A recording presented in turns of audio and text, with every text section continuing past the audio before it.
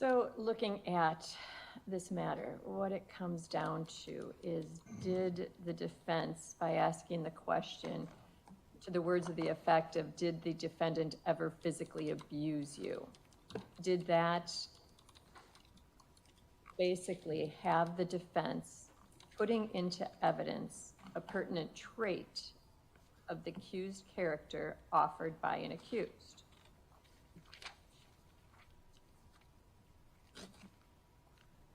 Clearly, the implication of the question would be that he was peaceful and that he'd never engaged in physically abusive conduct to Miss Wright. State's argument is that the inference to be drawn and the question's basis was greater than just, did he physically abuse you, but also, does that put into place his character of him being nonviolent or peaceful? Looking at our statutes and looking at 90404, character evidence generally, this isn't a situation where the state sought to introduce evidence of other crimes, wrongs, or acts under 90404 sub 2. And what I've been told is that the state affirmatively told the defense they were not going into that area during a conversation off the record in anticipation of her testimony. However, during the course of the testimony, the defense interjected the question, which the state believes has now placed the character evidence into play. Looking at 90405 sub 1, what it indicates is, in all cases in which evidence of character or a trait of character of a person is admissible, proof may be made by testimony as to reputation or by testimony in the form of an opinion. On cross, inquiry is allowable into relevant specific instances of conduct. So part of the question comes down to, in this case, the defense didn't ask the witness for reputation evidence, which is basically gossip anyway. The defense asked the question, which I would take it the state's argument would be that by asking her that question, it's forming an opinion on her behalf as to him being nonviolent. The statute goes on under sub 2 to indicate, relative to specific instances of conduct, in cases in which character or a trait of character of a person is an essential element of a charge, claim, or defense, proof may also be made of specific instances of the person's conduct. So, is the defendant being of a peaceful character an essential element of the defense? And I would think it is. I would think it's part and parcel of what the defense is going to argue in this case. As to specific instances of the person's conduct, the state has indicated that they're aware of 3 different prongs. The first prong would be that the defendant was emotionally abusive. The second prong was that he engaged into an altercation with her ex-boyfriend. And clarify for me, was Ms. Wright present at that altercation, or was she not? Or is this just something she's heard? We could ask her. It's unclear from the police report. She is still here. I was getting there. I just thought the state might know. I was present. Okay, so she was present, so she would be a competent witness to testify as to what she observed. And as to the third situation, did that post-date the fight or predate the fight? Post. And then afterwards, a second situation where she was asked to have the ex-boyfriend come to a location, and where she was asked to beat herself up and then blame him and contact law enforcement. Did I get that fact pattern basically correct? Yes. Those would be specific instances as to prongs 2 and 3 of a nonviolent character.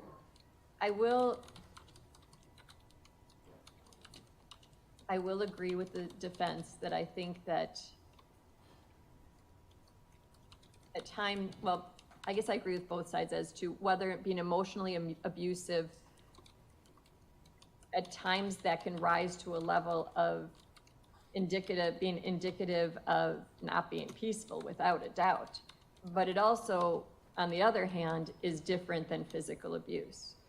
So relative to our statutes, I am going to find that the defense has placed into play character evidence by the question, and I understand that Attorney Cotton indicated he knew what he was doing, but I also think Attorney Cotton's smart enough to know he was drawing at that line by asking that question, knowing in advance that the state wasn't going down that path.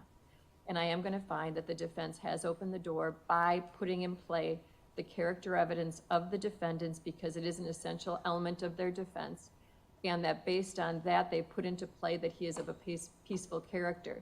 I'm not going to allow the state to go into the emotional abuse. I think that that's at a different level than what's already been indicated here, and I think that that would create a whole separate issue. I will allow the state to go into the two specific instances of conduct to rebut the character evidence that the defense has put into play relative to her observations of a bar fight, as well as the conversation to have her beat herself up and to have the boyfriend come over and then to report it to the police. I am going to find that that is allowable pursuant to 90405 sub 2. Any questions relative to my ruling, state?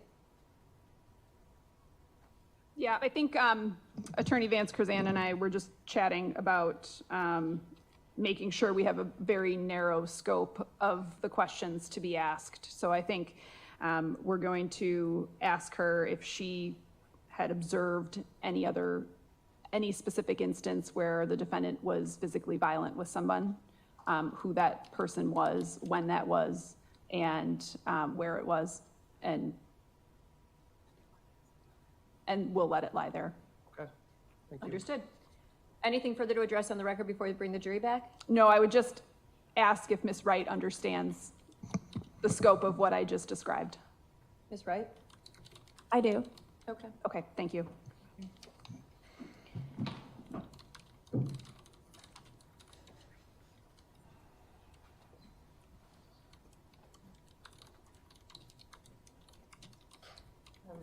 It's my understanding that the stream of the trial did catch some of the jurors as they were exiting. I would ask the media to be cautious.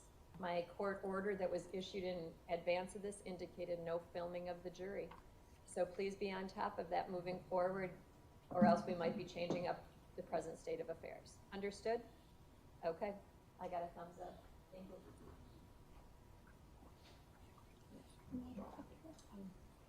Is there water with your victim witness person? The witness just asked if there was water, and it appears she's getting that right now.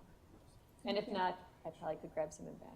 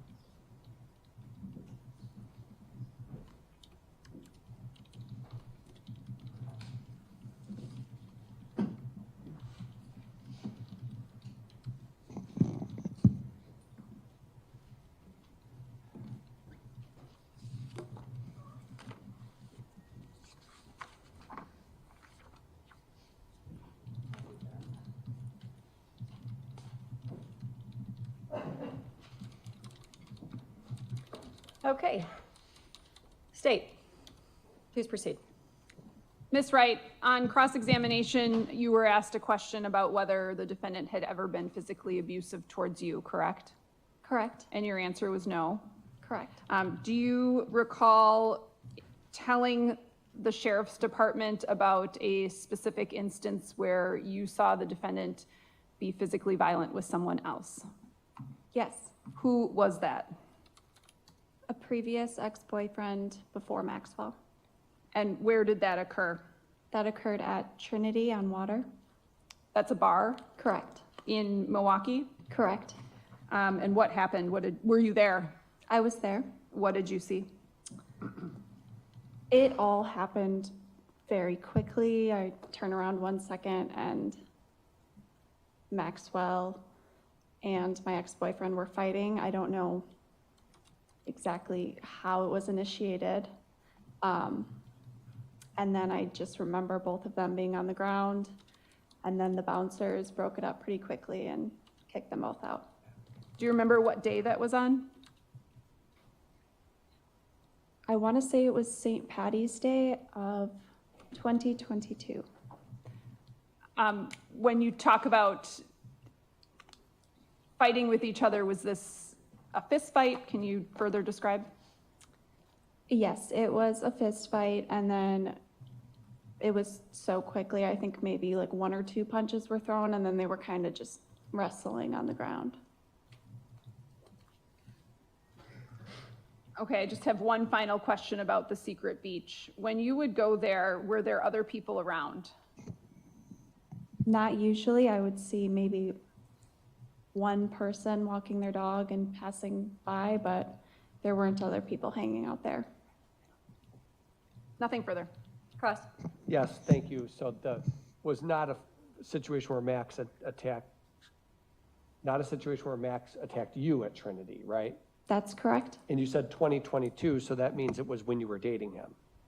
That's correct. So you and Max were dating, and then an ex-boyfriend showed up to Trinity, That's correct. your ex-boyfriend. Yes. And actually, it was the ex-boyfriend who actually started it, isn't that true? I don't recall who started what. Do you recall when you were interviewed by, well, you do know that you sat down with law enforcement and talked to them about Max, right? Yes. You sat down with a sheriff's deputy, right? Yes. And you described that there was a fight on St. Patty's Day. You remember telling them about that, right? I do. But you don't remember telling them that was your ex-boyfriend was Jack, right? That's correct. And you said, do you remember telling them Jack actually started it and then Max got him in a headlock? Do you remember saying that? That is possible that I said that. Well, that's what happened. The ex-boyfriend Jack started it. He showed up, you were dating Max, and Max got him in a headlock, right? Okay. Okay, and then security broke it up.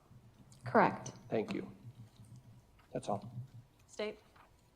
Did you just respond by saying okay because you didn't know the answer to what Attorney Cotton was telling you?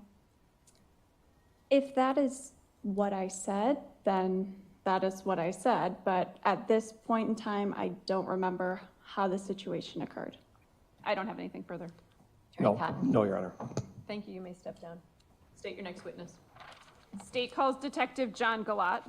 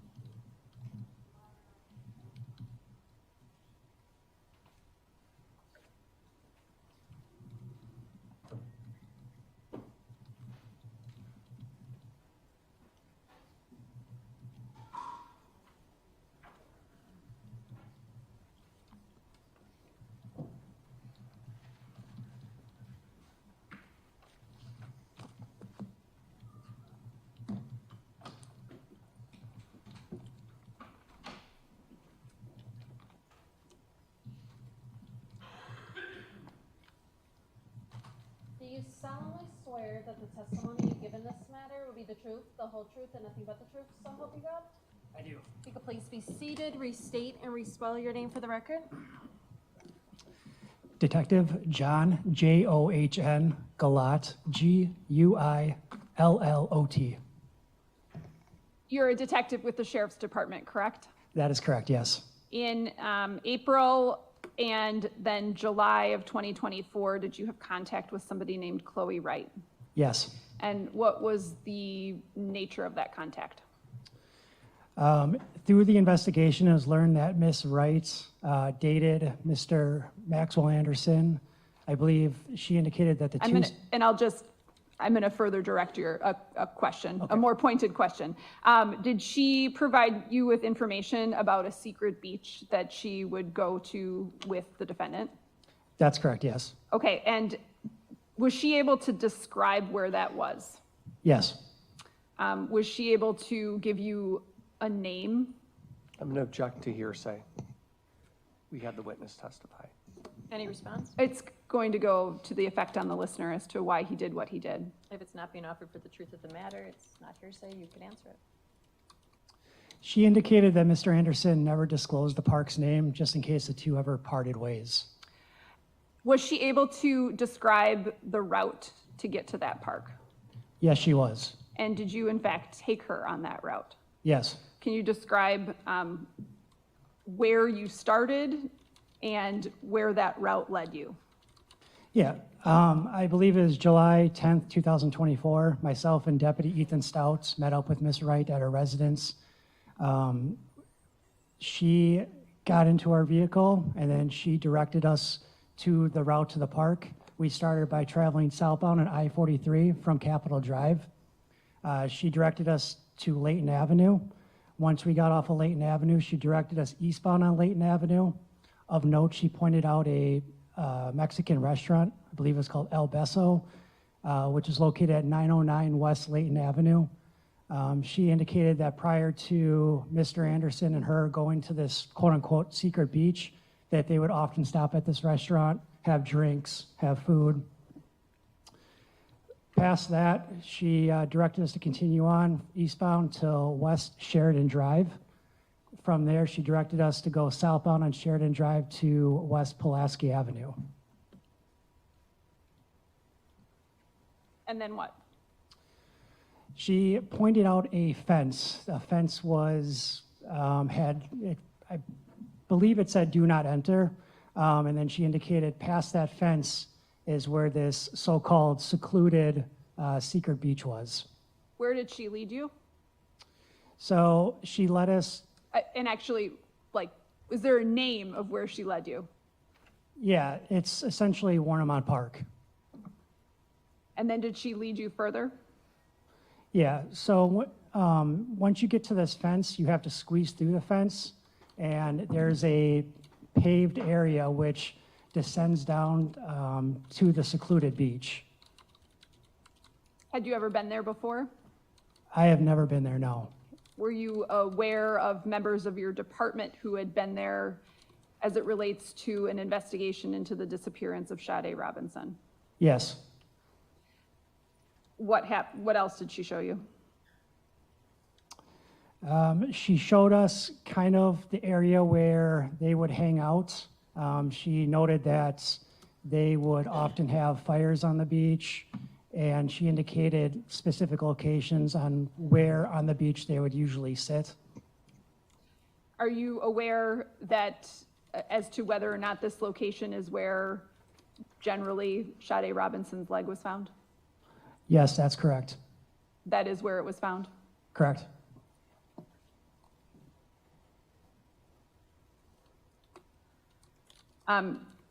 When she was leading you down to the beach, did you walk past what you know to be the Cudahy Water Department pump house?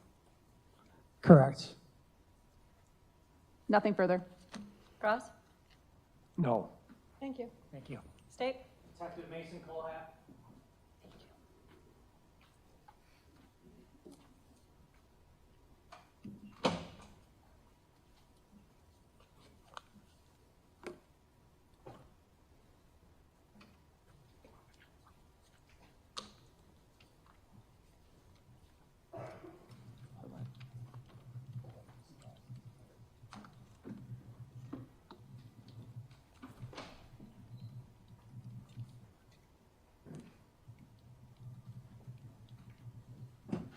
Do you solemnly swear that the testimony you give in this matter will be the truth, the whole truth, and nothing but the truth, so help you God? Yes. If you could please be seated, state and spell your name for the record. I'm Detective Mason, Mason. Last name is Kohlhapp, Kohlhapp. Are you a detective with the Milwaukee County Sheriff's Office? I am. How long have you worked for the Milwaukee County Sheriff's Office? 9 years, and I've been a detective for 4. Did you assist in the investigation into the disappearance of Sade Robinson? I did. Was one of the roles that you assisted to review a phone extraction of Maxwell Anderson's cellular phone, a Samsung phone specifically? Yes. I'm going to show you an exhibit. It's already been entered into evidence as Exhibit 264. Can you take a look at that and tell me if that's the phone extraction that you reviewed? Yes.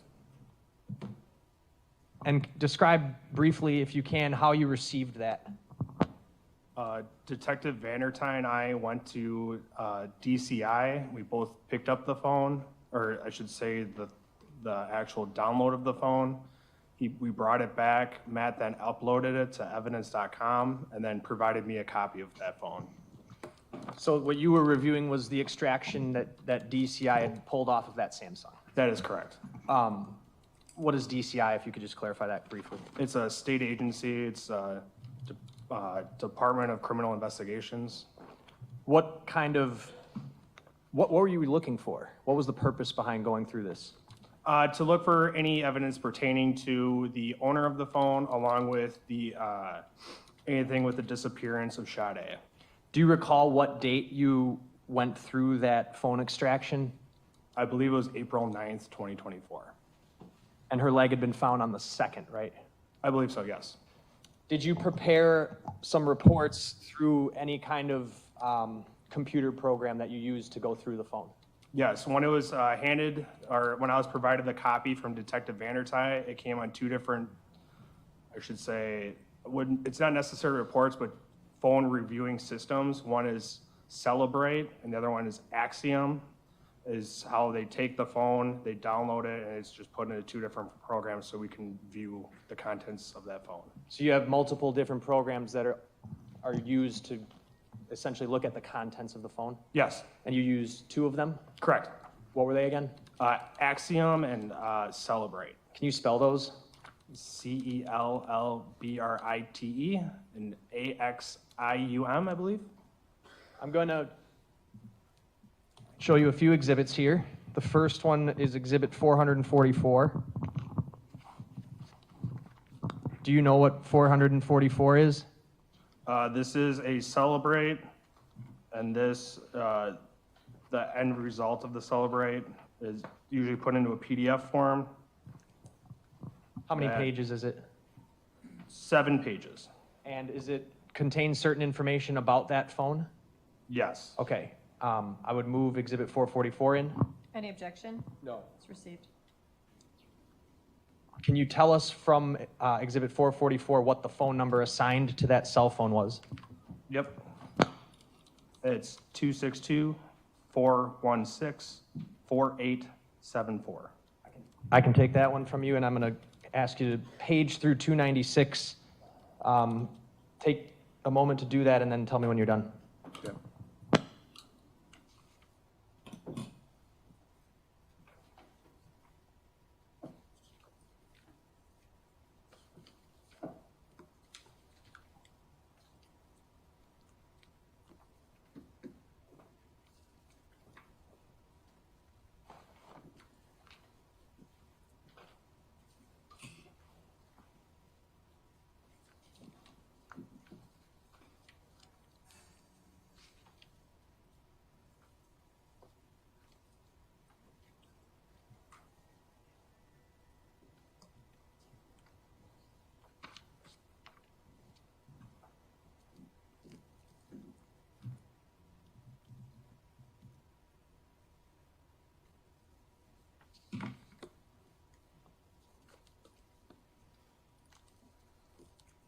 Okay.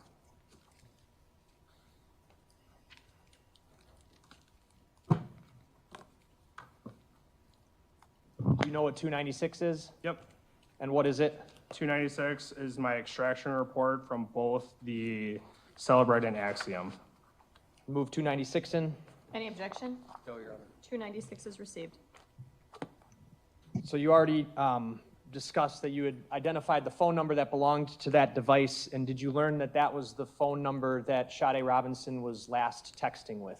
That is correct. When you went through that phone extraction, were you able to locate the text conversation between Maxwell Anderson's phone and Sade Robinson? That is correct. I'm going to show you 287.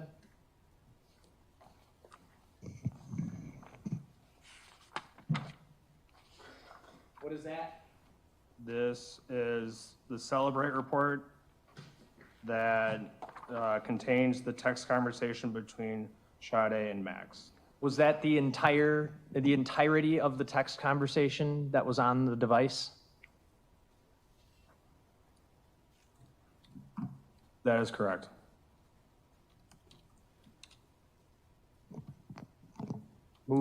I'm sorry, what number was it? 296? 287. 287. 287? Not Any even close. objection? No. Received. I have 287 up on the screen. There are multiple ways of looking at text messages in these Celebrate. It should be loading soon, hopefully.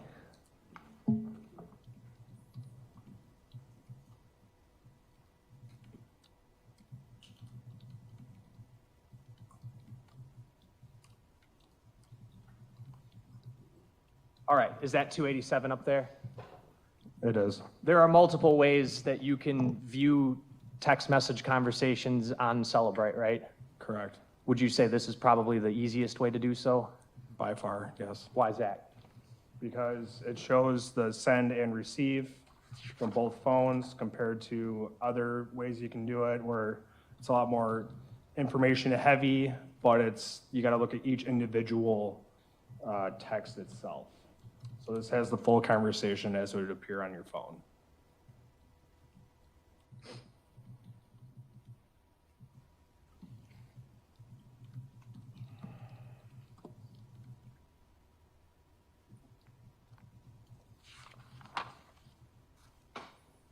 Not sure why this isn't working.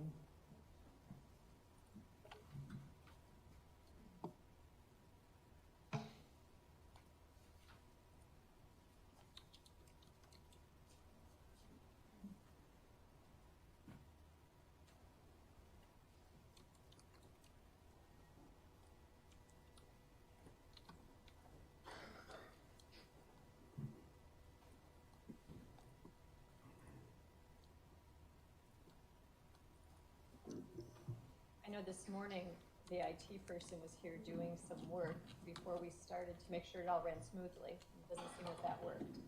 We'll call him right now and have him come back directly.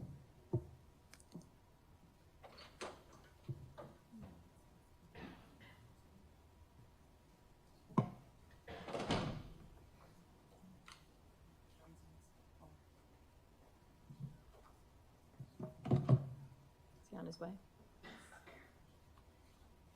Well, it's 9:53. Do you need a break real quick, a bathroom break, anybody?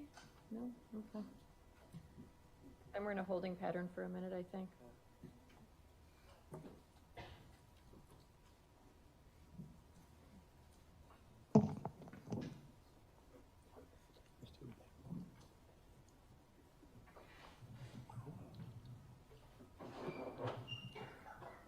All right, I'll use the paper one.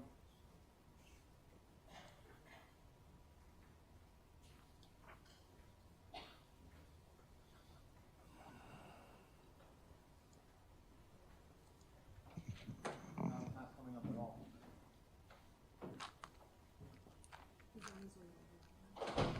You can't change it back over to the Alamo now? Nope.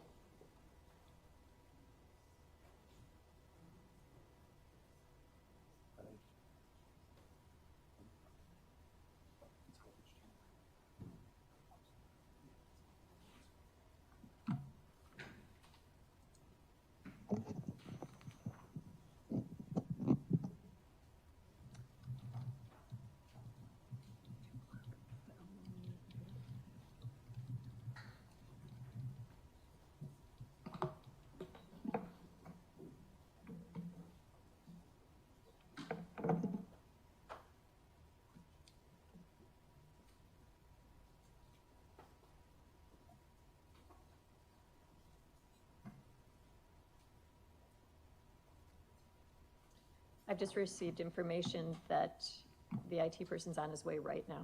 Okay, well, I can't get either of them to work at this point, so.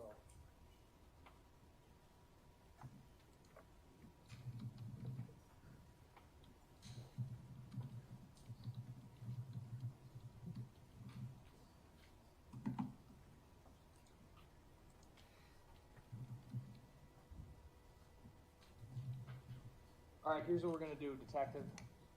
The text conversation, why don't you just go through it orally?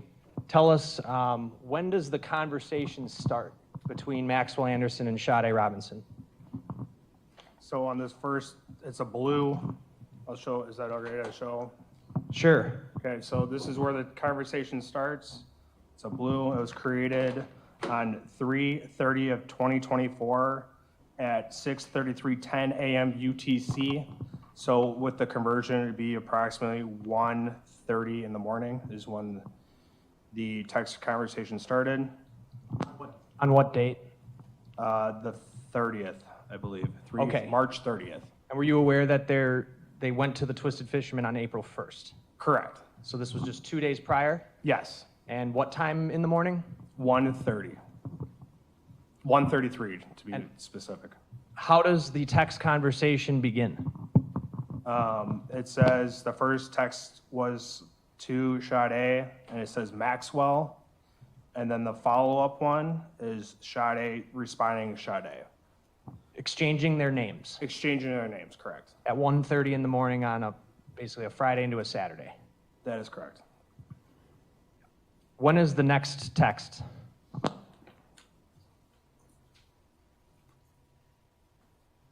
The next text is also on the 30th, March 30th. It's at 2:30 in the morning. And it says, "Hey, love, I left my comb there." Who sent that? That was from Sade.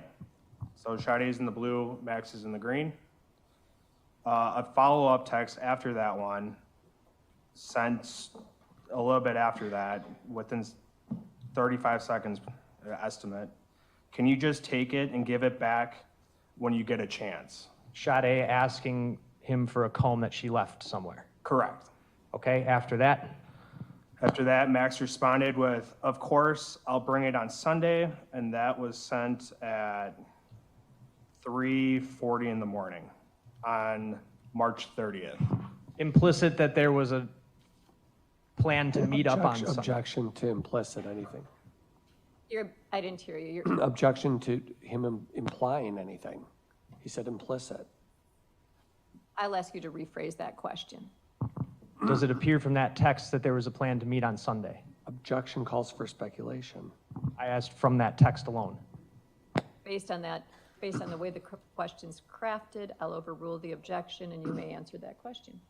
I would say yes. How does the conversation go on? And then Sade responds later with a thank you. This would have been that next it would have been 3:30, 2024 at approximately 10, I believe, with the UTC conversion. 10 a.m. or p.m.? AM. Okay. How does the conversation go on from there? The next one is from Max on 3/31/2024 with the UTC. It says 3:05:56 a.m. with UTC is about, I would say, 10 o'clock, I believe, that night on the 30th. No problem. How is your night going? And then Sade responded, "My night is going fine. My friend is here from Minnesota." What night of the week would this have been? If the first was Monday, This would have been Sunday. okay? And then the next text message was from Sade. "We might stop there." Does she say where, or it just says there? It just says there. This would have been 3/31/2024 at approximately midnight. All right. Max responded with, "I'm here," and that would have been around 12:30 a.m. on the 31st. And that's the text conversation. All right, give me 1 second. We're going to try to get the computer back on here.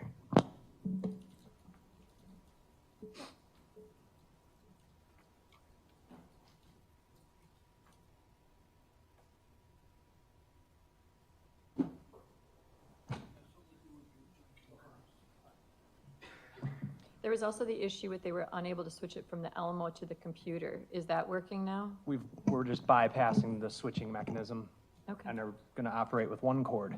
okay.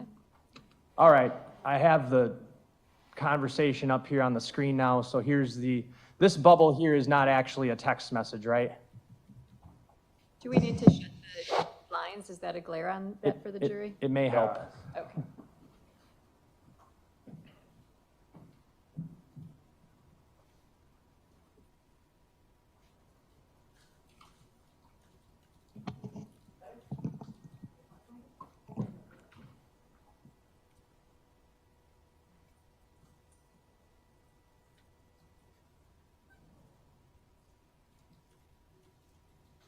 That's a lot better. Thank you.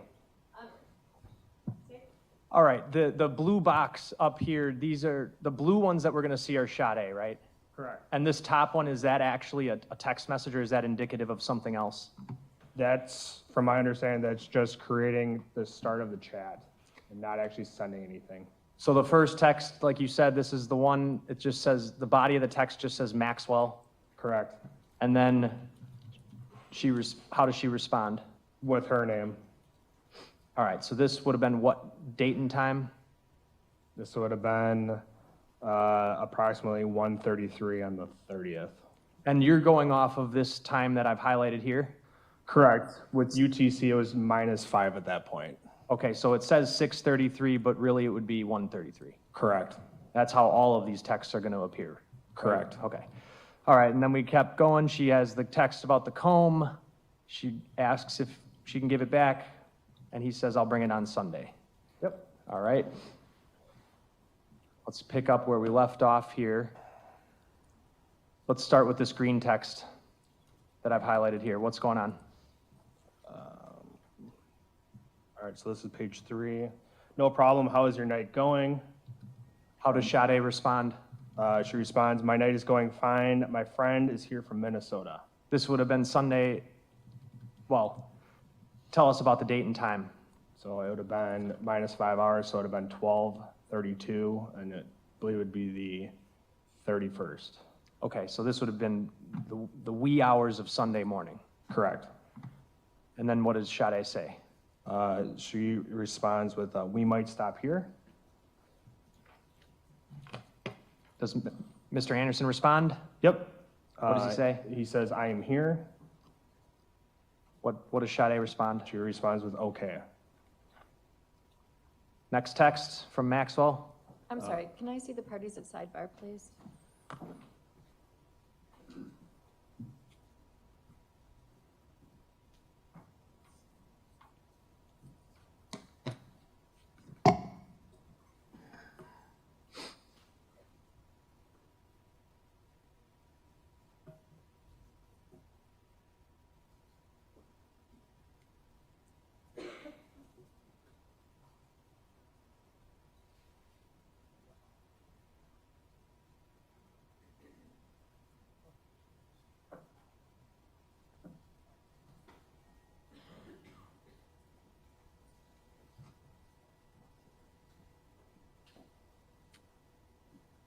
Sorry for the interruption. Please continue.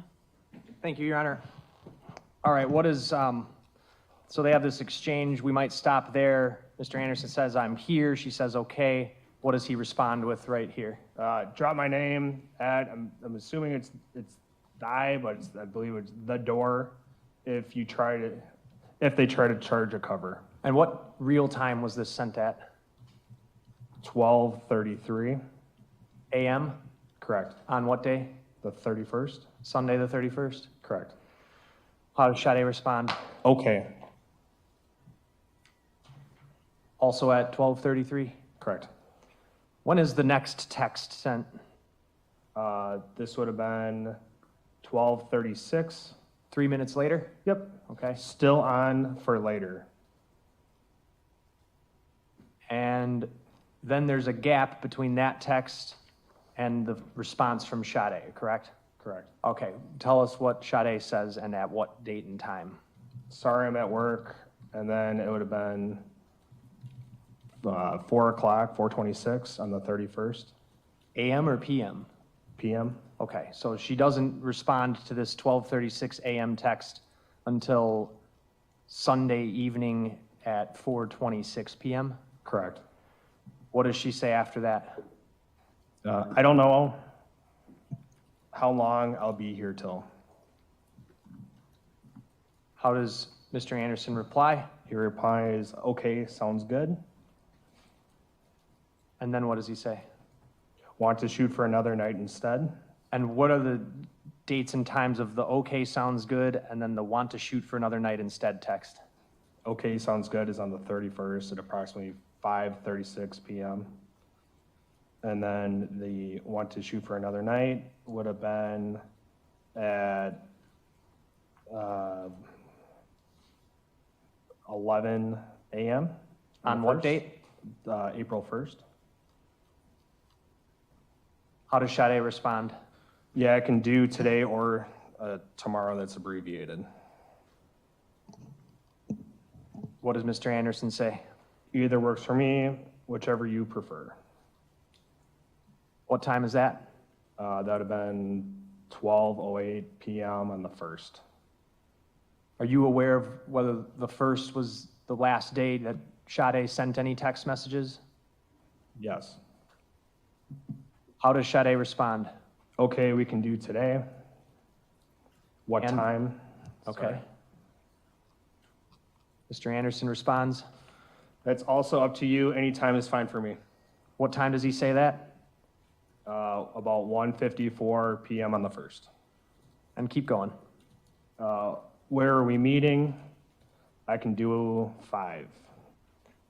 How does Mr. Anderson respond? Mr. Anderson responds, downtown somewhere, question mark. Sade says what? Okay. Mr. Anderson then says, Broad House on 3rd. when is this conversation happening, this exchange? This is all still on the 1st. At what time? This would have been at 4:23 PM on that last Broad House on 3rd. How does Sade respond to the question brought house on 3rd? She's replied, perfect.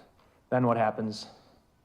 Max responds with, okay, I'm going to shower quick. I'll probably get there more around 5:15. What does he say next? The next, are you hungry? I'm sorry. I need to stop at Twisted Fisherman to pick up my W-2 from last year. We could eat there first. How does she respond? Okay and yes. What time? 4:34 PM on the 1st. Then what does she say? Are we eating at the Broad House or the other place?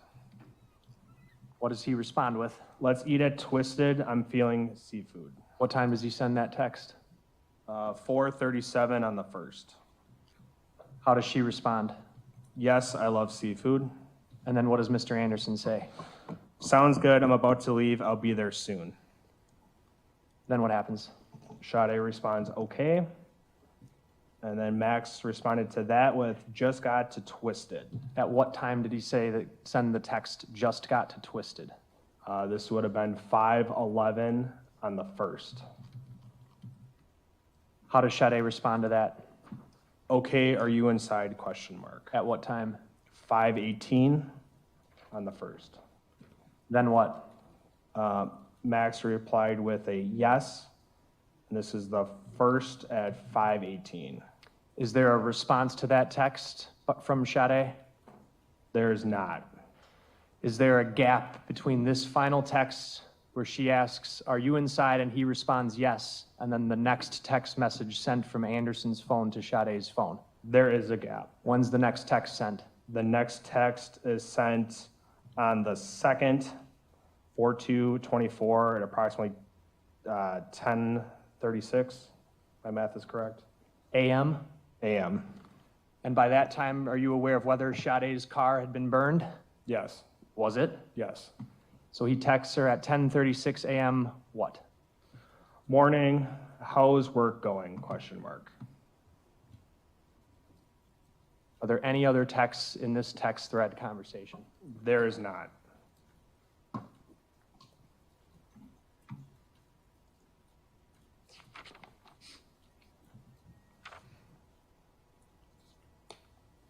Did you also look through the phone extraction in an attempt to find any images that might be of interest to this investigation? I did. I'm going to show you exhibits 288 through 293. You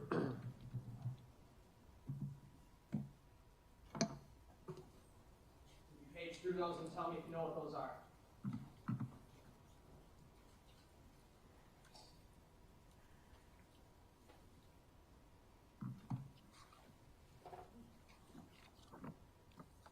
They are photos that I found within the download of Mr. Anderson's phone. Were they of note to you for some reason? They were, Why? because of prior knowledge of what Sade was wearing that night of the date, along with the timestamps of these photos. Okay, so you found images that were date and time stamped. Were you able to discern the exact time those photos were taken, or no? No. Can you explain that? When I found these photos, we save them, and when it creates the file itself, it'll give us a date and time. And these photos I discovered were recently deleted.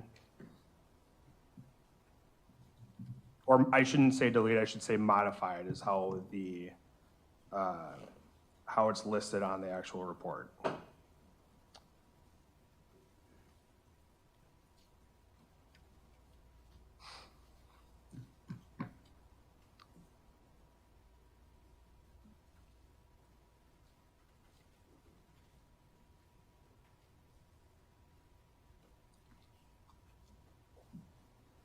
All right. I have, what's the big stack in front of you? I forget what exhibit number that is. Exhibit 296. I have exhibit 296 on the screen in digital form, and I'd like you to go to page 40 of the magnet axiom report.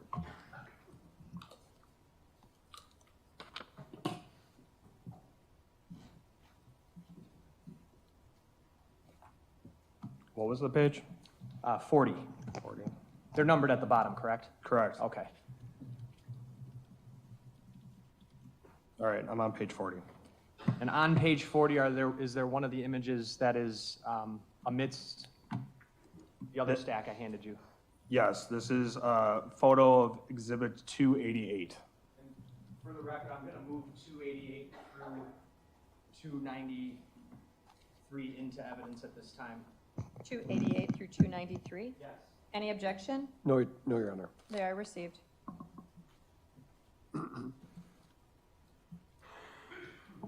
What are we looking at? It appears to be a hand grabbing something. Okay. It's quite pixelated, so to speak, blurry. Correct. It's blurry. All right. Next, I want you to turn to page 43.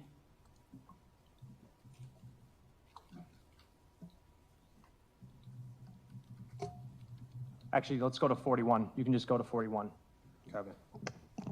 What's the next page? 41 is a photo, or it's exhibit 289.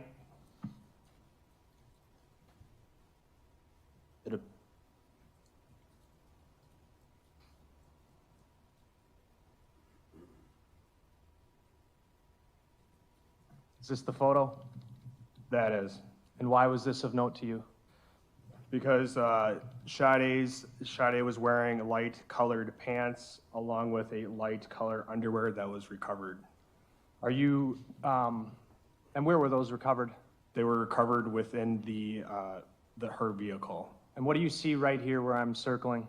That is the tears from the front of her pants, I believe.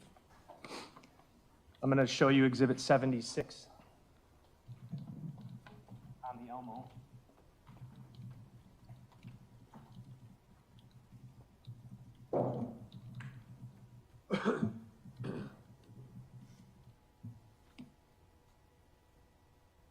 Recognize those? Yes, I do. Are these the clothes that caused you to think that photo was of relevance? It is.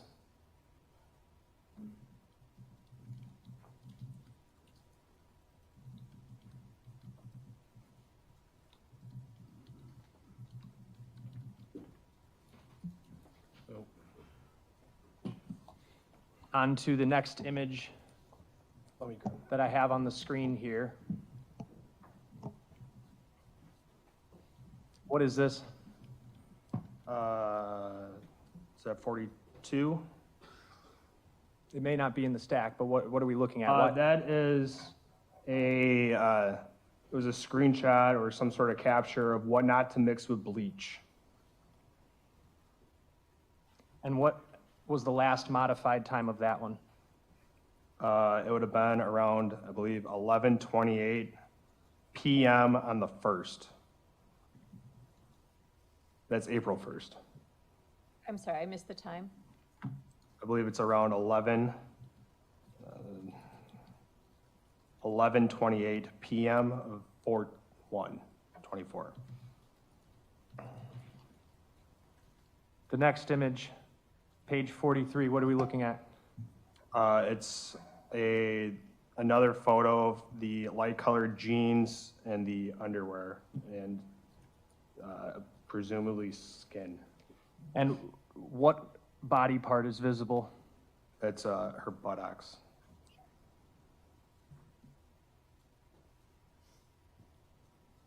The next image, The next image is another photo. It's kind of pixelated. It looks like a hand grabbing something.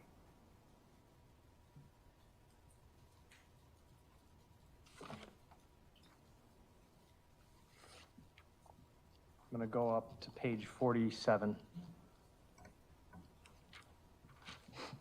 What are we looking at here?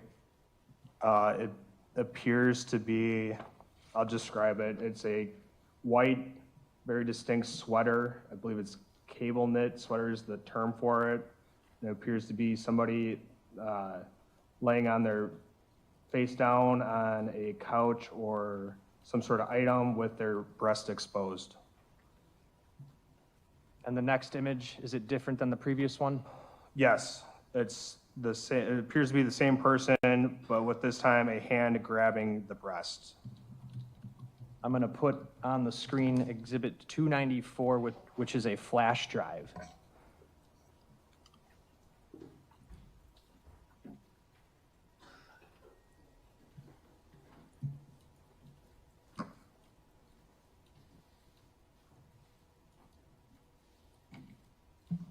Detective, is this one of the images we just looked at?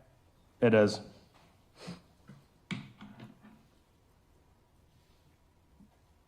Going to image 2, that was number 1, this is 2. Is this one of the images we just looked at? It is. And you're saying, I think your testimony was that this appears to be a hand, correct?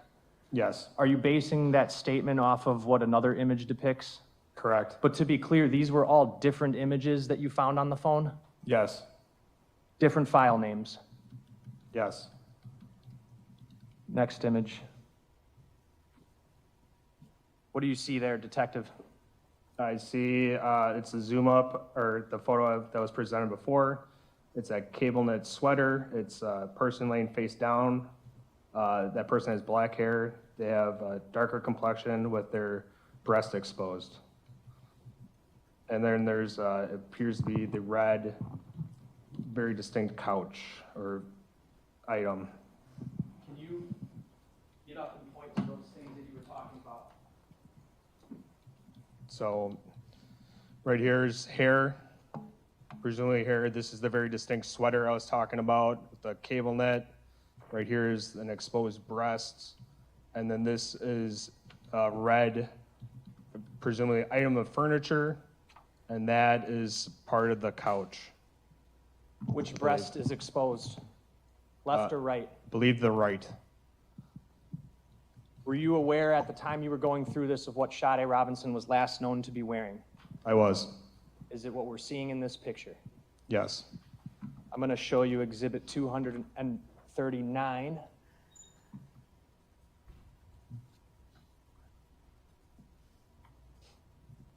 On the Elmo.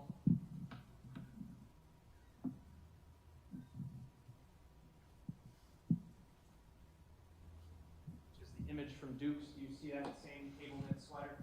I do.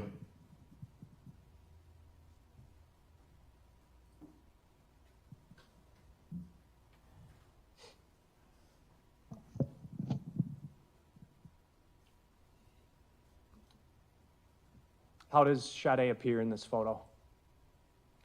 I can't tell based on, from this photo, she's face down on a couch. I don't know if she's alive or dead or sleeping. I can't tell from this photo. Okay. Next photo. This is different from the last one, correct? That is correct. And what are we seeing here? It's a different variation of the photo from before. Here's the white cable knit sweater, the black hair. It appears to be a white hand, and then her breast, presumably her right breast. And this is a zoom in of that couch, the red maroon couch. Are you aware of what breast was cut off of Sade Robinson's torso? I don't recall off the top of my head.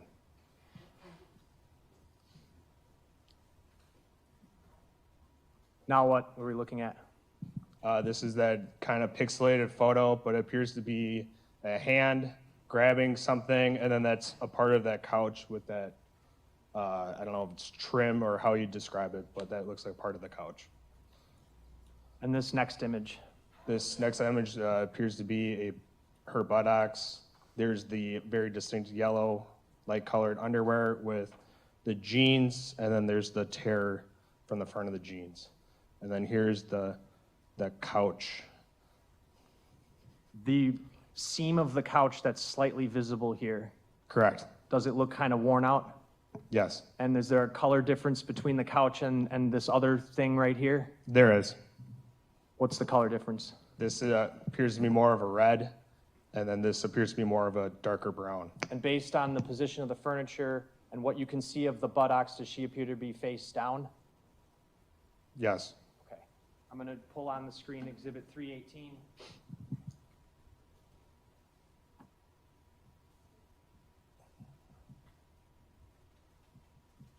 You see comparable furniture in this image? I do. Point that out, please. Here's that couch I was describing. It's a red in color. Here's that trim or seam I was describing. And this is the ottoman that was within the apartment. On the couch, there is somewhat of like a blue pillow or something, correct? Correct. Point that out, please. I believe it's right here. Going back to the images.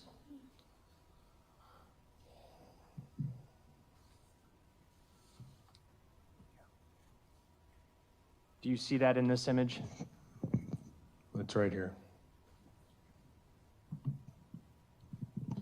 Move 294 in, which is the flash drive that has the images that are contained within the paper exhibits, I want to say 289 through 293. Any objection? No. Received.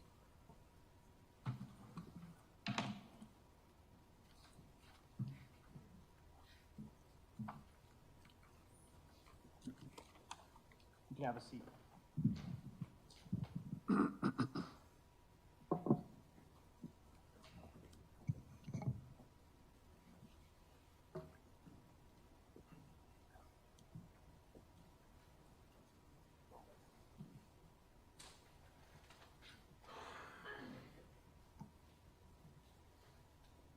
Did you attempt to ascertain the times in which any of those photos were taken? I can only go off of what the program showed me, and it only said it was a modified date. What does that mean to you? That image was modified in some way or form. And at what time and on what date were those images modified in some way?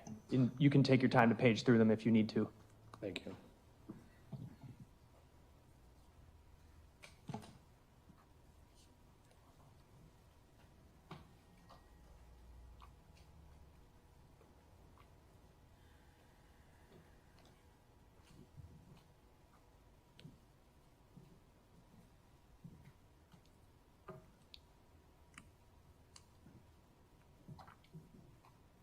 Okay. It appears that most of these images were modified. It would have been 4/2 of 24. With the UTC conversion, it would have been 12:05 a.m.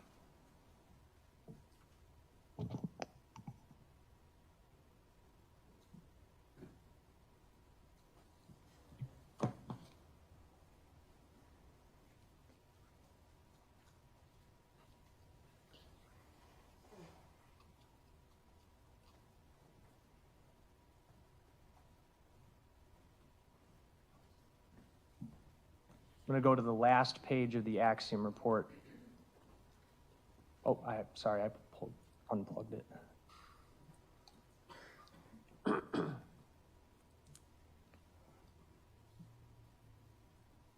While I'm pulling this up, was there an Uber ride that was noted in the report? I did not notify I was made aware of an Uber ride, but I did not document it. Okay. Let's go to the last page of the magnet report. Is it indicated on that or no? Let me look.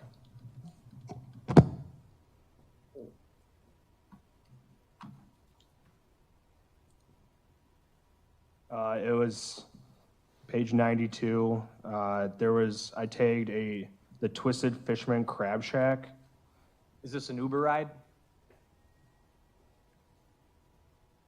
Yes. Okay. Sorry. What time was that Uber ride taken? It would have been like 3 p.m.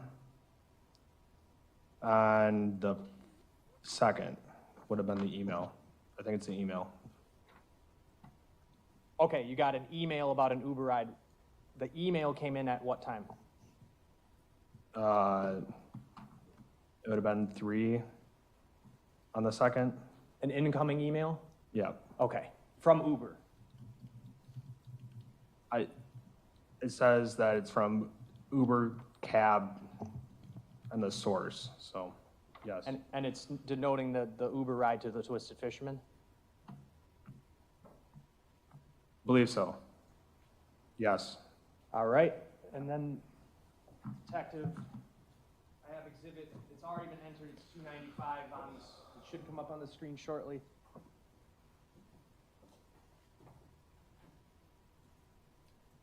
Was this another image you found on that phone? It is. What do you see here? It appears to be a beach.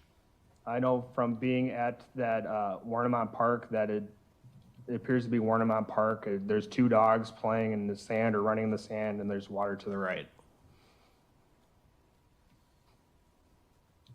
Was that image modified? Do you know? I don't recall. Okay. And you tagged this photo specifically why? Does it appear to be Warnemont, where we discovered Sade's leg? I'm going to put on the screen exhibit 2 next to it, which is from the scene photo of the leg recovery. Does it appear, can you see the leg right here that I'm pointing to? Yes. Does it appear to you that those photos were actually taken almost in the same location? Approximately, yes.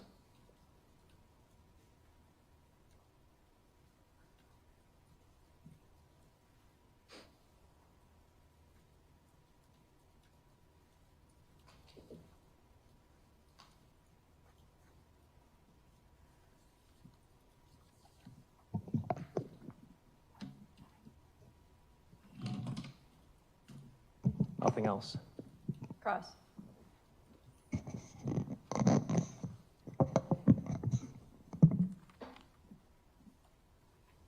Good morning, Detective. Good morning. So I just want to first start with, did you actually examine the physical phone? No. Okay, so what you got was kind of what was the download from the Cellbrite, right? Yes. And so I want to start with talking about this conversation between Mr. Anderson's phone and Sade's phone. So those messages were found in Max's phone, right? And you located those through the download, right? Correct. And it was displayed as like a text thread between two different people, right? Sade's phone and Mr. Anderson's phone, right? Yes. And that thread wasn't deleted, right? No. And these tools that you're talking about, Celebrite, Magnet, Axiom, AXIOM, right? That's the program that was used. Correct. Those are programs that are used by law enforcement, right? Yes. And they're used to recover deleted messages is something that they can recover, right? Yes. Deleted emails, Yes. and they can recover browser history as well, right? Correct. And I just want to make sure I understand this. Celebrite is used for phones, and Magnet Axiom can be used for phone or computer, right? I believe both can be used for both. Okay. And so those text messages, you said the conversation begins on March 30th, right? I believe so. And that's a couple days, that's like about 3 days before this leg is ultimately found, right? Yes. The conversation starts at 1:33 a.m. Max texts Sade's number, his name, right? Correct. And then she sends her name back, Yep. almost immediately, right? Correct. And that's pretty normal and common when people are exchanging numbers. If someone gives you their number, you text them your name, so then they can put you in their contact list, right? Yes. And when you were reviewing the phone, was Sade's contact added to Max's phone? I believe so. Okay, it wasn't a deleted number, right? No. And the phone number wasn't blocked, right? No. And so after they text each other their names, Sade texts Max's phone and says that she forgot her comb, right? Correct. And she asked him if she could bring it back next time he sees her, right? Yep. And he responds, of course, I'll bring it on Sunday, right? He texts that, Yep. suggesting that the two had plans to see each other on Sunday, right? Correct. And she responds, thank you. Yep. And the texts, the bubbles that we saw, do those show emojis or not? The ones that I made the report with, I don't recall if it did or did not. Okay, does the program typically pick up like when emojis are sent, or is that not something the program can? It depends on the phone, the carrier, the phone, and what level. I don't know how to explain that. Okay. And then they're continuing to text from March 30th, and then they're continuing to text on March 31st as well. Yes. Max is texting, asking her how her night's going, Correct? and she's responding. Yes. She says she might even stop there. She texts that, right? Yes. And Max responds, I'm here. Correct.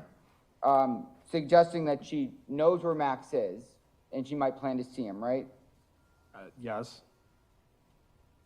And then they continue to text, and they talk about meeting for a date, right? Yep. And she says she's working, and Max suggests that maybe they do it a different night, right? I believe so. And then Sade chooses today. She says, I can meet today. Yes. And ultimately, they agree on a place. Yes. I think it was first Broad House, and then ultimately they decided on the Twisted Fisherman. Yes. And in those texts, Max says, he mentions his W-2, right? Yes. Which would, maybe assume that maybe he worked there. That's what W-2s are typically for, work-related stuff. Yes. So a place he worked at, they had planned to meet. Yes. Place that he's probably known at, right? Yes. And so these texts that we reviewed, these are just two texts between two people getting to know each other and agreeing on a date, right? Objection calls for the witness to speculate on their mindset. Sustained. Next question. Those text messages, there's no threats in those text messages, right? Correct. There's nothing aggressive, there's no aggressive language used? I don't know how you define aggressive language, but I would say no. Okay.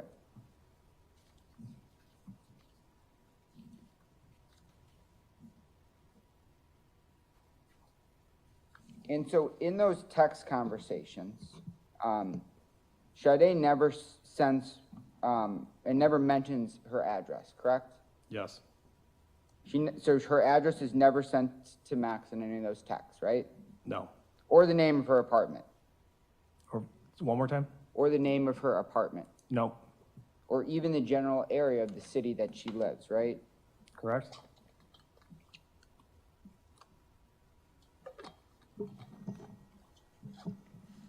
And then we saw, there was a gap between the last message where, I believe she says, you know, Max says, I'm inside, right? And then there's a gap, and then the final text is morning, how's work going, right?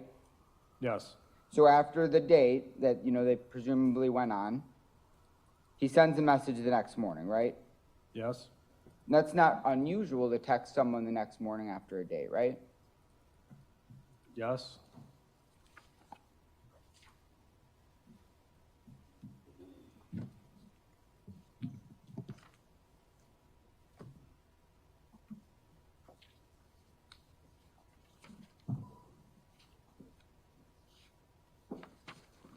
So you determined that there were some, you believe that there were some photos that you believe were Sade found on the phone, correct? Yep. And you said that those were photos, right? Correct? Are you able to determine whether they're photos or a video? I believe there were photos. Okay. And do you know what times the camera was utilized, or will you not be able to tell that with the tools you had? I won't be able to testify on that. I don't know. Okay, yeah, that's fine. But those photos, you know, a lot of those were pretty grainy. You could see them on the screen, right? Correct. And did you have to utilize any tools to enhance them at all? There was one photo that was sent, I believe, to the crime lab to be enhanced. Okay, so some of these photos, that's not the actual form that they were found on the phone. They were enhanced through a crime lab, right? Objection, that's a mischaracterization of the testimony. I think that does misstate the testimony. You want to re-ask your question? Okay, but the photos, they were sent to the crime lab to be enhanced, right? Certain ones, yes. Okay. And you said that the photos were modified. You can't testify that they were deleted? According to the information below the photo when I created this report, all it says is modified, under Okay. the modified category. But if they were deleted, your report, and you can't testify why those photos were deleted, right? I cannot testify why they were deleted, no. And because people delete photos for a variety of reasons, right? Correct? Like if they're poor quality, Possibly. you know, if it's to save storage space. I mean, people delete photos for lots of different reasons, right? Sure. Or like an explicit photo. You wouldn't want like an explicit photo on your phone to be leaked, right? I don't know. And so those photos that we saw, those weren't the only photos that were deleted, right? Modified, you mean? Or yeah, modified, I'm sorry. That's correct. There was some screenshot that says things not to mix with bleach. We saw that, right? Yes. And was that an actual photo taken from the phone? Was it like taken of like, because it looks like it's almost like a pamphlet or like an instruction card. I'm not sure if it was downloaded or screenshot. I don't recall. Okay. And did you pull, or is your data able to tell you whether photos have ever been deleted in the past, prior to, was this April 2nd? Can you, sorry, one more time? So did you analyze data from, let's say, February of 2024, if there was any activity on the phone where photos were modified? I was provided a copy of the phone download that we had, and I was able to review all of that. Okay, and do you know what the date range of that was? I do not.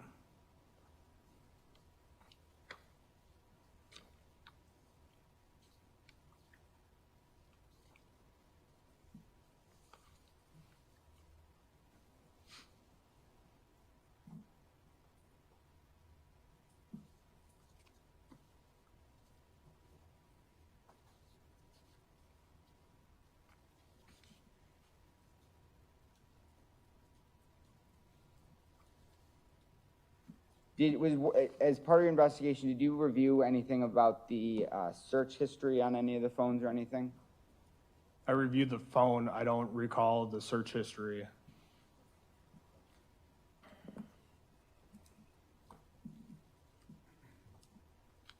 And I just want to make sure it's clear, there were other modified photos. The ones that the state showed on the screen were not the only ones, right? Correct. I don't have anything else, thank you. State? One might also delete photos from their phone to cover up for a crime, correct? Objection, speculation. He He asked those questions. All the possibilities. You can answer it if you're able. Yes. And there were other modified photos of Sade, just not from the house, right? I believe so. Okay. Other photos from, that were on the phone that appeared to be from her social media? Yes. Okay. How many? I don't recall off the top of my head. And let's look at what I have on the screen here. Was this another image you had tagged? It is. What is it? It is the US FIR, and it states human leg found at Warnemont Park, Sheriff's Office says. What's USFIR? It's I am not exactly sure how to explain it. It's a Facebook or Instagram where they'll post things about law enforcement activity, I believe. And when was this image modified? If you can, I'll zoom in.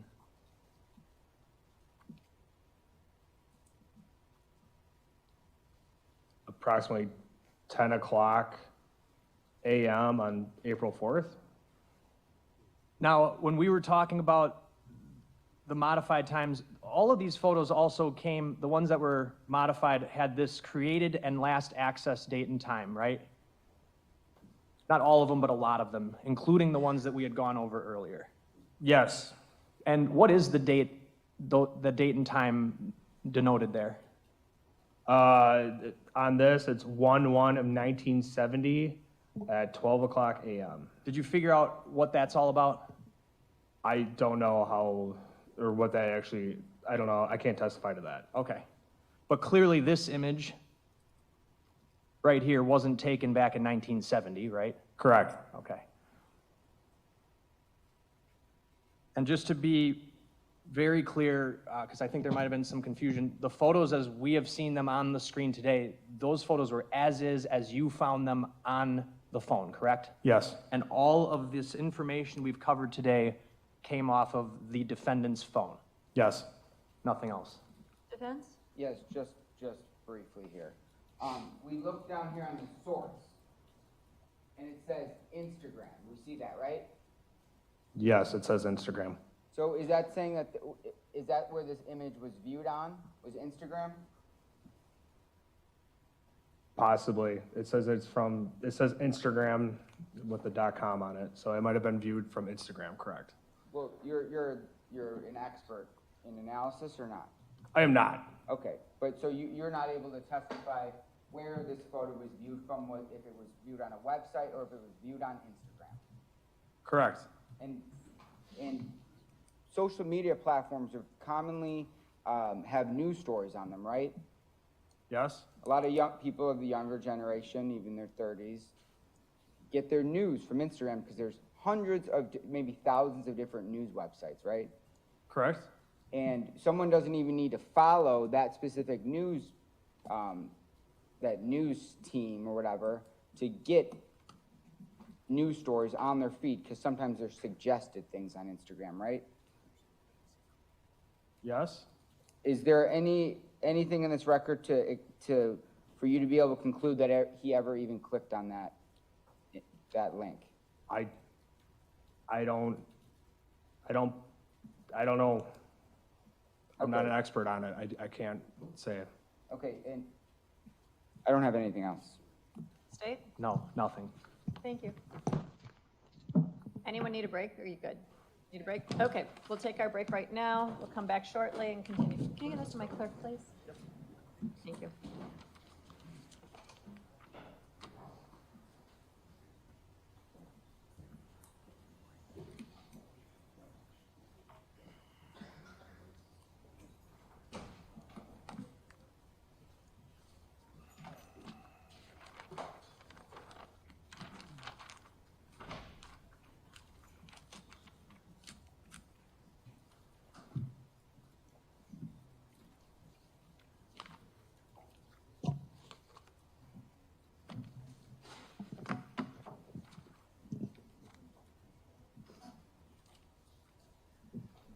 Okay, we had a sidebar at 10:04 a.m. During the course of that sidebar, I had called it. I had received notice that the camera angle was catching the notes of the defense team, and I wanted to alert them to that so that if they were concerned, they put their computer screens down or take appropriate action. Anything, State, you'd like to add to that? No. Defense? Anything to address on the record now, State? Just one thing, there was a request that I understand was brought before the court by the state earlier to ensure that the media not show or identify the previous civilian witness, and I just wanted to make sure that was understood. So I received a number of emails pertaining to that. What was indicated was that witness's name was not on the list of names originally submitted, that I was notified while the witness was testifying, that there had been a request made by the victim witness personnel to the media to preclude the identification or the live stream of the witness. My response was, it was not part of my original order, and it's an open court, and that I hadn't made a previous ruling and I had not previously instructed the media to not do so because I was not put on advance notice. And I indicated based on that, I think that they have the right to do as they deemed appropriate. Knowing that the victim witness coordinator had made such a request while, I don't know if it was made during her testimony or before she testified. She's nodding her head to before she testified. But I was aware of that, and that was my response because it was not part of the prior rulings I had made. Understood. Just, Okay. thank you. Yeah. Anything else? No. Okay. Then we'll take a brief break and come back and continue.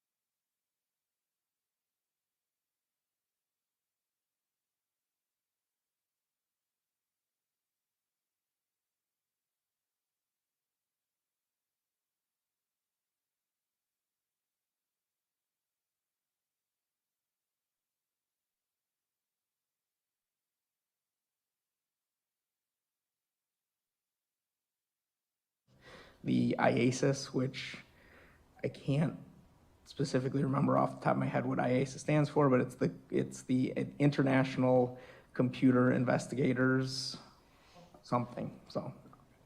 And so what is it that you predominantly spend your time doing? So primarily, I am behind a screen looking at data that has been acquired from just different devices that have been seized related to criminal investigations. Were you asked to examine, do forensic examinations related to 2 devices recovered during the course of the investigation into this case? I was. And was one of those items Maxwell Anderson's Samsung Galaxy S22 phone? It was. Can you tell me, do you examine the phone itself, or are you examining something else?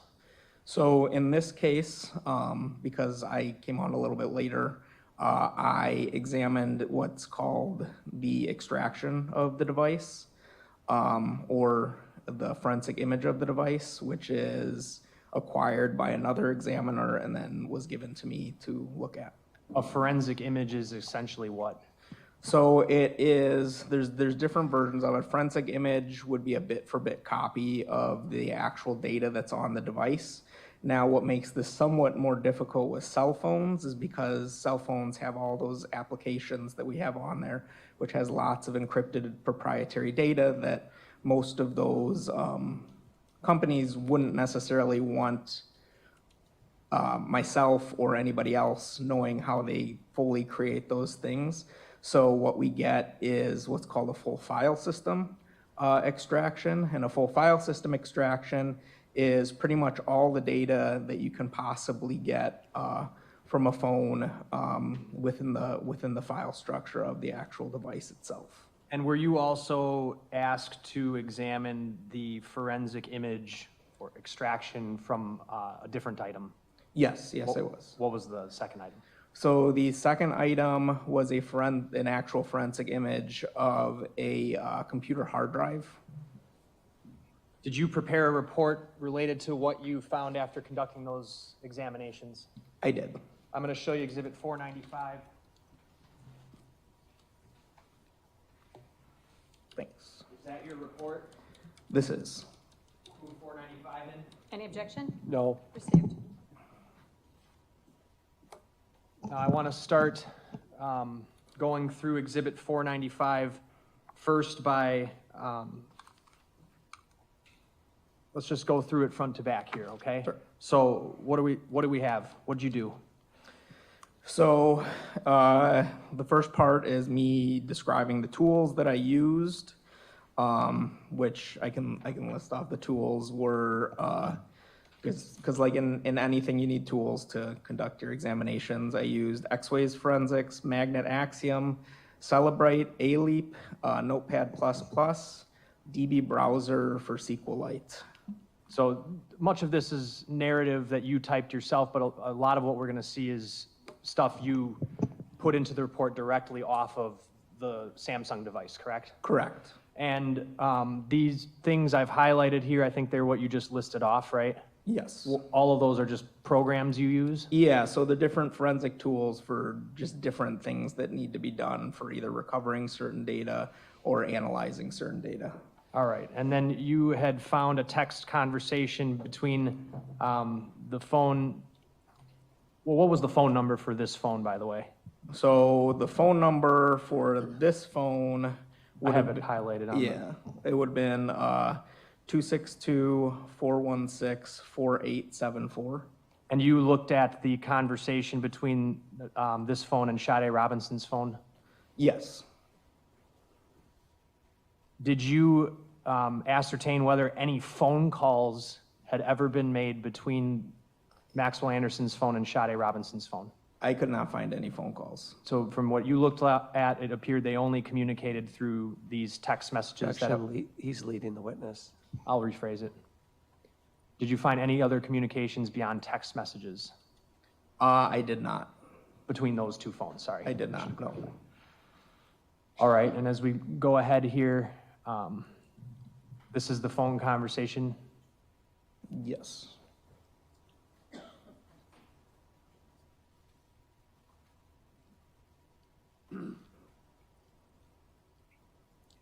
last text message is sent at what time? So the very last text message between those two phone numbers is sent at 10:36 and 16 seconds in the morning AM. So in these timestamps, these are going to be in real time? Well, yeah, they're gonna be in Central Daylight Standard Time. Okay, thank you. Did you go on to see whether the device interacted with Sade Robinson's Instagram account? So I wouldn't be able to say whether or not it was the actual Instagram account, but it interacted with something on Instagram that cached images that appeared to be of Sade. Tell us what a cached image is. So a cached image, the best way that I was kind of taught it is when you think of surfing the web, what you're actually doing is actually downloading the web to your device. And part of the reason that happens is just for the purposes of allowing your device to potentially reload things that you frequent. Just because something's cached doesn't necessarily mean it's a frequently viewed thing. However, when you, for example, scroll through Instagram, as you're scrolling through Instagram, it creates thumbnail or representative images on your phone within that application, so that if you scroll past those again, it will load faster. And those are cache images. So your phone's essentially remembering the images it's seeing. Correct. I'm going to go down. I think this is going to be going on to page 5 here. Were there cached images of Sade? Yes, correct.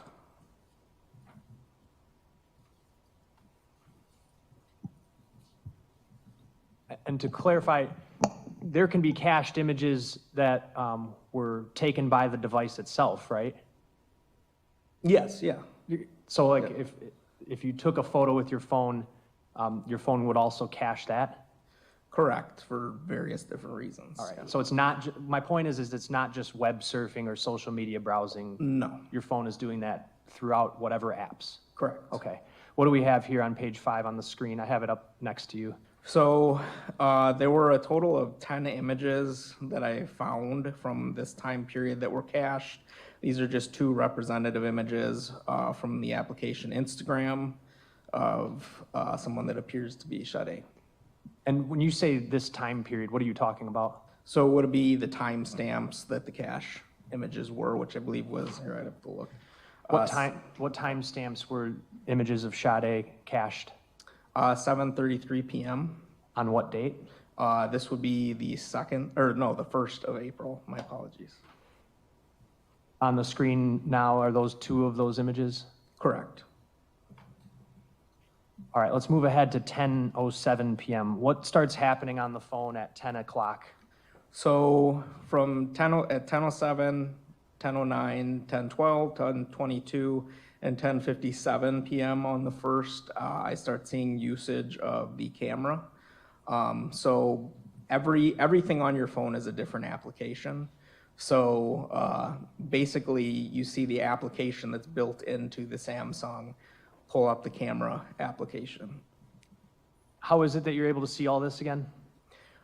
Because with any interaction with your phone, if you kind of think of like either Domino's or Rube Goldberg or something like that, just because, for example, you are just clicking on a photo, for example, and it pulls up, there are a litany of different things that are happening behind the scenes. So, and I think it's further in the report, you'll see that things are being stopped and started so that different system resources can get access to those applications. So you were able to tell that in the 10 o'clock hour, it looks like on 5 occasions, the camera on the phone was activated? Correct. Would that require user interaction with the phone, human interaction? Yeah, it would. What about after that? After that, there is somewhat of a lull in usage, and then until the next morning, I would say. All right. What did you notice occurring on the phone at around 12:05 a.m.? So at 12:05 a.m., a user unlocks the phone, and the phone's display turns on and goes to the last activity that would have been happening on the phone, which in this case was usage of the gallery. So like if you scroll into your phone, your gallery, just your images. At 12:05? Correct. Is that what I have on the screen here, or am I in the wrong spot? Yes, Okay. And specifically 12:05 and 37 seconds AM? correct.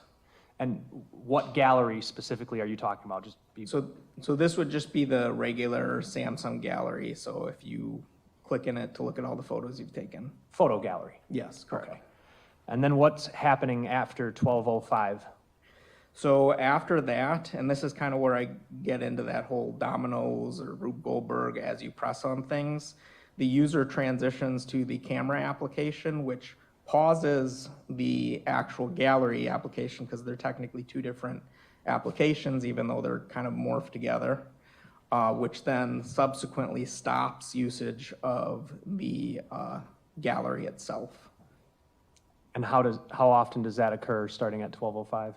I would have to look specifically, but I believe 3 occasions. All right, well, let's just keep going. So at 12:05 and 38 seconds, what happens? So at 12:05 and 38 seconds, the camera is launched, which is then launched with a third application, the launcher, which launches and pauses things, which then causes the phone itself to stop the gallery application. What happens next? Then after the gallery application stops, several seconds later, the camera pauses because it goes back to, or not seconds, milliseconds later, the camera goes back, or the camera pauses and goes back to the gallery application. And does that interaction then stop? Yes, and then a second later, about, the camera application stops. After that, After that, the gallery application is once again paused and the camera is launched again several seconds after that. and by 12:05:42, what's going on? 12:05:42, oh, I think I skipped ahead. 12:05:42, I see that there is some interaction with a cache image. I can't determine what that interaction exactly is. Okay. So there's a modified date to that. So there's some sort of interaction with the photo. Then what happens next? Then the gallery application is paused. And what continues to happen until 12:08? So until 12:08, this kind of sequence of events happens until there is, like, it goes from camera back to gallery, and then there is a period in between there when it the pattern of usage appears that the bunch of images are deleted. Tell us about that. What time does that happen? So the deletion period begins at approximately 12:05 and 53 seconds. It starts, there's an interaction with about 32 cache images. Is that what I'm highlighting here on the screen? Correct. Okay. Now, the interaction with those images, it could have been more or less of those images. Those are just the images that the cache was left over from after that period. Shortly after that interaction, there is the delete services of the phone begin. So it starts deleting, and then a millisecond or so after they hit delete, there's a notification interruption. And that notification is simply the phone saying, are you sure you want to delete these images? Okay, so I just want to break that down a little bit because that was a lot, and a lot of lingo too. At 12:05 and 53 seconds, there are 32 images that you identified as having a modified timestamp. Is that correct? Correct. Do you know what modified means is happening to those images? Yes, so there's interaction with those images. Human interaction? Yes, This human is- interaction. This is not the device No, doing this is itself not on the its own? device. Yeah. Okay. And are you able to tell what happens with the human interaction to those images? based on the time frame and when the phone itself actually has in the actual timeline itself, the next actions that happen within that system is deletion. Of those images that were deleted, It is highly likely that it was of those images. okay. And included in those images, were there images purported to be of Sade Robinson? Correct. And I'm going to scroll down. Are these those images? Yes.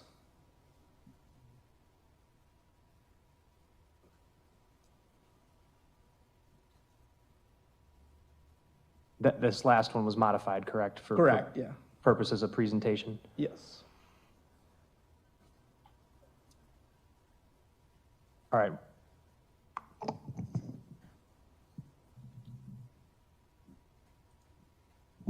Are you aware, for that particular Samsung phone, what a person practically would have to do to delete those photos?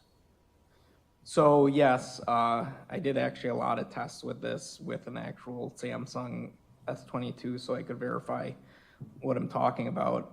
They would have to go into their gallery, essentially select all of the images, and then hit delete, and then that notification pops up and says, are you sure, essentially, are you sure that you want to delete these images? You hit yes, and then they're gone. And is that what happened here? Yes. What happens next? I think I have up here, is this the delete service? Yeah, so like I said, phones are just a bunch of applications. So there's an application for deleting those applications within the actual gallery application occurs. It stops shortly, several seconds later. And then it eventually is started again, several seconds after that. What started again? The deletion is started shortly after it stops again. Were there more images deleted? It is more than likely that more images or videos were deleted at that time. Okay. Were you able to see which images? I was not. But in the prior instance, you could see the 32. Yes, correct. What happens after 12:06? After 12:06, you mean 12:06 and 35 seconds? Sure, why don't you just keep taking us okay. through it? 12:06 and 35 seconds, there's that notification interruption. Then shortly after that notification, the delete service is stopped again. And then again, several seconds later, the delete service is started again. Notification happens at 12:06, several milliseconds after that. And then the service is stopped. And then the gallery, which is where the delete services are happening in, is then paused and the camera is launched again. What time is that at? So the camera is launched at 12:06 and 56 seconds. Does that necessarily mean the camera's being used to take photos? Not necessarily, I mean, could have accidentally hit the camera application. After that camera is launched, what happens? After that, almost simultaneously, obviously the gallery is paused, and then shortly after that, the camera is paused and a user goes into the phone settings. Okay, what happens once the user goes into the phone settings? So the user is in the settings for about 20 seconds or so, maybe a little bit longer. Beginning at what time? Beginning at 12:07, well, beginning at 12:07, they're in the actual settings application. The first configuration change within the settings is at 12:07 and 23 seconds. And then again at 12:07 and 25 seconds. And what's happening there? So essentially, a user is changing some form of network settings. Unfortunately, because of how some of this stuff is recorded, I can't tell what exactly those settings are specifically with network. Certain network settings will only tell you what the last state of the settings were. So if you turn on or switch Wi-Fi or any of those types of things, it's gonna record the last state that it's in from the time that it was downloaded. By network, you're referring to like the cellular network that's servicing the phone? Yeah, either cellular network, Wi-Fi, any of those things, Bluetooth. What happens shortly after 12:07 and 25 seconds? So shortly after that, there is a notification from the operating system that pops up. I don't know again what that notification was, but A phone notification? yeah, Not something the user's doing? no, not something the user's doing. And then what time is that at? That is at 12:08 and 38 seconds. All right, now this is beginning after 12:08 and 38 seconds. What are you seeing? I do not see any user interaction or what- human user interaction. Human user interaction. When is the last time that you see human user interaction with that Samsung phone? So the last time that I can determine that there is any human user interaction for sure is at 12:07 and 25 seconds. There's possible human interaction for that 12:08 time period that caused that notification, but it's also likely possible that there was some other system thing that popped up because of it. Okay, so let's just assume for the sake of argument, it's the latter one, the 12:08 one. Correct. Do you see any human user interaction on the phone for the rest of that night for hours? No, That's the last time? that is the last time. Until when? Until the next, well, not the next morning, several hours later at 8:59 a.m. On April 2nd? on April 2nd. So from 12:08 a.m. to 8:59 a.m., are you saying that there was no human user manipulation of the phone? Yes, there was absolutely no human user interaction. What happens, and I have on the screen here, is this is you documenting that? Correct. Okay. So in sum, can you just, and I think it's up on the screen here, but just summarize briefly what exactly we're seeing occur between 12:05 and 12:08 on the phone? So a user is going between the applications and the camera back and forth several times.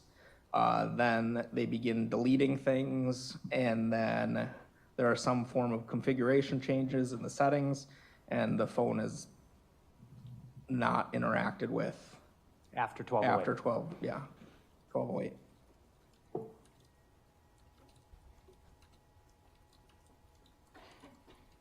And in there, we know that the camera was used. Correct. Okay, and so you know that there was camera usage from that phone after 9:20 p.m.? Yes. What happens after that? I know you said there's no user interaction, but as you go Yes. forward, you saw some things? Yes, so at 12:17, so approximately 10 minutes or so, maybe a little bit less than that, later, the phone registers itself as being inactive, so the screen goes into an inactive mode, essentially like a somewhat, I guess, you could parallel it to like, it goes into sleep mode. The screen still stays on, but the phone is in a sleep mode, which then pauses the last application that was open, which was the settings. So that's not a user doing anything? No, that's the exact opposite. Okay. After that, So then settings are stopped almost simultaneously from that period of time. are you able to conclude that between 12:45 a.m. on April 2nd and 8:43 a.m. on April 2nd, there's no user interaction with that phone? I can 100% conclude that. There's some notifications that come in, though, overnight, right? Correct. Tell us about that. So when you have social media, there's different types of timestamps and everything when it comes to digital media. There are the timestamps that are recorded from when you are interacting with your devices that are changing those timestamps. And then, for example, when you're talking about social media, email, really anything network related, there are also timestamps from, say, the other person who maybe posted it or sent you that email. Those timestamps are going to be from likely when the actual email or post was created, and that is registered to whatever server is hosting whatever application that is. That created timestamp doesn't mean that somebody's actually interacting with that on that specific device. It just the time at which that was registered to outside servers. There were some of those overnight after 12:08? Correct. Okay. I have one on the screen here, 12:09, or excuse me, 12:49. There was some kind of social media notification. Correct. And then 12:59, Correct. okay. What starts happening at 1:21 a.m.? So at 1:21 a.m., the phone screen officially turns off. And then shortly after this, there is a notification that comes in, and it's about 2 or 3 minutes after that, there's what's called edge lighting, which I don't know if any of you have Samsungs, but essentially the idea is that when you get a notification, the outside edge of the phone lights up to let you know there's a notification, even though the screen is off. And then 4 seconds after that, it lights up again just to remind you that the notification is there. All right. Then what happens? And then the phone begins to power off. Describe what happens to the phone. So the phone had a low battery state, and the phone essentially dies. So as a phone is dying, essentially the phone starts moving different things and energy towards more important aspects of what the phone actually is meant to use for. So for example, if you're out in the woods and your phone is dying, the last thing that's gonna probably turn itself off before dying is gonna be your ability to call for help. So certain applications, so the screen turning it off, it was going into a low state, and then the phone kind of starts checking itself to make sure that is there really not power, or is there something else going on with this phone? Doesn't mean it's not going to turn itself off, but that's essentially what happens. So this artifact, essentially I don't know if he's got that up. Oh, so the Samsung Wellbeing gives you the ability to kind of look at your own phone usage. So it starts recording that the phone is powering off, and then there's an internal application that usually doesn't necessarily parse out with a lot of forensic tools called the ERR.P, which I guess the name is, I guess, irrelevant, but what it is it records different powering events on the phone. It records, for example, when the phone is factory reset or first set up. It records when a human user turns off the phone. It records when there is a shutdown and power up related to a system. So like when you're updating the operating system of your phone, it frequently has to turn itself off, and then it registers when the phone dies. In this case, it registered that the phone died due to lack of power. And at what time did the phone die due to having no power? At approximately 1:35 and 57 seconds. Is that what I have highlighted here? Correct. Okay. And below that, it would be the artifact that you're talking about? Correct. That is not the same as someone physically turning the phone off, right? No. So if the phone is physically turned off, this artifact registers it as an unrequested because it's essentially monitoring the system itself. So if the system requests that something be turned off, then it'll be recording why it was turned off. If a human user interacts with it, it is listed as unrequested. And were you able to identify the next time that the phone was connected to a power source or had power? Yes, so the phone at about 8:59 in the morning. 8:59 a.m. on April 2nd? Correct. And what did you see? So the phone registers that there is no power, and it goes into a low power mode, likely due to a phone being plugged into a charger. And then how about when the phone turns on? The phone officially turns on at around 9:20 in the morning.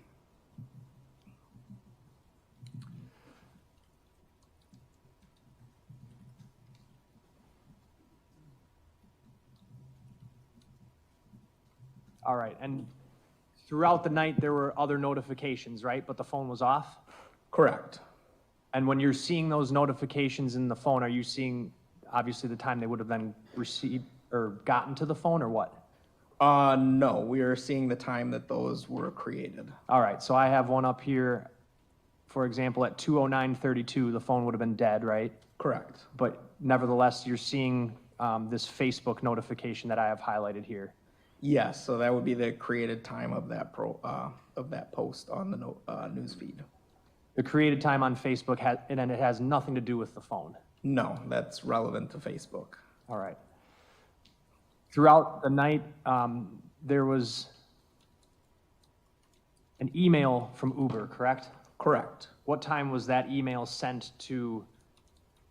So the email was sent and recorded on the email server, so Gmail in this case, at 3:51 and 17 seconds. And from Uber? From Uber. And where was the Uber ride? So the Uber ride was from the previous night, and I will have to scroll past because I did the entire thing. The Uber ride was to 1200 West Canal Street. Is that the Twisted Fisherman? Correct. So this email was just a bill, the receipt for the Uber ride, Correct. sent at 12, or sorry, what time? At, well, I'd have to go back. At 3:51 and 17 seconds. Were there images?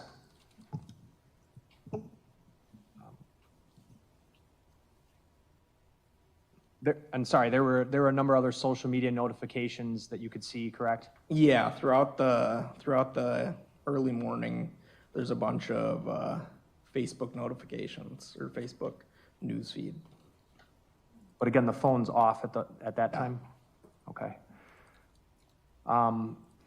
Did you notice what time there appeared to be user interaction with the phone again? At 8:59 in the morning. And sometime prior to that, obviously it gets connected to the power source. What time does it turn back on? It turns back on at approximately 9:20 in the morning. So the first human interaction you're discussing, that's the, So, yeah, so between 9:19 and 9:20. So there's settings on your phone that when your phone dies or you turn it off, they're literally called persistent settings. These settings are so that all the settings you have on your phone, you don't have to go through your phone and reconfigure your phone. So these settings are some of the first ones to activate themselves upon your phone reactivating, and that reset of these settings occurs at approximately 9:19 and 54 seconds. so the phone's back on by 9:20 a.m. Correct. after having been off since 1:35? Correct. Okay. Throughout the date of April 2nd, did you notice there were other interactions between this phone and images of Sade Robinson? I did. Tell us about that. So on the 2nd, at 4:10 p.m. and 4:24 p.m., there were several cached images from from Instagram of what appears to be Sade. And then, yeah. How about April 3rd? Again, on April 3rd, are two photos cached of looking at the Instagram images or interaction with.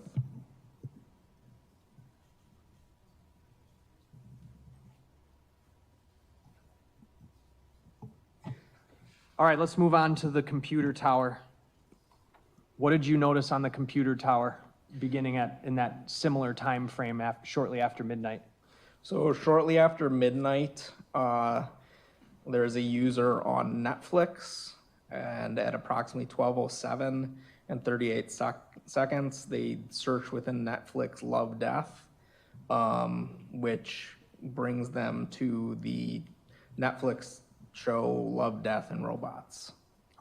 Whose computer is this again? It was told me to be Maxwell Anderson's.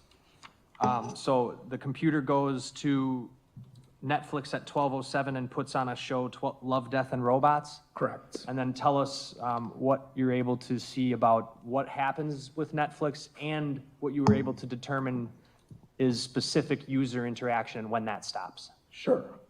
So from that period of time, the first show is queued up, and that is an episode called 3 Robots Exit Strategy.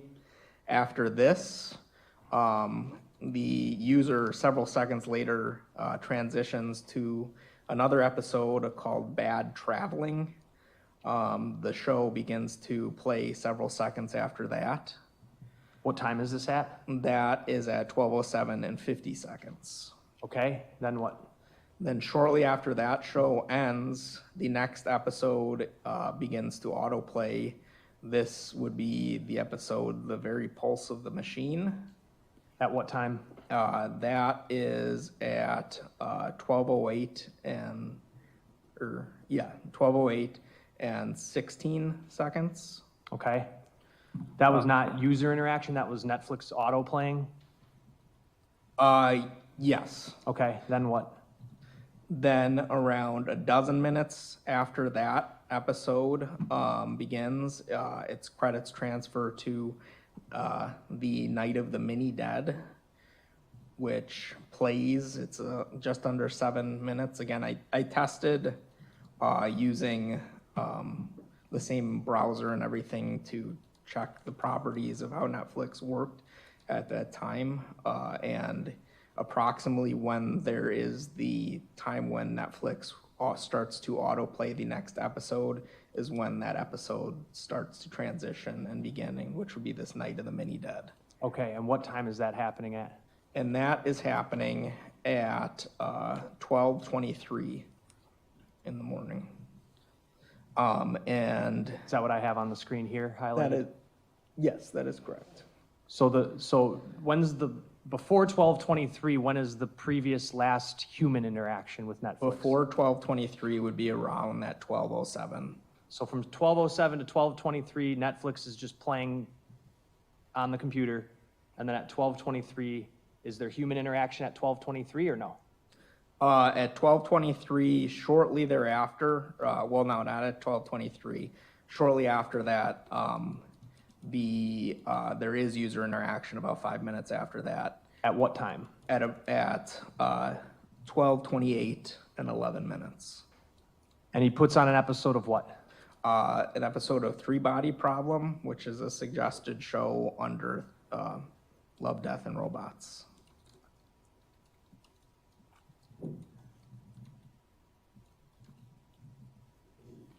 And does the episode play? So it sits on there, but the user transitions to that and then begins to play the first episode. What time? So it begins to play at 12:33. So and then how long is that episode? That episode's about an hour, I believe. Is there any user interaction with the Netflix throughout the night after that time? No, With the computer tower at all? no. So just to recap for the computer, there's user interaction with Netflix at 12:07 a.m. Correct. That stops. Then shortly after 12:23, there's an additional user interaction at 12:28? Correct. And then after 12:28, is there any other user interaction? No.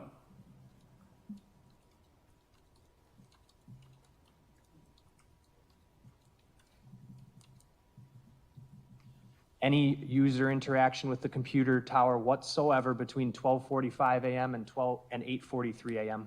No.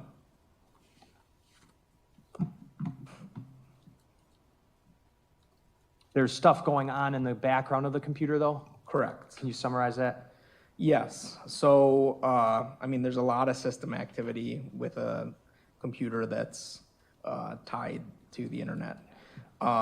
So just to name a few, there are what appear to be logins, but these logins are system only. So when you aren't using your computer, the computer is doing maintenance of itself.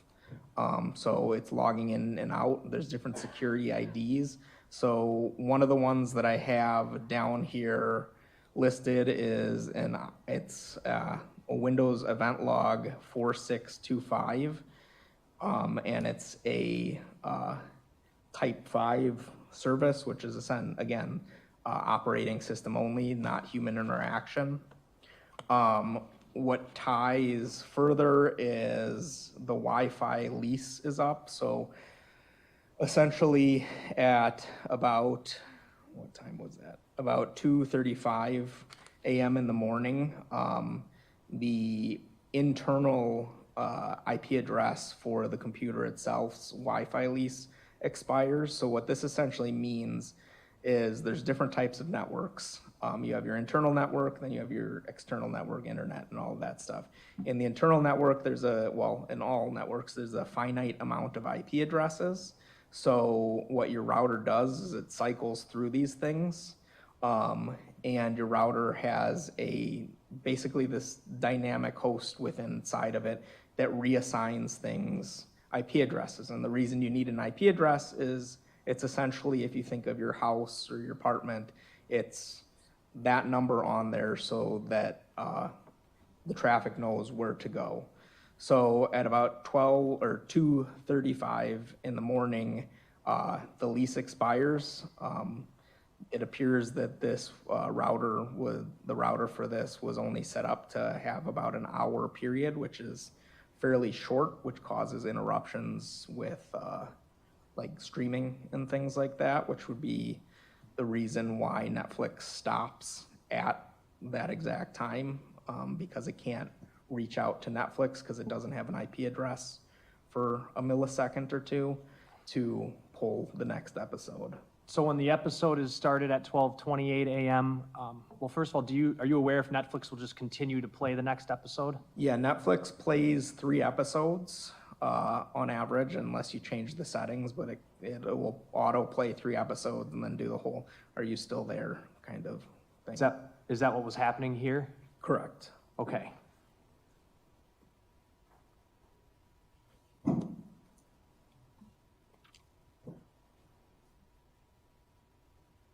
No further user interaction with the computer after 12:28.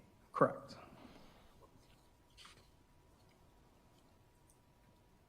Just a couple clarifications. I actually want to touch on one thing. When we looked at those,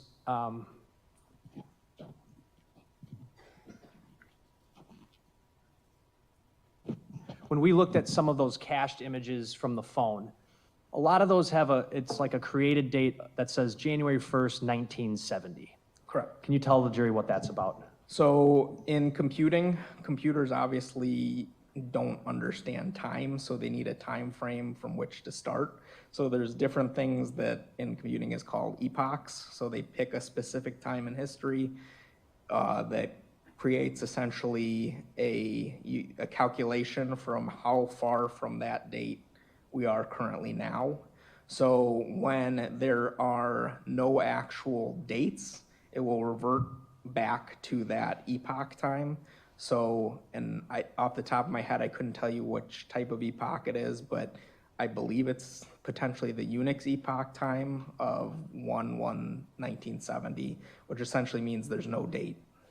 It's just kind of a default. It's a default, correct. I have no other questions. I think we'd like to start after lunch if we could. I think that's fair.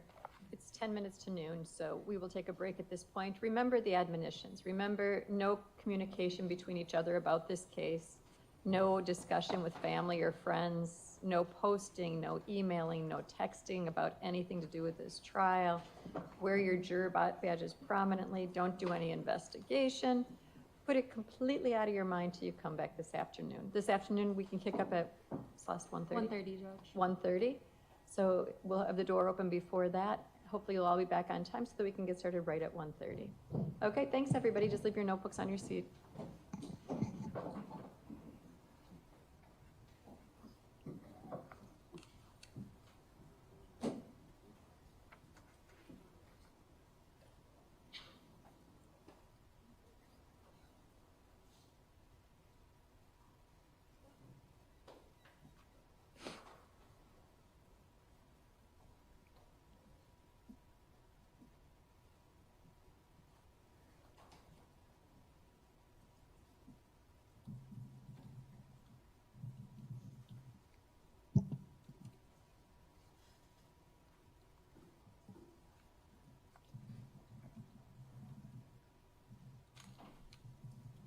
Is there anything to address on the record before we break?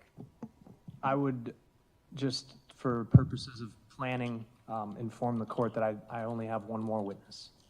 Okay, Great, we'll be ready to go. okay. We'll see you back at 1:30. Thank you, everybody.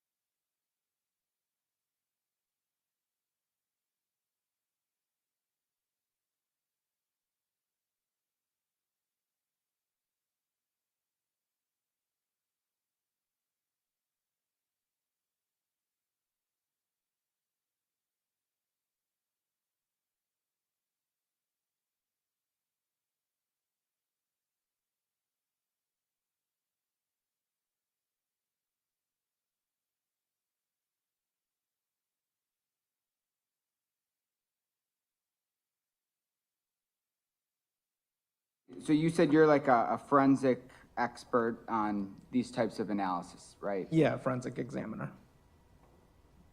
And one of the goal, I mean, I guess, one of the reasons you have the job is because you need to analyze people who are accused of crimes, their electronic devices, right? Either people accused of crimes, victims, really anything related to a criminal investigation. And it's because electronics are a pretty complicated, it's complicated evidence, I suppose, right? Yeah. And you have all these tools that you listed in your report that you utilize these tools, and they can help decipher data from phones that you really wouldn't be able to get unless you had these tools, right? Correct. And so I'm gonna start with the cell phone. And so these tools you use, you're able to determine, pull text messages, right? Correct. And even if deleted texts, right? Possibly, potentially. And also you're able to look at someone's internet browsing, right? Correct. And that's something you did in this case, right? Correct. And you're able to determine what website someone went to, right? Correct. Even if they use like the private browsing, is that right? Yes, for the most part, yes. And so in this case, you reviewed all of that, correct? Correct. And you didn't see any searches regarding how to, dismember a body, correct? I did not. Or you didn't see any searches about how to clean up blood, correct? I did not. Or how to dispose of a body, right? Correct, I did not. Nothing about how to remove DNA from a surface, right? Correct. There weren't any searches whatsoever about DNA, right? Correct. And that's on the phone. Correct. And then also you have access to the map application, right? Correct. I think of Google Maps, but I'm not quite sure what's used on an Android, but there's some sort of map application, Yes, right? yeah, yes. And I think the jury all knows, when you type in, if you're trying to go to someone's house, you type in the address, and then that gets saved on your phone, correct? Correct. And Max's phone, this device that you looked through, there was no GPS coordinates to Warnemont Park, correct? I would have to re-look, but I do not believe so. Okay. And I think you had testified that the phone, shut down at some period of time, right? That is correct. I think 1:35 a.m., that sounds right, on April 2nd? Correct. But the phone wasn't turned off. It shut down, but it wasn't a intentional act of someone holding the power button and turning it off, correct? That is correct. It's shut off because it has 0% battery. That's correct.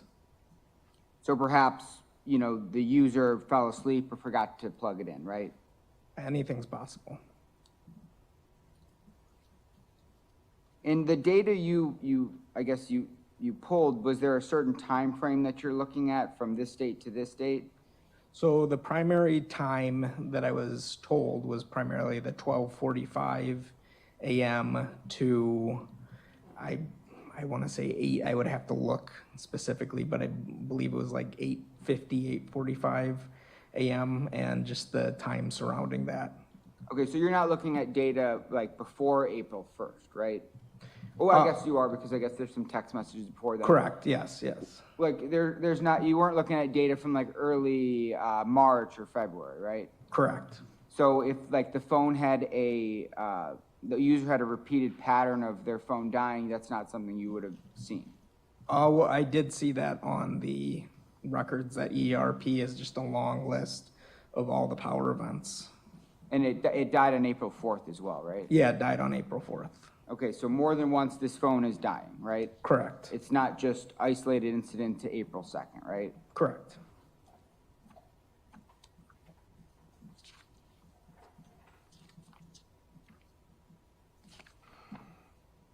And then let's move over to the computer. You had explained that, well, so the phone, you said user interaction stops around 12:07 a.m. Correct. on April 2nd, right? Correct. You said maybe to 12:08, but you're not sure, pretty confident 12:07 phone activity, human activity stops, right? Correct. And then right around that same time, Netflix, or the computer, there's user activity on the computer, right? That is correct. So consistent with someone they cease interaction with the phone and start interacting with the computer, right? Yeah, And so 1207, yes, according to, your analysis, activity stops with that electronic, but not all electronics in this residence, right? yeah, And because a Netflix show is played at 1207, right? correct. And the show is played, and it sounds like these are probably pretty short episodes, right? Yes, and from what I saw actually in some of the episodes for that Love, Death, and Robot show had been played the previous night as well. Okay, but they're short episodes, like 10 minutes or less. Yeah, like 5, 10, 15 minutes. Okay, and in some of the photos, I think in your report, it looks like they're almost animated. It's like an animated show? Yeah, Okay. So it plays a few episodes back to back, right? correct. And could you determine whether a user was actually clicking next episode, or was it just kind of timing out and playing It repeatedly? was timing out and playing the next episode. Okay, and then after those shows stop playing, the user, so this is a user, human being most likely interacting, playing a new show at 12:28 a.m., correct? Correct. And again, that action is physically done by a human, right? Yes, they would have to physically transition over to that episode, or that show, I should say. Okay, and I think a lot of members of the jury probably use, streaming services is when you can either search it, or sometimes I think you said you can get a suggested show, and it pops up, it's like a show you might like, and you can just click watch, and it plays, right? Correct. And these platforms like Netflix and Disney Plus, what have you, if you finish like a series, you don't even have to click watch a new series. Sometimes it'll just immediately queue it up and play it, right? Depending on the browser you're watching it on, but yes. Okay. And so 12:28 a.m., a new show is played, and that show is played in its entirety, correct? Correct. And you said that show's about an hour long, give or take? Yeah, And then after that episode ends, another episode is played, correct? that's correct. But that's actually auto-played. Correct. So it's not a user, because I think you can imagine it's the timer, that 10-second timer, 15-second timer. Yes. And it says you can either click play next episode, or you can just wait the 10 seconds, right? Correct. I believe it's like 2 minutes or so on average. Okay, so sometimes it's up to 2 minutes how long it waits. And so users don't actually need to click the button, they can just wait. Maybe if you're just, you don't want to pick up the remote, maybe you're lazy, you don't need to have to pick it up, right? Correct. I mean, I'm sorry, you don't have to pick up the remote to click the button, right? Correct. And so if someone fell asleep, for instance, the Netflix would continue to play, and the person doesn't actually have to interact with their TV, right? That's correct. And you say that according to, the data you analyze, the show plays until at least, did you say 2:35 a.m.? Yes, I believe that was the time. And then does another show play after that, or were you not be able to tell because something with like the internet? Yeah, so there was an interruption in the network when what I talked about, that IP lease, happened around the time when it would start playing another episode, which very briefly disconnected from the internet, like probably fractions of a second, but just long enough to interrupt that auto stream. So, yes. Do you know if more episodes were played after 2:35 or not? There were no episodes played Okay, after so 2:30. so the episodes are done at 2:35 a.m., correct? Correct. But nothing about the data or anything that you analyze can tell you whether the user stopped watching the show, right? You mean like to click off? Well, Of like the the show? data you reviewed can't tell you whether someone's actually watching the show or if someone isn't watching the show. Yeah, no, that's correct.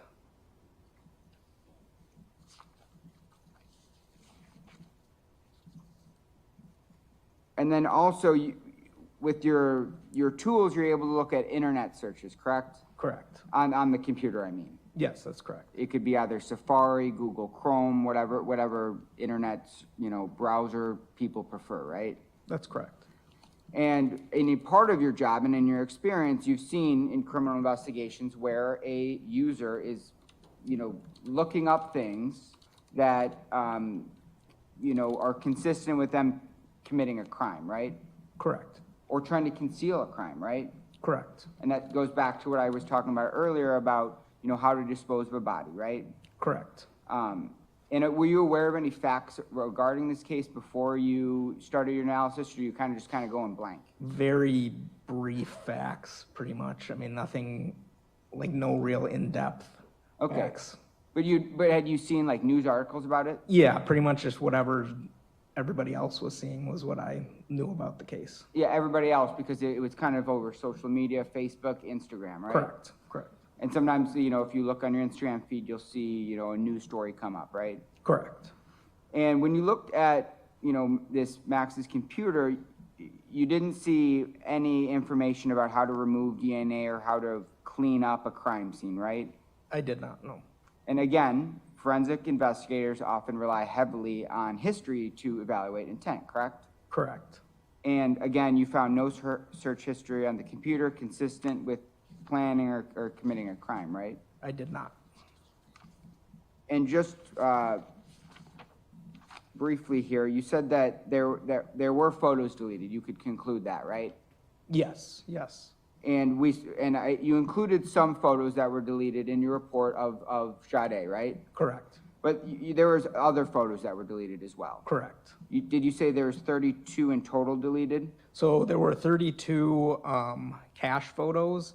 I couldn't tell you the exact number of actual photos deleted. The 32 cache photos correspond to the time frame when the deletion was actually occurring. So not every photo gets a cache image. And it depends on whether or not it's interacted with recently or really any number of things. So I wouldn't be able to say exactly how many photos were deleted. And just to wrap up here, you also were able to pull the text communications between the two, right? Correct. And in those text communications, Sade Robinson's phone never sends Maxwell's phone her address, correct? No, Or the general area of the city where she lives, right? not that I saw. I have nothing further. State, I have nothing else. thank you. State your next witness. Dr. Karsten.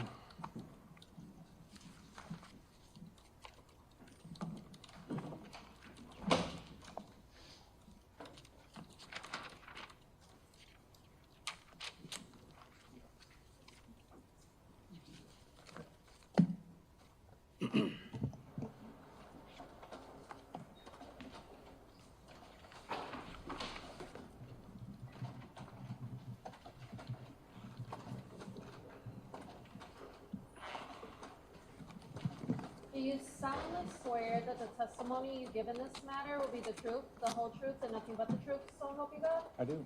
Please be seated, state and spell your name for the record. My name's Dr. Jordan Karsten. It's JordanKarsten. How are you employed? I'm a professor of anthropology at the University of Wisconsin-Oshkosh, and I'm also a professional consultant for the Wisconsin State Crime Lab through the Wisconsin Department of Justice. What do you teach at UW-Oshkosh? I'm a biological anthropologist, so primarily my work is focused on the human skeleton. So I teach classes in human skeletal anatomy, teach classes in forensic anthropology, biological anthropology, genetics, sometimes archaeology, depending on what's needed. Could you just briefly summarize sort of your background in training and education? Yeah, so in terms of education, I got 2 bachelor's degrees from Grand Valley State University in Michigan. One was a bachelor's of science in anthropology, the other was a bachelor's of science in health sciences. And then I got a master's from the State University of New York in Albany and a PhD in, my master's was in anthropology and my PhD is also in anthropology from the State University of New York in Albany. How long have you been an anthropologist? I might have missed it. How long? I graduated college in '09 and I graduated my PhD in 2014. And I've been a professor at UW Oshkosh since then in 2014, so been in the state for 11 years. Were you contacted on or about April 3rd of 2024 by the Milwaukee County Medical Examiner's Office regarding a leg that had been recovered? I was. What was the nature of that contact? Why were they contacting you? I was contacted by Charles Rohr, Dr. Charles Rohr, who was a forensic pathology fellow at the Milwaukee County Medical Examiner's Office. He told me that a human leg had washed up on the shore at Warnemount Park in Cudahy, and that he was interested in having me examine part of the skeletal remains to look at if the individual was dismembered, how that might have happened, and look to see if there were any tool marks present on the bone. So what was requested of you was an examination originally just of the leg for a tool marks That's analysis? correct. Okay. And as well as just a general examination of the trauma to the skeletal remains to see if you could figure out what happened? Correct. Did you in fact examine skeletal remains from that leg? I did. And over the course of the next weeks and months, actually, did you also come to examine additional skeletal remains that were recovered related to this case? Yes. Did you subsequently prepare a report to document what you observed and what your findings were? I did. I'm going to show you what's been marked as Exhibit 409. I don't object to this for the record. Okay. And it'll be received into evidence? All right, 409 is received into evidence. That's your report, Dr. Karsten? It is.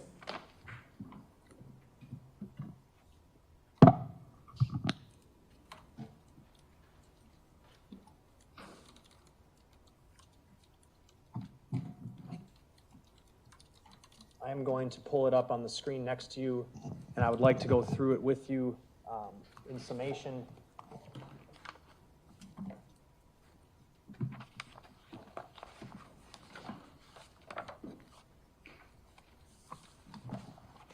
And while I'm pulling this up, can you tell the jury overall what bones did you examine? I examined a right femur, which is essentially complete, part of a left femur, left tibia, left fibula, right humerus, right radius, and a right ulna, as well as 2 cervical vertebrae and a patella, which is the kneecap. And are you able to discuss an overall pattern of what you saw through your analysis of these skeletal remains?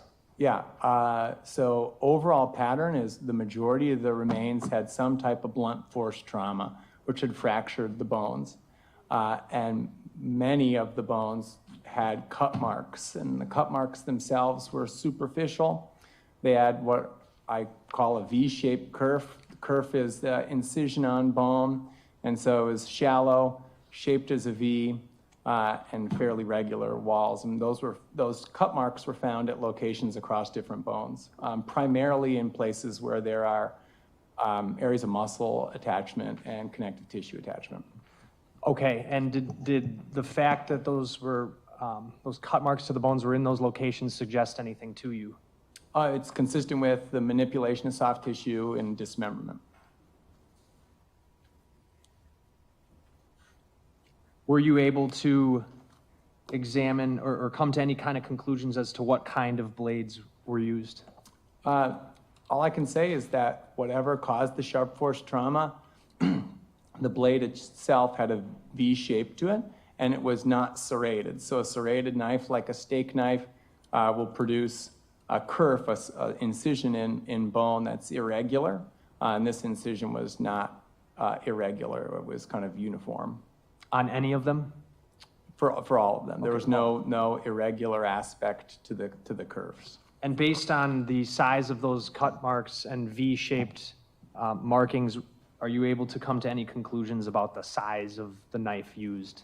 I can't. When a knife comes into contact with bone, depending on the level of force, how much the knife actually contacts the bone, it can be very small kerf. You can push harder, make the kerf larger. So I can't say anything about the size of the blade. Only thing you can say is whether the shape and then whether it was serrated or non-serrated. In this case, yes. And how is it that you're able to tell whether it's serrated or non-serrated? Serrated blades will create, if you think of a serrated blade like a steak knife, essentially, they'll create a more irregular kerf or cut on the bone.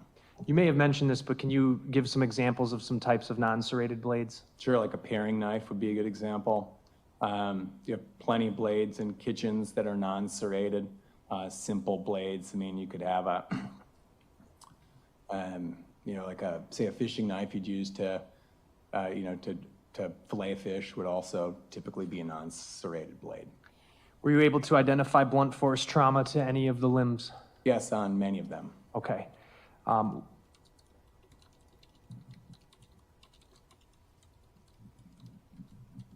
going to go through this, and let's start with, we're going to start with the right femur. If you want to flip to that page or follow along on the screen to your right. Let's talk about what you knew about the right femur, what you discovered.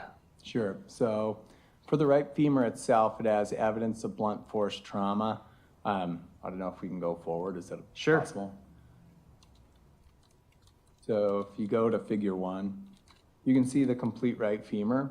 The black arrow is showing an area that's approximately where there would have been force applied to the femur. If you go down to figure 2. And just to be clear before I do that, this would have been the right leg, the leg This is that the was right thigh. from essentially, Warnemont the right Park. thigh bone, from Warnemont Park. Okay. So if you go down here, you can see a little bit closer on the right femur. The black arrow is the point where force would have been applied. And the way that we can reconstruct that is that bone is stronger in compression than tension. And so when blunt force trauma is applied to a limb, it causes a bone to bend. And in that process, the area that when it bends and goes into tension, that's where a fracture will start. And from the point in tension, the fracture shears over to the compression side. So can I point at this? Yes, I think there's actually a microphone next to you, if you can turn that on. Okay. Does that work? Maybe not. Okay, that works. If you take a look here, you can see that if force was applied here, the bone would have bent, kind of bowed out like this, and then you would have had that area of tension right there where the fracture starts, and it shears over to the other sides. And then what happens is it removes this kind of rhomboidal shaped, or what often gets called lozenge of bone, and so that broke free. And so on the right femur, in this case, we actually have 3 different pieces of bone that result from this fracturing. One that's here that includes the femoral head, which goes into the hip socket of the pelvis, this lozenge shape of bone, and then the larger part, which includes the entire rest of the femur. Would a person be able to apply the force necessary to cause this damage? Yes, depending on the person and the circumstances, I believe, yeah. You believe yes? Okay. Correct. Are you able to comment on the difficulty to cause this fracture? It would be difficult, but it would be possible. I'm going to move to strike that. In the last 2 answers and questions, he's not a use of force expert. I don't think he's been qualified in this topic that we're going into. I can ask him some foundational questions. Okay, lay the foundation. Do you have any expertise in being able to determine what kind of force needs to be used to fracture bones in this fashion? As part of my job with the Department of Justice for the Crime Lab, I will remove pieces of bone for subsequent chemical and genetic analysis. And so, yeah, I'm familiar with what is required to break bone. I would ask then the objection be Withdrawn. okay. All right, so let's pick up where I was left off here. On this part, on this femur bone, were there cut marks? Yes. Is this the good figure for that, or is there a different? If you could move forward to figure 7.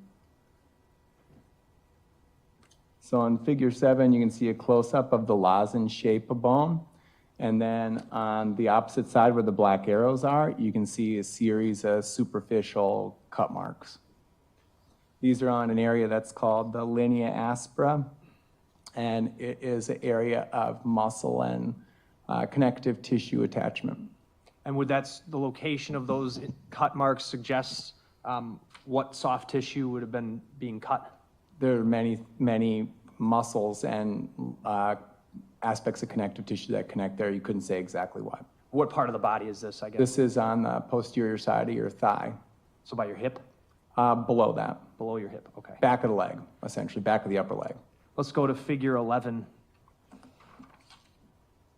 How about this one? Yep, figure 11 shows additional cut marks. So the black arrow shows like a roughly kind of horizontally oriented cut mark. In the red circle, there are additional cut marks, superficial cut marks, and then in the black circle, hard to see, but there are additional very faint cut marks. Would the cut marks that you noticed when you examined the bones from the right leg from Warnemont Park, would that have been consistent to have been logically been in an effort to remove soft tissue? Yes, it's in the area that's close to the hip. Okay, the top of the leg. Correct.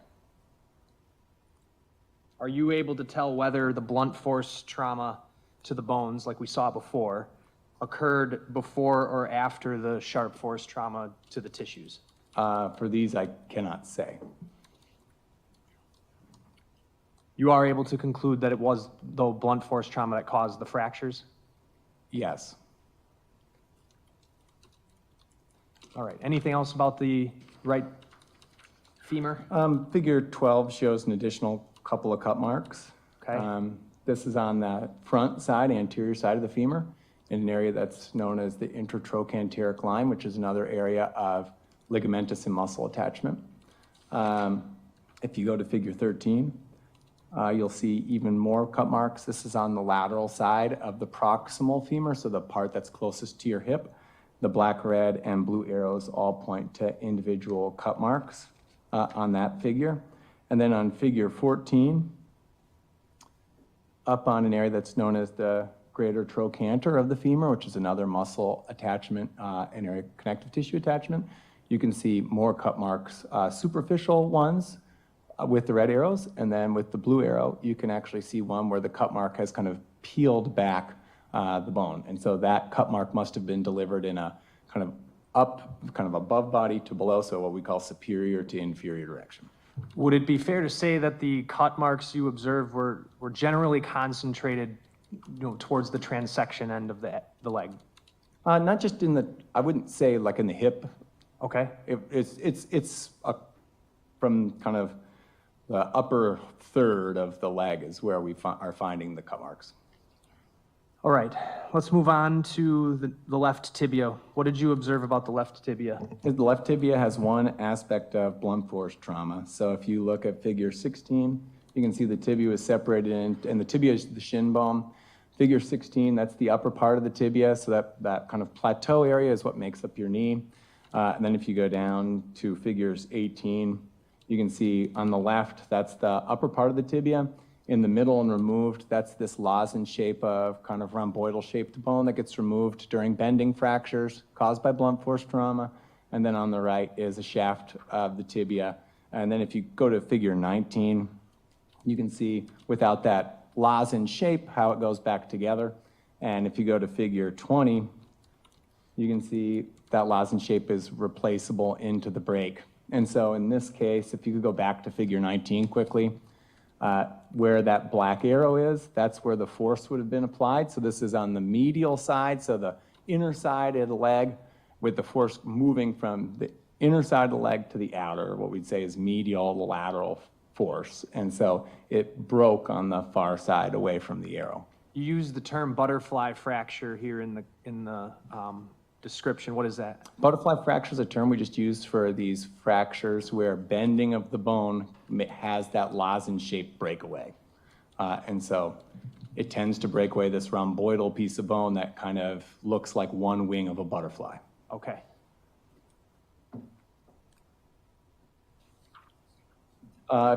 Sorry. I was just going to ask you whether there were cut marks to the bone that would have separated the bottom from the ankle. Yeah, if you go to figure 22, this is the bottom part of a fibula. This is where your shin bone comes into contact with your ankle. And you can see with the black arrow, one of these superficial cut marks across that part of the bone. If you go to figure 23, you can see additional, this is twisting the bone around a little bit. You can see additional cut marks highlighted with the arrows and an area of bone that was damaged in the black circle. And if you go to figure 24, this is twisting the bone around to what's known as the medial malleolus. So this is like the big bump on the inner part of your ankle. You can see another couple of superficial cut marks there as well. So cut marks around the distal part of the femur, lower shin bone. All of these cut marks, these superficial cut marks, all the ones we're talking about, these are all from some kind of a non-serrated V-shaped blade? Yep, they're what we call not, V-shaped kerf. So they're superficial, they don't go deep into the bone, and they don't show any hallmarks of being serrated because the kerf is not irregular. Intentional cut marks? There's only one way to cut into bone, and that's by purposely putting a knife there. An only way to cut it, one way to cut into tissue as well. Correct. Let's move on to the left fibula. What did you notice?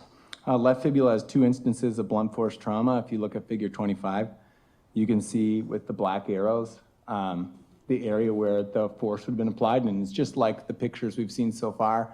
It's these butterfly fractures, bending fractures. In this case, the force would have been applied anterior to posterior. So the fibula is a bone that is in your lower leg. It sits next to your shin bone on the outside of your shin bone. And so those 2 areas of force didn't actually have enough force to cause the bone to completely break. And so you can't remove those lozenge-shaped pieces of bone. That bone still is a single element that's not separatable. And regarding cut marks on the left fibula? There's a single cut mark in figure 28.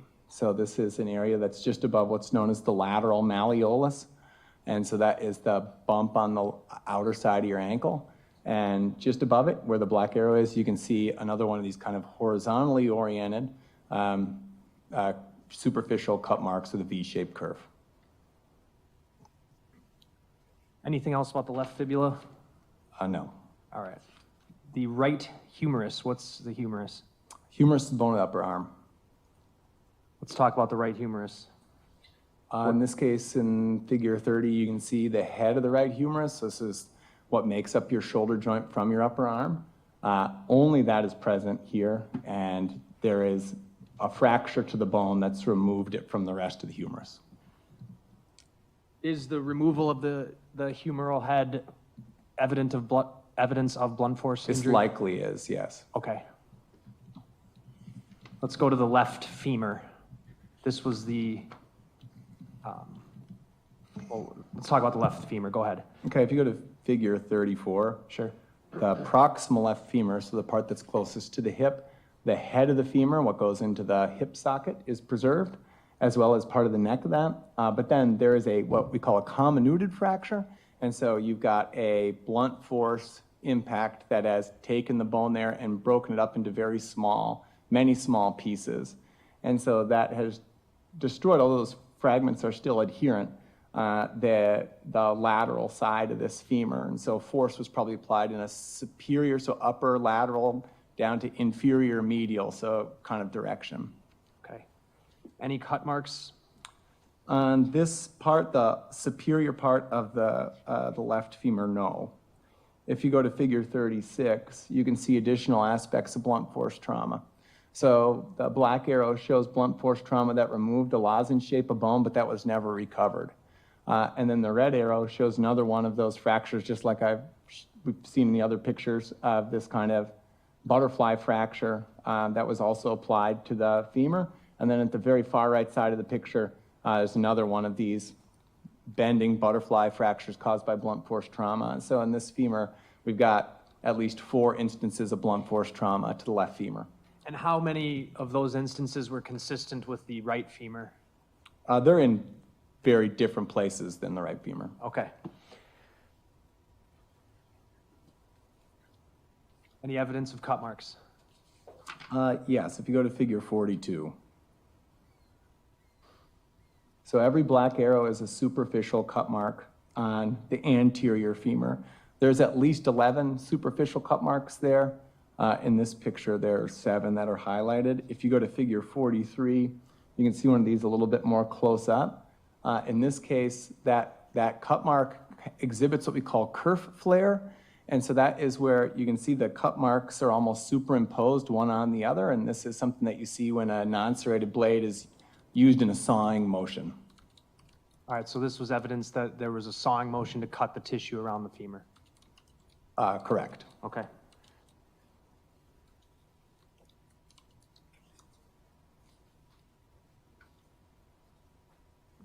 All right. In June, much later, you had received bones from the right arm that had washed up in Waukegan, Illinois, correct? Correct. All right. Let's talk about that right arm. What did you notice? If you go to figure 46, in the area with the black circle, you can see cut marks that are on the side of the humerus, the proximal humerus, is up towards the shoulder. On the medial side, so the side that's like kind of towards your armpit, there were no cut marks. If you go to figure 48, you can see that on the kind of lateral posterior side, there are additional cut marks highlighted in the black circle. These are kind of difficult to see, so if you go to figure 50, I'll go up actually. Oh, sorry. Yep, there's a close-up picture here of the cut marks on the humerus. And so you can see here several of these V-shaped curved superficial cut marks on the proximal humerus. So this area is known as, this includes the greater and lesser tubercle of the humerus, and these are areas of muscle attachment for the shoulder. Was there similar indication on these of a sawing motion being used? Yeah, some of these curves are kind of superimposed one onto the next, and so likely reflects sawing motion. And that would have been an intentional act? Yes. All right. How about the radius?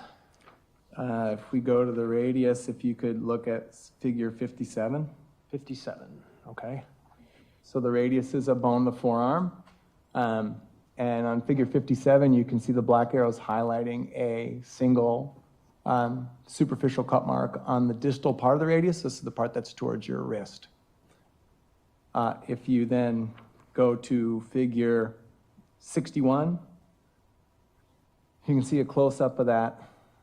Could you go up just a little bit, I guess? Sorry. Yeah, you can see a little bit better that superficial cut mark. If you go down to figure 62, you can actually see a good example of kerf flaring. And so that's where you've got this cut mark, but on the end, the kerf, there's actually a couple of different tracks to that knife, and that again is something that's consistent with using a non-serrated knife in a sawing motion. And then in figure 63, that close-up gives a good example of what I mean by a V-shaped kerf. That's incision in the bone, takes on a V shape, but it has a very regular floor to the kerf, which is something that you see in a non-serrated blade. So the person who caused these marks that I'm looking at here in 62 was intentionally sawing at the bone with a non-serrated blade? They were sawing at the bone with a non-serrated blade.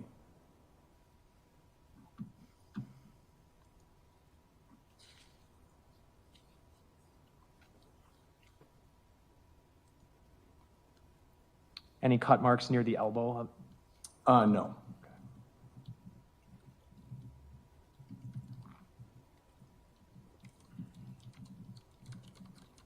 And you had looked at the, anything else on this, For the ulna? the right arm?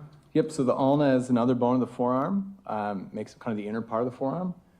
And if you go up actually just a little bit, at 67? Okay, 67 shows the location of two of these superficial cut marks on the ulna. This is the distal part, so the part like towards where it's at is towards the wrist. The part on the left side of the screen is towards the elbow. And if you go to figure 68, you can see them a little bit close up there, the superficial cut marks on the distal ulna. Anything else on this one? No fractures to the ulna or the radius. You examined some of the cervical vertebrae? Yeah, Next, okay. I was given two cervical vertebrae to examine. And where were those from on the body, if you could just help us Cervical out? vertebra is the vertebrae that make up your neck. And what did you notice when you looked at the cervical vertebrae? No evidence of cut marks. The only trauma was on the most superior of the two cervical vertebrae. And if you look at figure 69, you can see that on the right side of the cervical vertebra, on a feature that we call the transverse process, there is damage to the top of it, highlighted with the black and red arrows, and that's likely caused by blunt force trauma. Blunt force trauma? Likely, yes. And lastly, the patella. What is the patella? Patella is the kneecap. What'd you notice? No evidence of trauma or cut marks. That was from the left leg? Let me double check. Yes, left patella.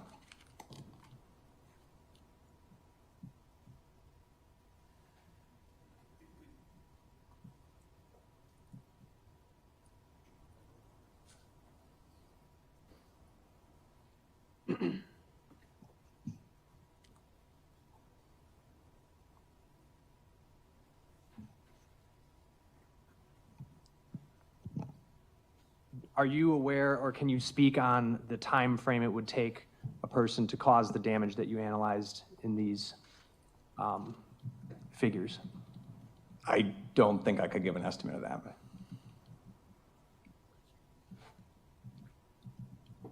I have nothing else. Ross? What you can give an estimate on is just how difficult it is to remove bones from a human body without the right tools, right?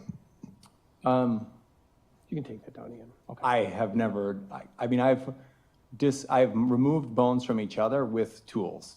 Right. Yes. What types of tools? If I was going to separate two bones from each other for the purposes of an examination, I would use a scalpel. Scalpel. To get through soft tissue. Right, to get through soft tissue. Correct. So I thought before you had said you have experience removing bones from a human body, no? I've experienced removing bone from bone, like breaking off a piece of bone for sampling, and separating bones from each other for the purposes of analysis. Okay, so you've taken two bones apart on occasion for your work. Correct. But you've never done an autopsy. Correct, I'm not a pathologist. Okay, and are you able to speak to how much force is required to remove bones from a human body? Yes, I mean, for me, when I do it, I typically use something like a small Dremel tool, and we can use that to remove pieces of bone from the human body, so a small motorized saw. Okay, a small motorized saw. Correct. What do you Remove wear- small pieces. Okay, and what do you wear when you do that? Protective glasses, protective mouth and nose coverings. Why? I would rather not breathe in bone dust. Okay, bone dust would get on you. If I was using a saw, correct. And if you're removing a bone, if you're cutting through flesh, you could get bodily fluids on you. Correct. Blood, Yes, correct. other such fluids that would just be within the body, right? Correct. Would be a very messy process to dismember a body. You would agree with that? Depending on the condition of the body, yes. Right. If a body was newly deceased in particular, it would be particularly messy. I don't have experience with that.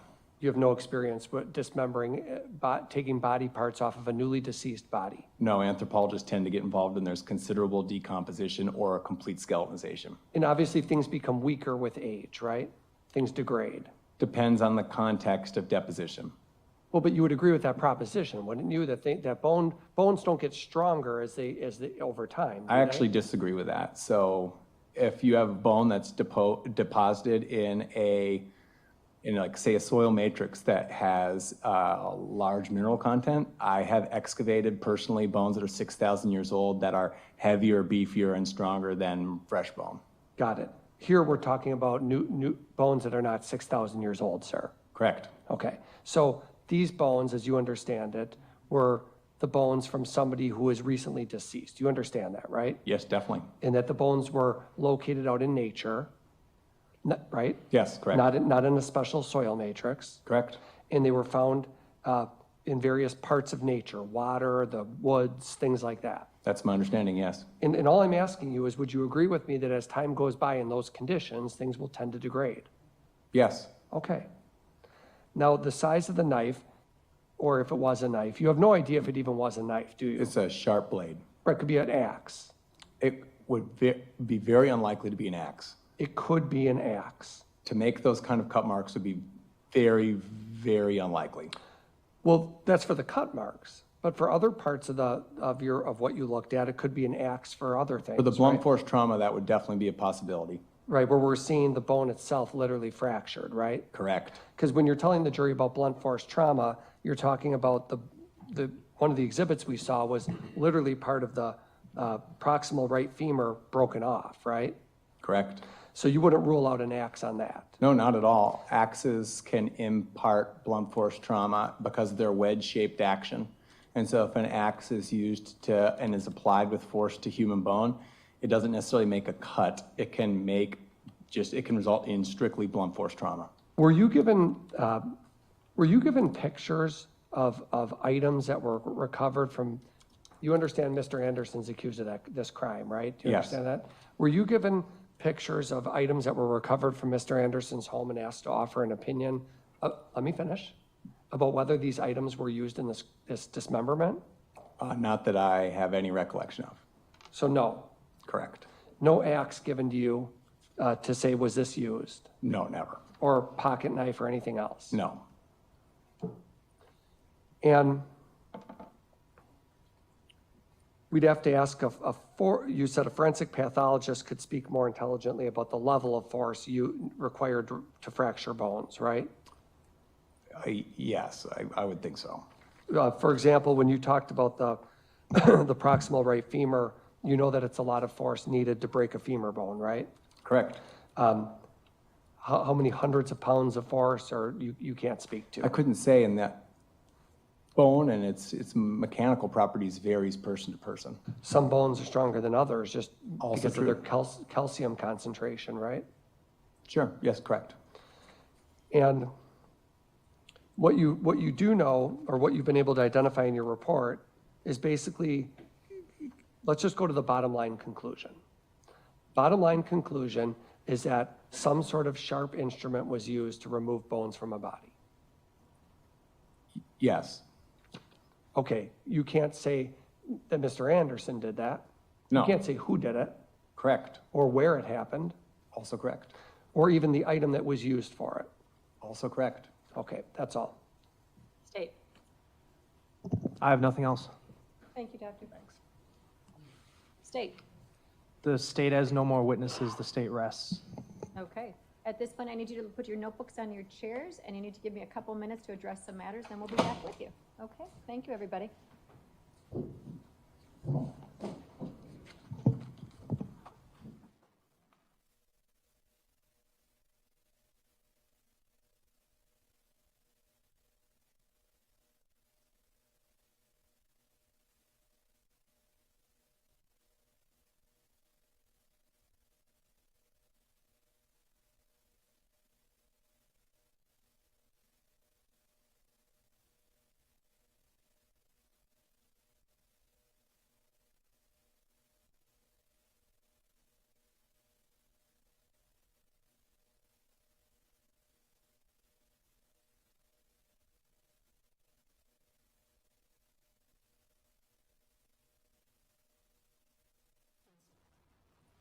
Move to dismiss at the completion of the state's case, Your Honor, on all charges, but specifically, I want to raise a multiplicity challenge to the newly added charge of hiding a corpse. We started with the mutilation of a corpse charge. The state amended the information, of course, before we began raising a multiplicity challenge. I think that these are essentially in this context, with the same victim, the same body, essentially the same crime or the same elements, if you will, and I think one should be struck. The hiding and the mutilating are two different acts, and so they don't have the same elements. They're two different crimes and require two different criminal acts. Certainly they can overlap, as I think the evidence showed they did here, but those are two different crimes. So that would be my response to that. Just a moment.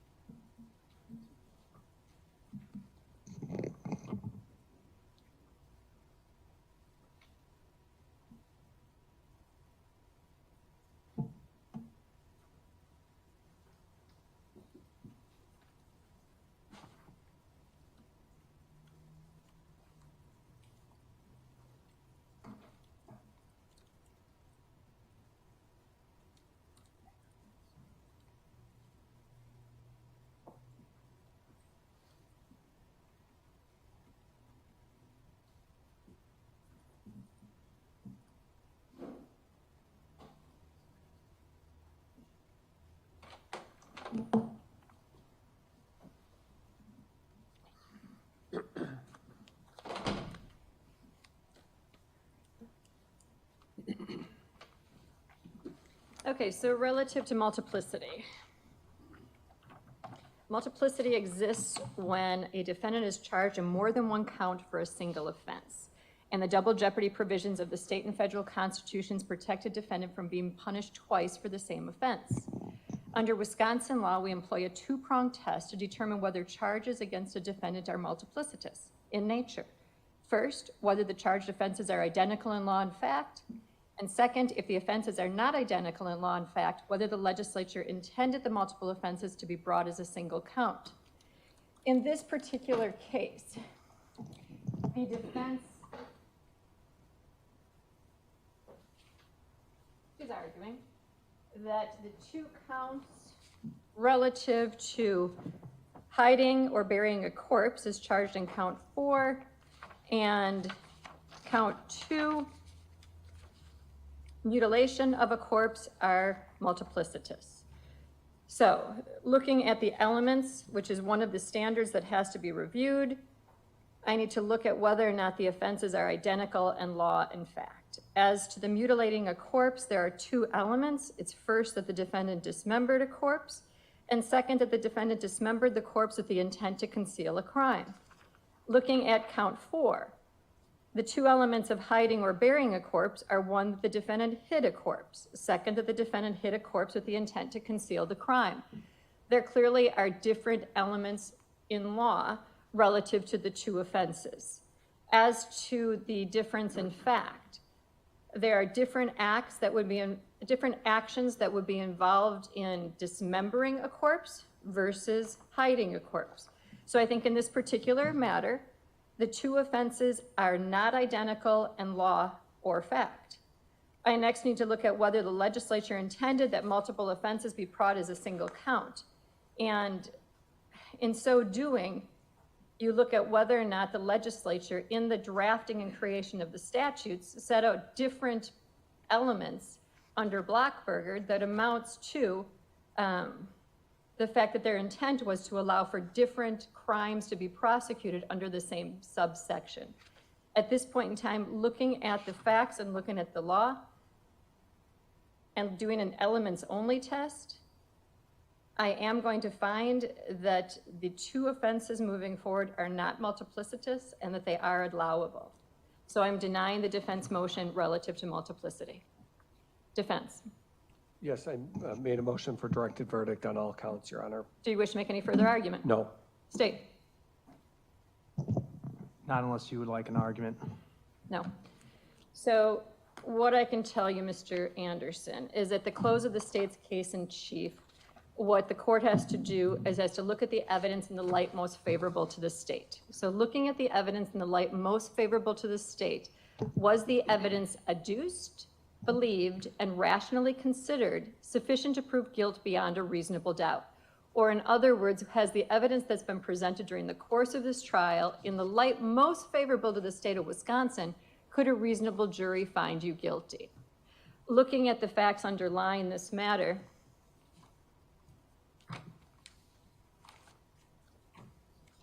the evidence that's been presented during the course of this trial, to some extent, would be that on April 1st, you were at the Twisted Fisherman with Sade Robinson, that you arrived at 5:09, that she arrived at 5:20, that you both left the premises at a 6:24, that you then proceeded to Duke's on Water, arriving at 6:35, leaving the establishment at 9:04 p.m., that you proceeded to Anderson's home, 3161 South 39th Street, and arrived approximately 9:20 p.m.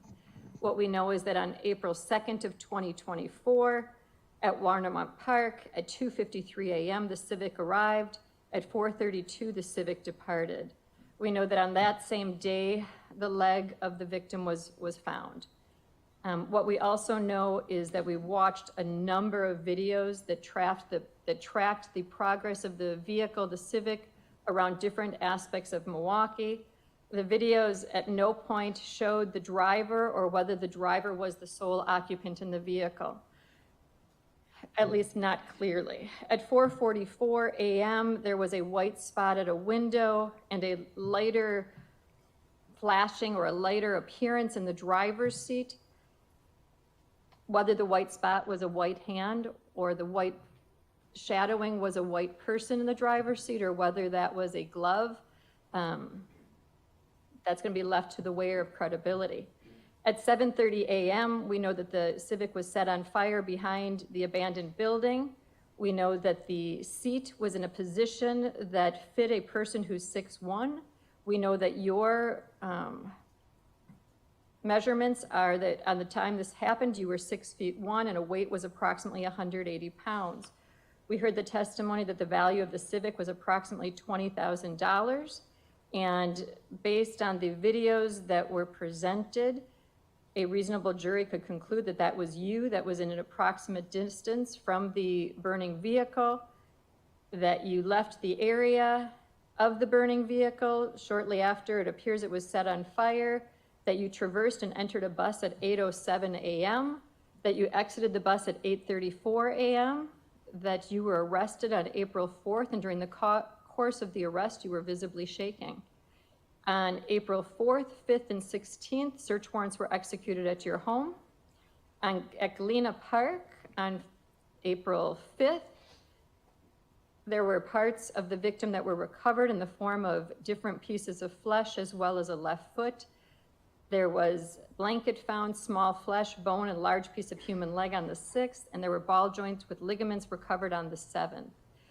From the testimony that was adduced during the course of this hearing, I don't think those bloody gloves that were found on April 9th had anything to do with anything.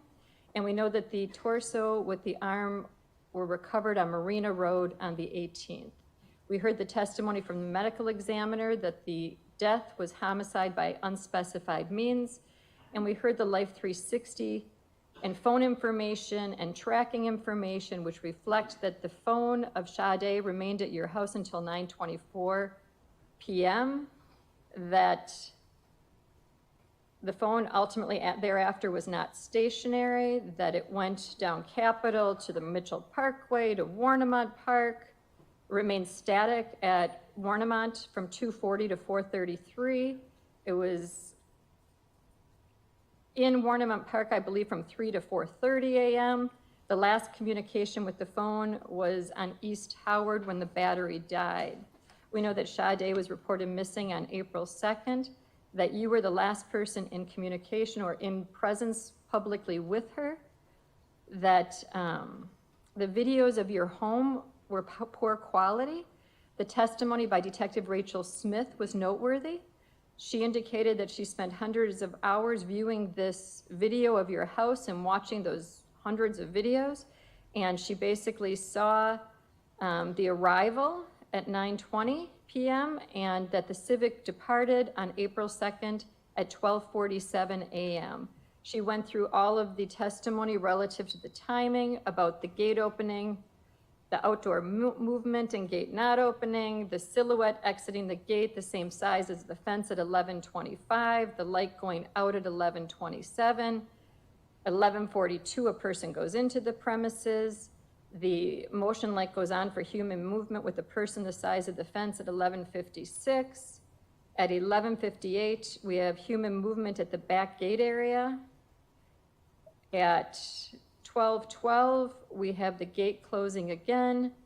12:42, we have human movement inside the premises. And ultimately at 12:47 and 20 seconds, we have the Civic leaving the house.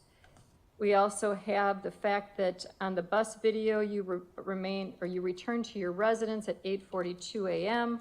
wearing the green hooded sweatshirt and dressed differently. We have the fact that you went to the dugout on the following day for work. Noteworthy, we have the photos that were recovered from your home. It's noteworthy that the photos of Sade reflected her buttocks and her underwear pulled down as if the underwear were pulled down with the pants and that it rolled over the pants, which is pretty much just how they were found in the trunk of the vehicle that was set on fire, that you were found walking away from. We also have the fact that there's a photo of a white hand grabbing her right breast, and the right breast is the breast that was dismembered from her body on the torso that was recovered. We also have the fact that there was the photo of bleach and what not to combine with bleach, which I think a reasonable inference could be that someone on your phone was looking for information relative to how to clean up something or a crime scene. So looking at all of these factors together, it's a circumstantial case, but as we know, according to our jury instructions, circumstantial evidence may be found to be stronger than direct evidence. And at this point in time, I am going to find that a jury acting reasonably could convict you on all charges as posed. So I'm going to deny the defense motion, and what that means is I'm going to allow this matter to proceed to the jury. They have a different balancing than I have. So at this point, my view is, in the light most favorable to the state, do they have the means to convict? A jury at the conclusion of the case, their job is to determine whether or not the state has proven each and every element beyond a reasonable doubt. So I deny the defense motion. Have you spoken to your client, or do you need a moment to speak to him? No, 1 minute, please. Okay, I've spoken to him. Okay. Have you spoken with your client relative, well, let me ask you this. Do you intend to present any witnesses other than the defendant? Defense rests. Okay. So, Mr. Anderson, have you discussed with your attorney your constitutional right to testify as well as your constitutional right not to testify? Yes, Your Honor. And has your attorney answered all your questions? He has, Your Honor. And you understand that in a criminal case, you do not need to prove your innocence, but the state must prove your guilt beyond a reasonable doubt. Understood? Yes. And you understand that if you choose to testify, you would be subject to cross-examination by these prosecutors. I understand. And you understand if you choose not to testify, that cannot be commented on by anyone. That cannot be used against you. Understood? Yes. And have you had enough time to discuss this decision to testify or not to testify with your lawyer? Yes, Your Honor, I have. Have your attorneys provided you with their professional opinion? They have. Has anyone, including your lawyers, made any promises to you or offered you anything to arrive at this decision? No, Your Honor. Has anyone, including your lawyers, threatened you or coerced you in any way to arrive at this decision? No. Do you believe you're making this decision freely and voluntarily? Yes. Do you have any questions for me about this decision? No. Do you believe you're doing this with full understanding? Yes. Have you used any drugs or alcohol in the past 24 hours? No. Are you taking any medication that would affect your understanding of these proceedings today? No. After thinking through everything we just talked about just now, is it still your decision not to testify? That is my decision. Attorney Cotton, have you discussed with your client his constitutional right as well as his right to testify as well as his constitutional right not to testify? Yes, just to be clear, it's been a subject of course discussion throughout this case, including the last 2 nights after trial. We've had jail visits to discuss that. Mr. Findling and I have both discussed it with him. And are you satisfied he understands what his rights entail? He does. And have you advised him of your professional opinion? Yes. And are you aware of anyone making any threats or promises, using any force or coercion towards him in respect to this decision? No, I'm not aware of any such threats. Are you so satisfied that he's making his decision freely, voluntarily, knowingly, and with full understanding? Yes. I am as well. I in fact find that the defendant is waiving his right to testify, and he's doing so freely, voluntarily, knowingly, and with full understanding. Let's proceed at this point in time to do a conference relative to jury instructions and verdicts. I've printed off new verdicts for you.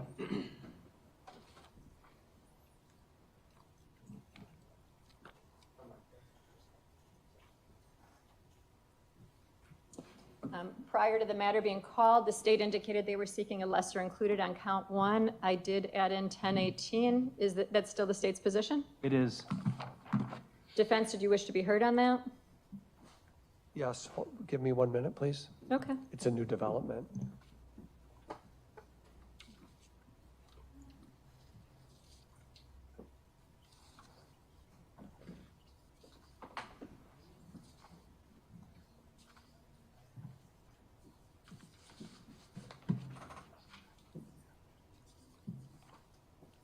Okay, no, I don't need to be heard on that, Judge. I don't have any, I've discussed it with Mr. Anderson, and I don't have an objection to that. It's basically what I need to look at is whether or not a jury acting reasonably based on the evidence presented during the course of the trial could come to a reasonable decision on a lesser included. And that's the analysis the court has to make when a party requests a lesser included. In this case, I find it's appropriate, and I will add in the lesser included, so we will use 1018. So my intention relative to the instructions would be 100 opening instruction, 115, one defendant, 4 counts. Count 1, 1018, first degree intentional, followed by first degree reckless. Then moving on to 1193, mutilating a corpse. 1408, arson of property other than a building. 1194, hiding or burying a corpse. Then proceeding on to evidence defined, 103. Then 147, improper questions. 148, objections of counsel, evidence received over objection. I don't think I ever struck any testimony. Did I? I think It was asked, but then I think you withdrew. Yeah, I don't recall any testimony being stricken. Attorney Cotton? Yeah, there was one comment where a witness had said "they" instead of the civic. That was struck, but I'll leave it in. It's it's 2 sentences. yeah. 157, remarks of counsel. State, I'm sure you want 170, circumstantial evidence, and 172, circumstantial evidence, flight, escape, concealment. Yes. Then 190, weight of evidence. 195, jurors' knowledge. I put in 200, opinion testimony. I took out the word expert because I think that's inappropriate to have in the title. 141, I assume the defense is requesting. Yes. 201, opinion of a witness. I put that in relative to Detective Donahue's testimony when he was providing an opinion as to his hearing of what was the audio portion of the video. Any objection to that? No. And that's, 201. no, I know that. There's also the recordings played to a jury 158 So I just, covers that, which would cover that. okay, I can put that in if you'd like me to. I think that it doesn't add much to anything, but I'm happy to. I think Okay. it's redundant, Yeah. and what the jury needs to be instructed on is covered in 201. Or, yeah, 201. Do you want 158 or do you want to just stand with 201? No, I think it's, I was just pointing out it's essentially covered under 201, so that's fine. Okay, so you're not requesting an additional one. Right. Okay, then I did put in opinion testimony. Again, I took out expert and I put in the hypothetical question because there were a couple of hypotheticals posed. I'll remove 327 because the defendant didn't testify. We had one witness with a prior conviction, but was the question ever asked if he had a prior conviction? No, it wasn't relevant. I did not ask him. And I don't think defense did either. So I'm going to take out 325. Is the defense requesting 315? Yes. Okay. 315 is in. I wasn't sure how the evidence would come in, whether or not 247 applied or not. And I'm thinking it does not, I don't unless either think it- side wants it. I don't think it applies. No. Okay, it's gone. Then 300, credibility of witnesses, taking out the paragraph that would only have applied had the defendant testified. Burden of proof and presumption of innocence, closing arguments of counsel, closing instructions, then verdict submitted, and you'll see that I modified 484 to meet the lesser included, and that'll match the verdicts that are in your possession at this point. Then 515, unanimous verdict. Any additional instructions, state, or modification, state seeking? No? Defense? No. Okay, I'm going to print you each a fresh copy. It is 2:53. I think we have plenty of time left in the day. I'm ready to go. Awesome. Then I'm going to give you 7 minutes, and then we'll start at 3 o'clock with closing arguments. Do I need to set a time limit? 30 minutes would be fine for each of us, I think we discussed. I do 45. I'll give you each 45 minutes as a max, to be utilized between initial and rebuttal. Right. Fair? Yep. Okay, I'll print you fresh copies, and we'll start in 7 minutes.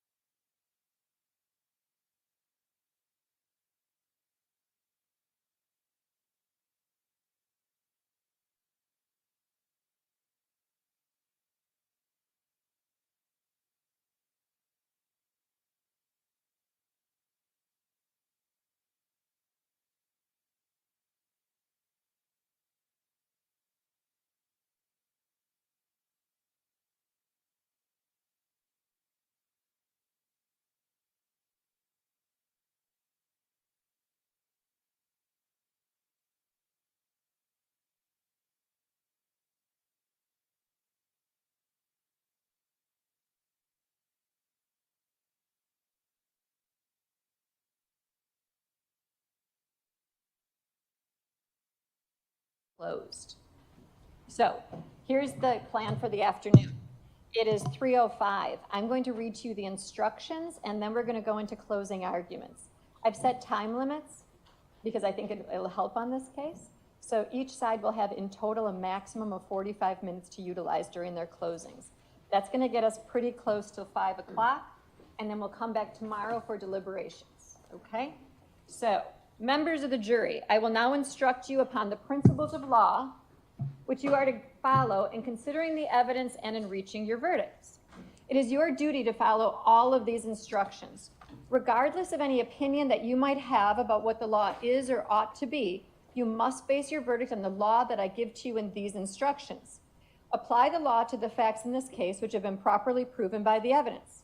Consider only the evidence received during this trial and the law that I give to you in coming to your conclusions and your verdict in this case. If any member of this jury has an impression of my opinion as to whether the defendant is guilty or not guilty, you should disregard that impression entirely and decide the issues of fact solely as you view the evidence. You, the jury, are the sole judges of the facts, and I am the judge of the law only. Now, the first count of the information in this case charges that Maxwell Anderson, on or about Tuesday, April 2nd of 2024, in Milwaukee County, did cause the death of Sade Robinson, another human being, with the intent to kill that person, contrary to Wisconsin statutes. To this charge, the defendant has entered a plea of not guilty, which means the state must prove every element of the offense charged beyond a reasonable doubt.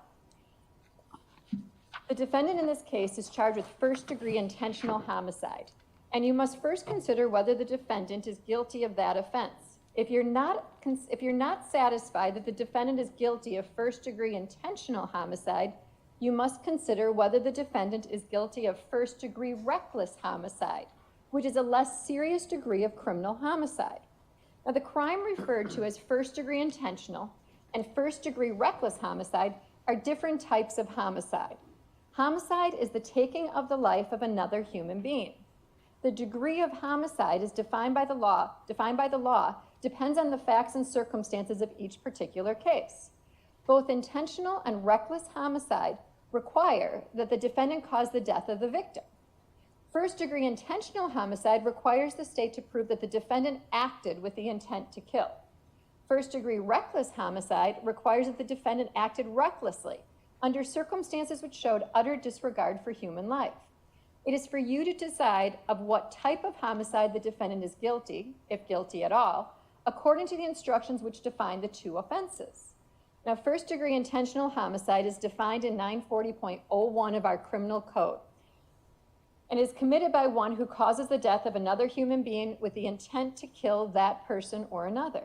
Before you may find the defendant guilty of first-degree intentional homicide, the state must prove by evidence which satisfies you beyond a reasonable doubt that the following two elements were present.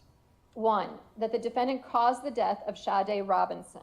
Cause means that the defendant's act was a substantial factor in producing the death. Two, that the defendant acted with the intent to kill Sade Robinson.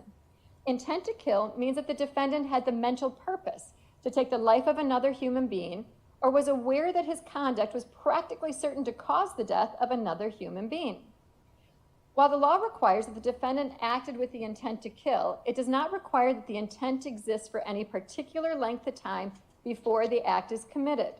The act need not be brooded over, considered, or reflected upon for a week, a day, an hour, or even for a minute. There need not be any appreciable time between the formation of the intent and the act. The intent to kill may be formed at any time before the act, including the instant before the act, and must continue to exist at the time of the act. You cannot look into a person's mind to find intent.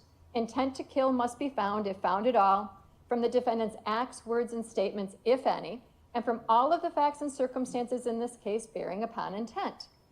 Intent should not be confused with motive. While proof of intent is necessary to a conviction, proof of motive is not. Motive refers to a person's reason for doing something. While motive may be shown as a circumstance to aid in establishing the guilt of a defendant, the state is not required to prove motive on the part of the defendant in order to convict. Evidence of motive by itself does not establish guilt. You should give it the weight you believe it deserves under all of the circumstances.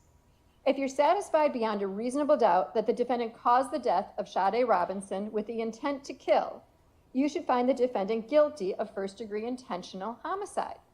If you're not so satisfied, you must find the defendant not guilty of first-degree intentional homicide, and you should consider whether the defendant is guilty of first-degree reckless homicide in violation of statutory section 940.02 sub 1, which is a lesser included offense of first-degree intentional homicide.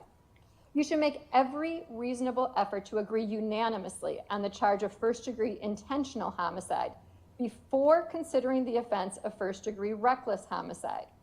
However, if after full and complete consideration of the evidence, you conclude that further deliberation would not result in unanimous agreement on the charge of first-degree intentional homicide, you should consider whether the defendant is guilty of first-degree reckless homicide.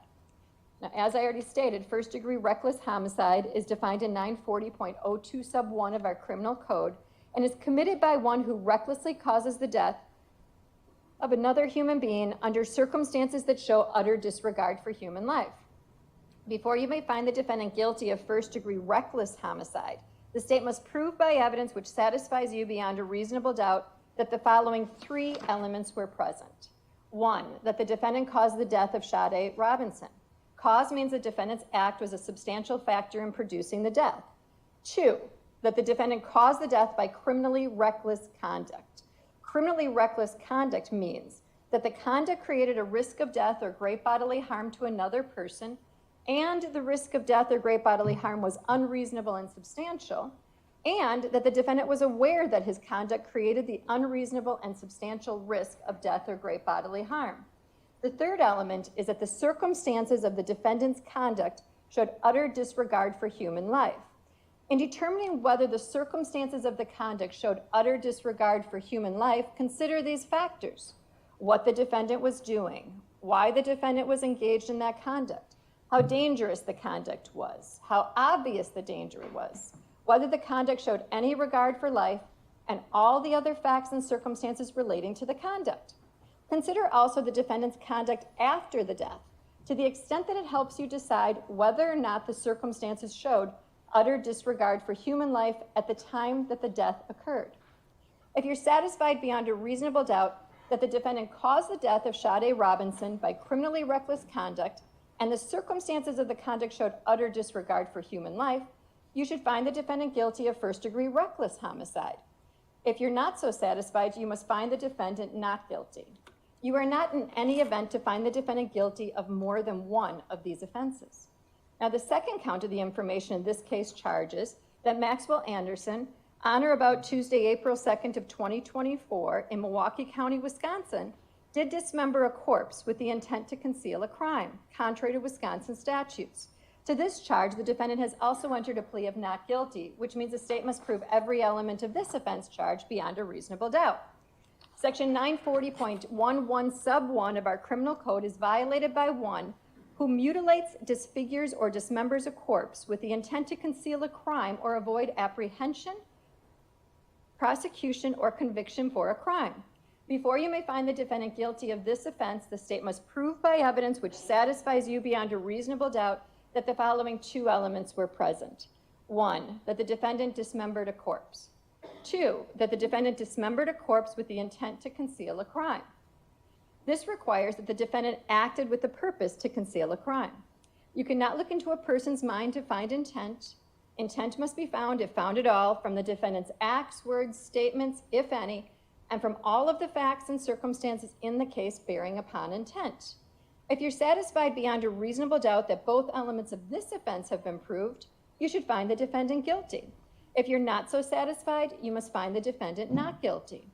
Now, the third count in the information in this case charges that Maxwell Anderson, on or about Tuesday, April 2nd of 2024, at 2926 West Lisbon Avenue in the city of Milwaukee, Milwaukee County, Wisconsin, by means of fire, did intentionally damage the property other than a building of Sade Robinson, valued at $100 or more without that person's consent, contrary to Wisconsin statutes.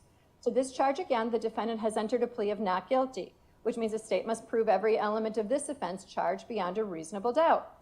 Arson is defined in 943.03 of our criminal code and is committed by one who by means of fire intentionally damages any property of another without that person's consent if the property is not a building and has a value of $100 or more. Before you may find the defendant guilty of this offense, the state must prove by evidence which satisfies you beyond a reasonable doubt that the following 5 elements were present. Number 1, that the defendant intentionally damaged a 2020 Honda Civic by means of fire. Damage means injured, charred, defaced, and includes smoke damage.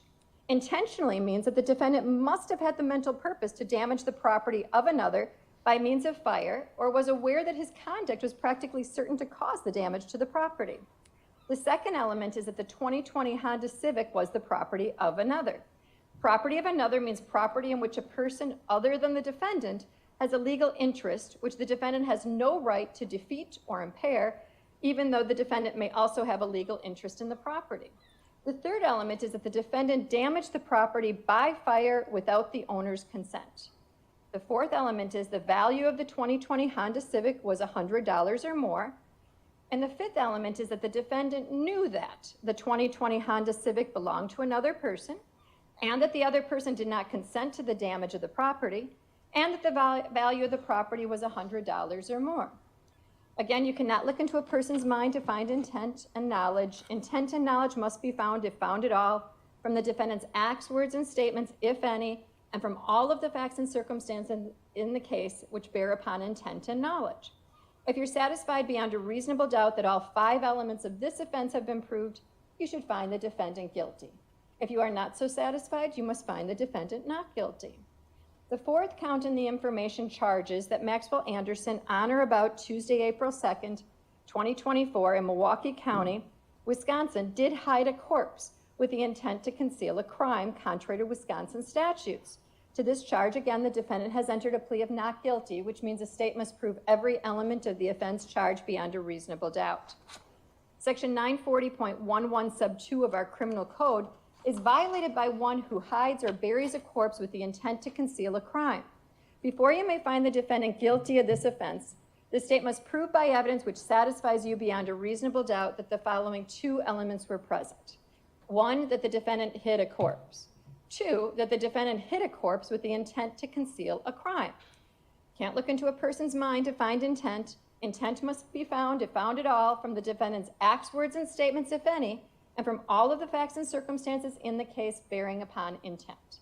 If you're satisfied beyond a reasonable doubt that both elements of this offense have been proved, you should find the defendant guilty. If you're not so satisfied, you must find the defendant not guilty. Now, evidence is, first, the sworn testimony of witnesses, both on direct and cross-examination, regardless of who calls a witness. Second, the exhibits the court receives, whether or not they go to the jury room. Third, any facts to which the lawyers have agreed or stipulated, or which I've directed you to find. Anything you have seen or heard outside of this courtroom is not evidence. You are to decide this case solely on the evidence offered and received at trial. Disregard entirely any question that I did not allow to be answered. Do not guess at what a witness's answer might have been. If a question itself suggested certain information might be true, ignore the suggestion and do not even consider it as evidence. Attorneys for each side have the right and the duty to object to what they consider are improper questions asked of witnesses and to the admission of other evidence which they believe is not properly admissible. You should not draw any conclusion from the fact that an objection was made. By allowing testimony or other evidence to be received over the objection of counsel, I am not indicating any opinion about the evidence.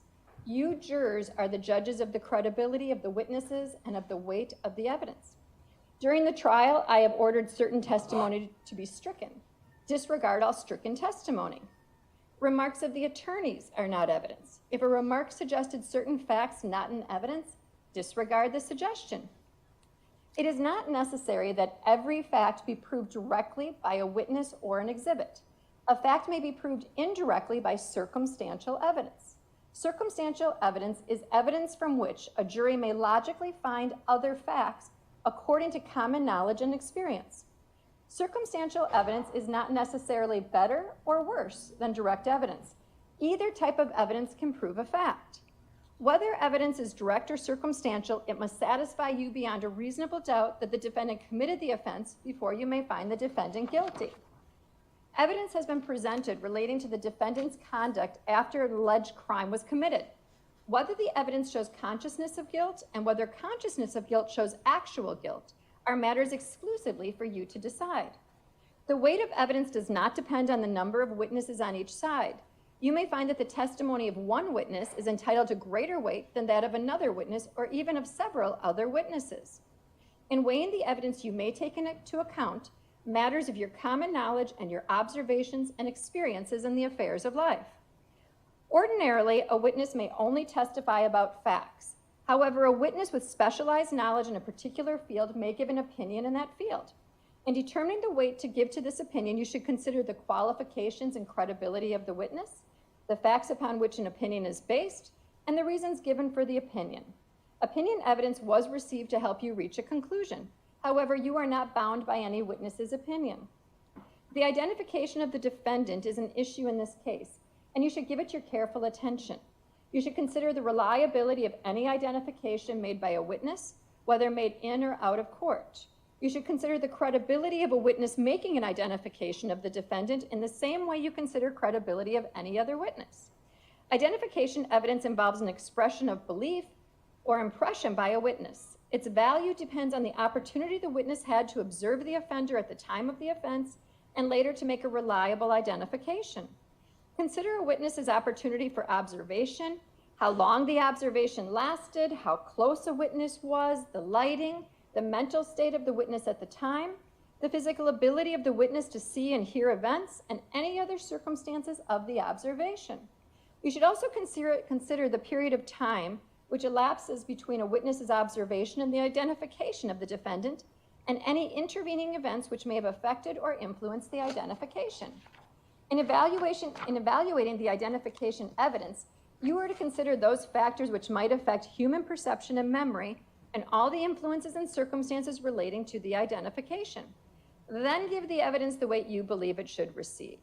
If you find that the crime alleged was committed, before you may find the defendant guilty, you must be satisfied beyond a reasonable doubt that the defendant is the person who committed the crime. Ordinarily, a witness may testify only about facts. However, in this case, Detective Casey Donahue was allowed to give an opinion as to what he heard on a video-audio recording. In determining the weight you give to this opinion, you should consider the witness's opportunity to observe what happened and the extent to which the opinion is based on that observation. Opinion evidence was received to help you reach a conclusion. However, you are not bound by the opinion of any witness. During the trial, a witness was told to assume certain facts and then was asked for an opinion based upon that assumption. This is called a hypothetical question. The opinion does not establish the truth of the facts upon which it is based. Consider the opinion only if you believe the assumed facts upon which it was based have been proved. If you find that the facts stated in the hypothetical question have not been proved, then the opinion based on those facts should not be given any weight. A defendant in a criminal case has the absolute constitutional right not to testify.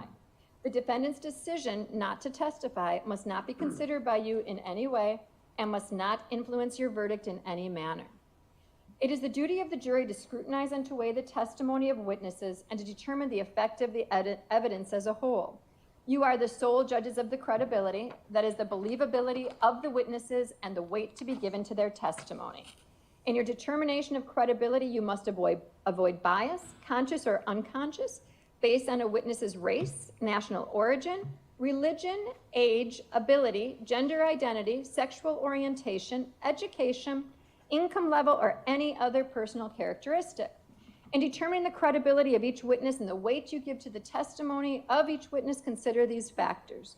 Whether the witness has an interest or lack of interest in the result of the trial, the witness's conduct, appearance, and demeanor on the witness stand, the clearness or the lack of clearness of the witness's recollection, the opportunity the witness had for observing and for knowing the matters the witness testified about, the reasonableness of the witness's testimony, the apparent intelligence of the witness, bias or prejudice, if any has been shown, possible motives for falsifying testimony, and all other facts and circumstances during the trial which tend either to support or to discredit the testimony. Then give to the testimony of each witness the weight you believe it should receive. There is no magic way for you to evaluate the testimony. Instead, you should use your common sense and experience. In everyday life, you determine for yourselves the reliability of things people say to you, and you should do the same thing here. In reaching your verdict, examine the evidence with care and caution. Act with judgment, reason, and prudence. Defendants are not required to prove their innocence. The law presumes every person charged with the commission of an offense to be innocent. This presumption requires a finding of not guilty, unless in your deliberations you find it is overcome by evidence that satisfies you beyond a reasonable doubt that the defendant is guilty. The burden of establishing every fact necessary to constitute guilt is upon the state. Before you can return a verdict of guilty, the evidence must satisfy you beyond a reasonable doubt that the defendant is guilty. If you can reconcile the evidence upon any reasonable hypothesis consistent with the defendant's innocence, you must do so and return a verdict of not guilty. The term reasonable doubt means a doubt based upon reason and common sense. It is a doubt for which a reason can be given, arising from a fair and rational consideration of the evidence or lack of evidence. It means such a doubt as would cause a person of ordinary prudence to pause or hesitate when called upon to act in the most important affairs in life. A reasonable doubt is not a doubt which is based on mere guesswork or speculation. A doubt which arises merely from sympathy or from fear to return a verdict of guilt is not a reasonable doubt. A reasonable doubt is not a doubt such as may be used to escape the responsibility of a decision. While it is your duty to give the defendant the benefit of every reasonable doubt, you are not to search for doubt. You are to search for the truth. Consider carefully the closing arguments of the attorneys, but their arguments and conclusions and opinions are not evidence.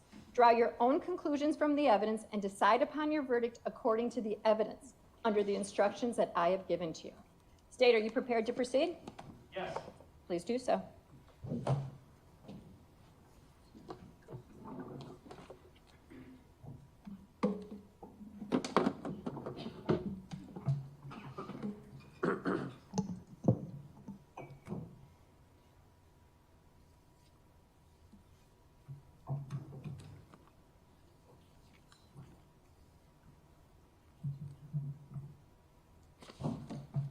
Ladies and gentlemen, at the beginning of this trial, I told you that I was going to ask you to do two things then. I'm asking you to do the same two things now, and it's use your common sense and search for the truth.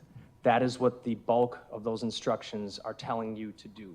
You have heard all of the evidence in this case. You have heard from dozens of witnesses. You have seen hundreds of images, watched stacks of videos. You are fully equipped to determine what the facts are, what it is that happened on April 1st and April 2nd. All of that information has rendered you capable of rendering fair and rational verdicts. And the judge has instructed you on the law, and shortly, probably not today, but when you come back tomorrow, it's going to be your time to let your voice heard after hearing everything that you have heard. On the night of April 1st, 2024, into April 2nd, 2024, Sade Robinson was murdered. She was taken to Warnemont Park, cut into pieces, dispersed mostly into Lake Michigan, her car taken to the north side of Milwaukee, and burned behind an abandoned building at 30th and Lisbon. And the evidence in this case has shown you beyond a reasonable doubt that the individual responsible for those intentional acts is Maxwell Anderson. This is my opportunity to summarize the evidence for you, and I'm going to do it in kind of essentially the form of a timeline on the TV screen here. So we'll start out with Sade's day. And Sade Robinson, she was a 19-year-old young woman just coming into adulthood. She was anything and everything that any 19-year-old would want to be. She worked a job. She worked two jobs. She went to MATC. She was supporting herself. She had her small Lower East Side apartment, modest, and most of all, she was loved and respected by her contact with 33-year-old Maxwell Anderson. At 9 a.m., April 1st, Sade left her apartment at 1858 North Commerce Street. She is wearing the last clothes she would ever wear, that white cable knit top, the black puffy coat, the ripped jeans, and the white shoes. And she went to work at Pizza Shuttle. She arrived at Pizza Shuttle over there on North Farwell Avenue on the Lower East Side around 9:15 a.m., and she worked her shift, just like any other day of her life.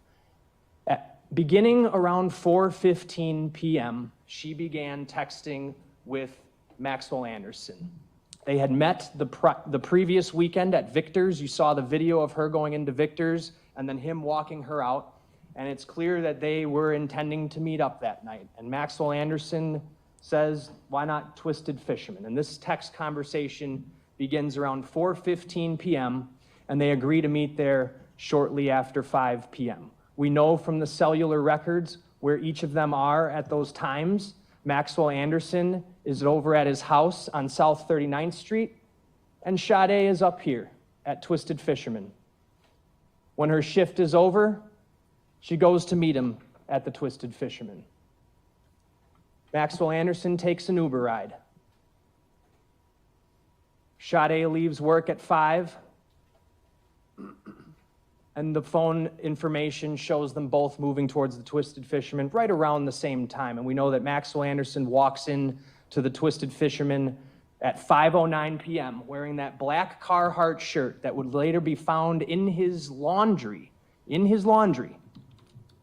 the red plaid jacket that police found inside Maxwell Anderson's house that you know has Sade Robinson's DNA on it and Maxwell Anderson's DNA on it. 5:11, 2 minutes after he gets there, he sits down at the bar, he sends a text to Sade, just got to Twisted. Sade arrives around 5:20. We know that from about 5:20 p.m.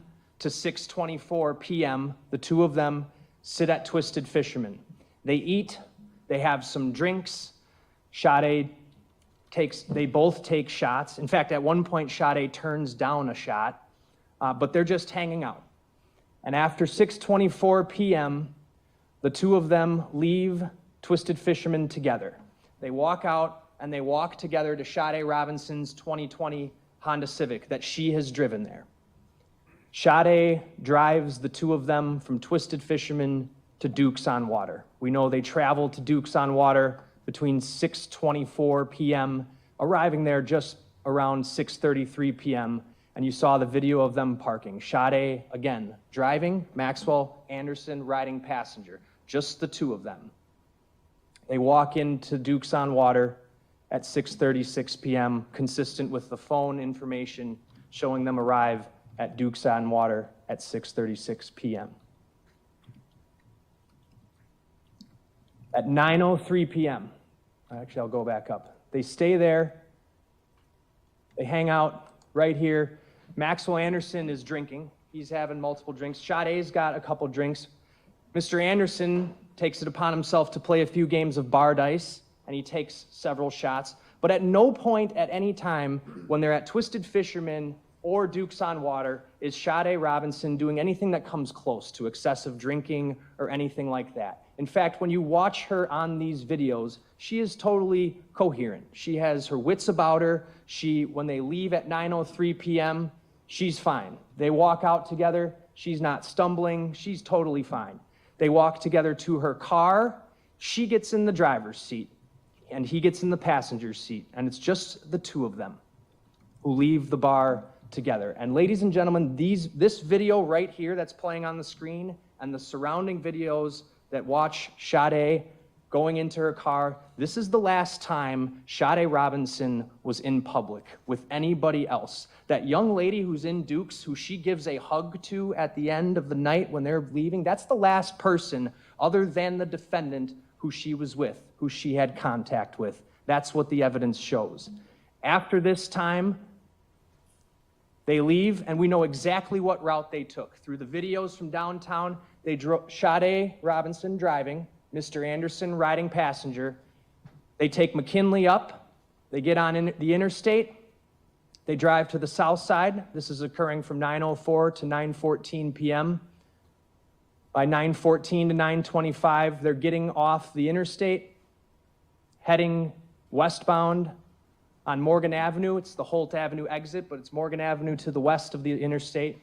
And they go and they arrive at his residence just around 9:20 to 9:25 p.m. That's what the phone records confirm. And that is what the videos, here's one of them from around Sade's residence, show as well. You had the videos of them pulling into the alley. All of this confirming, by the way, that Sade Robinson's phone is essentially wherever her car is that night. right? It's at Pizza Shuttle when she's working, it's at Twisted Fisherman when she's there, and it goes back to her with Maxwell Anderson after they leave Duke's. And they don't stop anywhere. Remember that. When they leave Duke's, they don't stop anywhere. It's a continuous trip on that Life 360 app from Duke's to Mr. Anderson's home, and they arrive there at 9:20 p.m. And we know that after 9:20 p.m., 9:23, this is that really small video that shows them coming into his backyard at 9:24 p.m. She has parked her car in the alley, just the two of them, and they come inside at 9:24. And by 9:25 p.m., they are upstairs. That motion light is on. And you heard from the detective who watched this video for hundreds of hours. You saw a lot of the clips from here overnight, some of them pretty cumbersome, but what did that establish that happened? It established that they were both there in Maxwell Anderson's apartment. And there is constant movement coming from that upstairs front window, starting at 9:25 p.m. when they're up there and going essentially on and off all the way up until 12:45 a.m., at which time all movement at that house, in that front window, and in that backyard by that back gate stops. What else happens in that time? You see movement beginning at 11:24 p.m. in the side yard. Here's the slide that shows their phones remaining there, corroborating what the video shows of her car arriving there as well. At 11:25 p.m., we see that movement in the side yard beginning. Then there's movement again after 11:25 p.m. on and off in that above front room. 12:05 to 12:08 a.m., what do we know is happening? We know that Maxwell Anderson is on his phone, traversing his photo gallery, where he has, by 12:05, already acquired pictures, already taken pictures of Sade Robinson incapacitated on his couch. She is face down. Her face is buried in his couch cushion. He has her breast exposed, and he is grabbing her right breast, the breast that would later be cut off of her body, and pulling her pants down. And you know from the search warrant of the house, this right here is that brown ottoman, this right here is the red couch. Between the movement in that front window and these photographs, you know that Sade Robinson became incapacitated while she was in that front room of Maxwell Anderson's house, laying on his couch, face down. She is out of it there. Out of it. He is grabbing her because he knows he can, because she's not going to do anything about it. She has no power. You can see that in those photos. Her face down in the cushions. 12:44 a.m., this is the last movement in that side yard. And if you recall, I made it a point to ask about the two blinking lights from her car, the Honda Civic. You saw it in the video from when they left Duke's on Water, and you see it in this video from across the street. It's faint, but it's there. This is the time, ladies and gentlemen, where Maxwell Anderson is removing Sade's body from his house, taking her to the car. It's now time to get rid of her, and he's got to do it in her car. He needs the car away from his home. He needs to get rid of anything that's going to tie her back to his home. He needs that car gone. He needs her gone. 12:47 a.m. is when we see the car leaving the house, going southbound, exiting onto Euclid, and from there you saw an exhausting amount of videos showing the car driving away from his house, northbound to the north side of Milwaukee. That was 12:49, 12:51 going northbound on 35th Street, passing Badger Ham, 12:53 a.m. northbound, passing 35th and Greenfield, and eventually we get the exact route that is taken when we get the phone records. He drove northbound on 35th, he went to the downtown area, and he ultimately exited the interstate just prior to 1 o'clock a.m. Remember, this timestamp was off by about 2 minutes and I thought it was 2 minutes, 40 seconds or so that the detective said. That is her car. We know it's her car because this camera happens to have a license plate reader. And that license plate reader is putting her on that exit ramp downtown at the exact same time that her phone, her Life 360 and Verizon records show that that car would be exiting at that same time. What can you conclude from that? You can conclude that her phone is in that car. She's in that car. Someone's driving that car. It's Maxwell Anderson.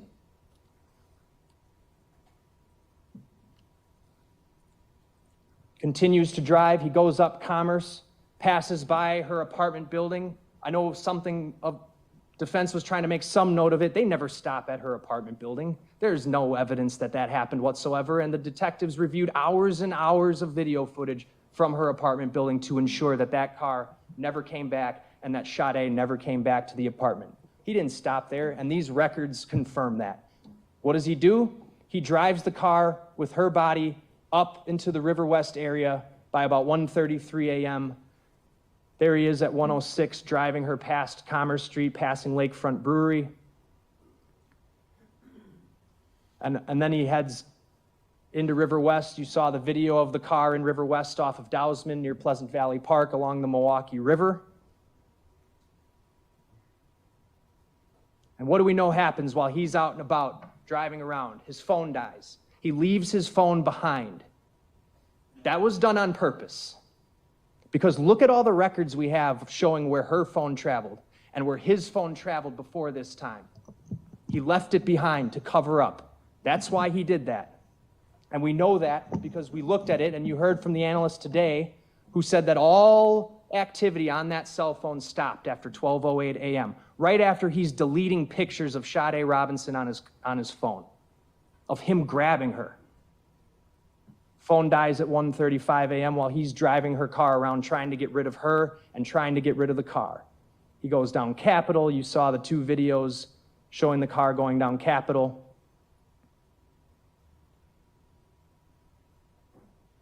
He doubles back towards the interstate. And by 2:20 to 2:25, he's back on the interstate heading back towards downtown. He eventually goes down through downtown on Interstate 94, ends up heading sort of west over to Greenfield, and then he comes back. And where do we know that he's heading at this time? He's heading to Warnemont Park.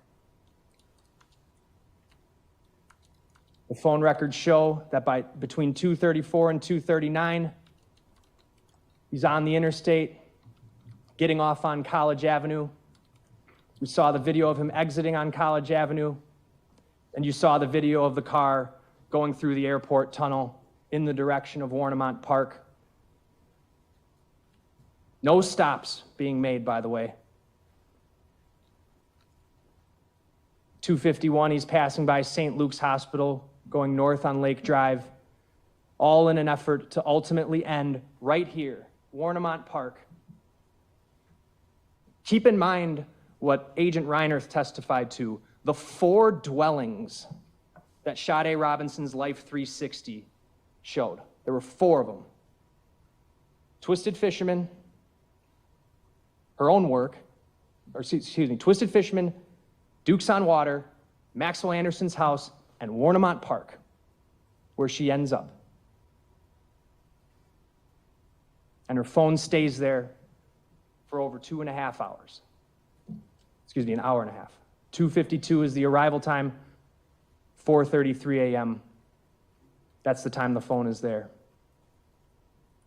We know at 2:52, her car is passing by the water department. And by 2:53 a.m., this was one of the first videos we saw, there's the Honda Civic going down Pulaski Avenue, going down the service road and ramming the gate to get down that service road, that steep road that you saw a photo of today when Khloe Wright was testifying. Why ram the gate? He knows how to get down there without ramming the gate. You saw a photo of the place, the way that they would walk down. You ram the gate because there is a body in the car that you have to get rid of, that you can't carry. He rams the gate. We know it's using her car because the crime lab fitted the broken pieces of Honda back to her vehicle. No question about whose car was used to ram that gate. It was Sade Robinson's Honda Civic.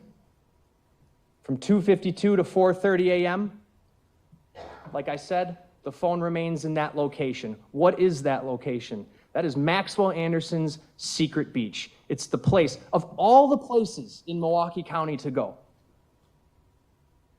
of all the places to go, Sade's body ends up at his secret beach.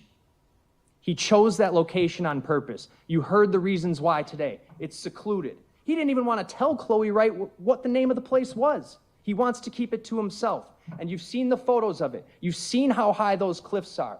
This is the middle of the night on a Monday into a Tuesday in a rainy early April evening. No one's going to catch him in the act. It's pitch black down there. It's the perfect place in his mind to take her to accomplish this, because he knew he had work to do. He needed to cut her up and get rid of her.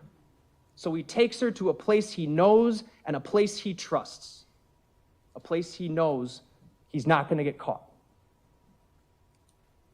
You saw the videos of the person who we now know as Maxwell Anderson ascending and descending the bluffs on the north side of the pump house, the side where her leg would later be found on April 2nd, going up the exact paths that Khloe Wright told you they would take to go down there and hang out. The exact paths. This is the time, ladies and gentlemen, where he is cutting up her body. She is dead. Now it's time for him to get rid of her. So that's where he goes. He takes her to his place. You saw in the video when he's coming up the bluff at 4:26 a.m., he's down there for over an hour and a half. And in that time, you heard gruesomely all that was done to Sade. All the cutting, the blunt force trauma to her bones, all of it done to get rid of her, to make her disappear. That's what he wanted to do. That's what he tried to do. And he did it in this time frame, from about 3 a.m. when he got there to 4:30 when he left. Now it is time for him to get rid of her car. So what does he do? 4:34, he drives her car out of Warnemont Park. We know he heads northbound on Lake Drive. We know that because Sade's phone is still in his car. Here's the record showing the direction of travel. From the site where the leg is found, her body is dispersed, headed northbound on Lake Drive, westbound on Howard Avenue here until the phone goes off the network. There's the video of him going by. And there's the last clip before it gets to the north side. And by 4:50 a.m., it is at 27th and Wells, where you can see the driver is a white person. You can see that in this video, and you can see how fogged up it is, and you can see how there's something covering the back window. He then drives north, circles the area of 32nd and Vliet, tries to go down this dead end near 34th and McKinley, but activates a ring light, so he decides, I got to go to a different place than this. There's no reason for him to drive down that street. Circles around until about 5:20 a.m. when he goes off camera and reappears at 6:50. And it is at this point, ladies and gentlemen, that he is in the 31st and Galena playground. This is the area where her leg is found, her left leg. That gap shows that during that time period, he went into that playground to dispose of her leg. By 7:30 a.m.,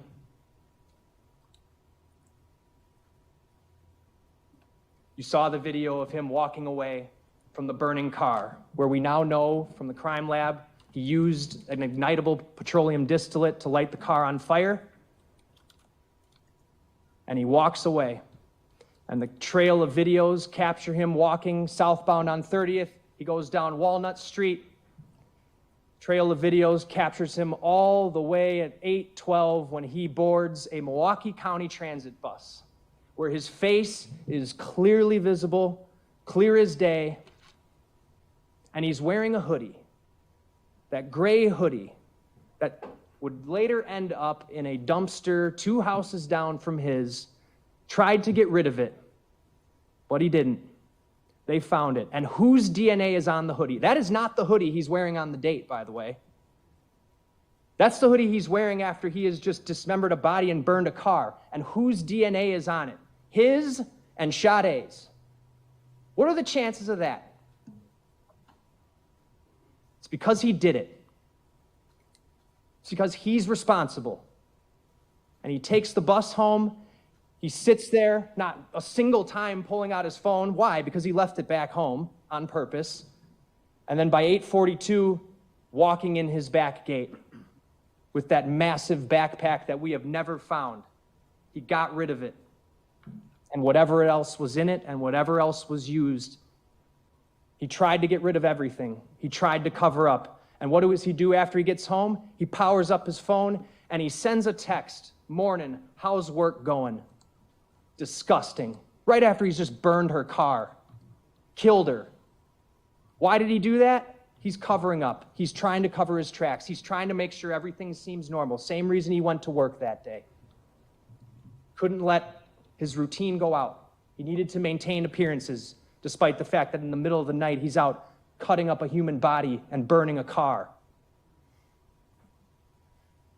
And by 5:29, Sade's leg is found on April 2nd.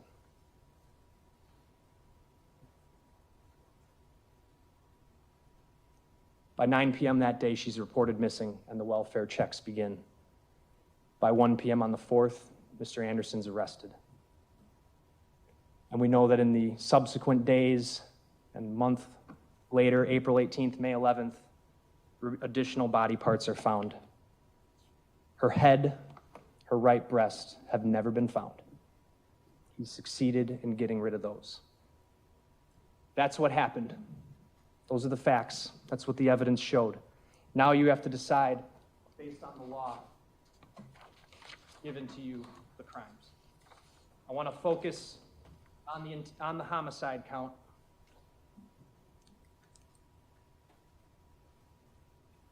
There's 4 charges. Numbers 2, 3, and 4 are pretty self-explanatory, and you have them in writing. Mutilating a corpse, hiding a corpse. Counts 2 and 4 are essentially the same elements. Count 3, the arson, pretty self-explanatory. But now you're given this first-degree intentional as well as first-degree reckless homicide. First-degree intentional homicide has 2 elements that I have to prove. I have to prove that the defendant caused the death of Sade Robinson and acted with the intent to kill. While the law requires that he acted with the intent to kill, it does not require that that intent exists for any given period of time. In fact, it says it may be formed at any time before the act, including the instant before the act. And you're also instructed that intent should not be confused with motive. While proof of intent is necessary, proof of motive is not. Motive being the reason why someone did something. That's not what we have to prove. We have to prove intent. And only if you don't all agree that he is guilty of first-degree intentional homicide, which I'm confident you will, do you even look at first-degree reckless homicide. The defendant caused the death of Sade Robinson, caused the death by criminally reckless conduct under circumstances that showed utter disregard for human life. Did he show any regard for life at all? No. So how do we know this was intentional? Everything you heard shows this was intentional. Consider all the things he intentionally did and the reasonable inferences from those actions. At 9:25 p.m., when Sade drives him and herself to his house, just the 2 of them, they went inside, and we know from before that she is coherent. She is not drinking excessively. She's in control of herself. But by 12:05, she is completely incapacitated, face down on his couch. And Anderson is grabbing her exposed right breast with no reaction from her whatsoever. He's pulling her pants down, taking photos while doing these things. This shows she was completely incapacitated, if not deceased, by that time. Consider all the acts to this point. He has her at his house, on his furniture, completely deprived of any strength or power over herself. He's then taking pictures and then intentionally takes her car and her and drives her away because he's now got to get her out of there, and he has to separate himself from her and her car. He drives with seemingly minimal direction, leaves his phone behind, brings with him a huge bag, some kind of a tool to cut up the body, takes her to a place he knows well. All done in the middle of the night. He takes her to Warnemont Park, cuts her body up, drives away, goes to the north side, goes to the 31st and Galena playground, discards her leg. He intentionally picks an abandoned building to leave her car behind, something that he has no connection to. Intentionally stuffs her clothing that she is wearing that night. The underpants literally pulled off of her body, still in the jeans when they're found partially burned in her trunk. Stuffs her clothes in her trunk. Uses a petroleum distillate to light the car on fire. All of that stuff was done on purpose. He then heads home, powers up his phone, and texts her. Everything about this is intentional. If it was unintentional, if it was anything else, you don't cut her up and do everything you can to get rid of her. If it was an accident, you get her some help.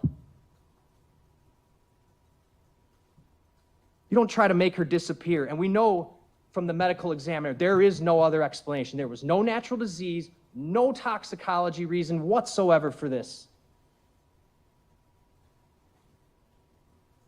If it was unintentional, he wouldn't have had the wherewithal to do everything he did so quickly. Think about it. In just hours, she went from literally driving a car to being incapacitated and him somehow being able to pull off getting her to Warnemont Park and cutting her up. He's only able to do that if he knew what he was doing, knew how he wanted to do it. This only happens with the intent to kill. Consider what Dr. Karsten today and the medical examiner talked about, the amount of work done to break her bones and cut up her limbs and cut off her head. The efforts to cover this up were extraordinary and they were horrific. Consider the cutting off of her breast, her right breast. That's not something you do unless you have a desire to do it. It doesn't facilitate getting rid of the body. It takes additional time. He did it because he wanted to do it. All the stab wounds near her breast and on her torso. That was done out of a sick desire to do harm to her. That's the only reason that is done. Cutting off the breast, dismembering limbs, beheading her. Those acts, simply put, ladies and gentlemen, are the acts of a killer.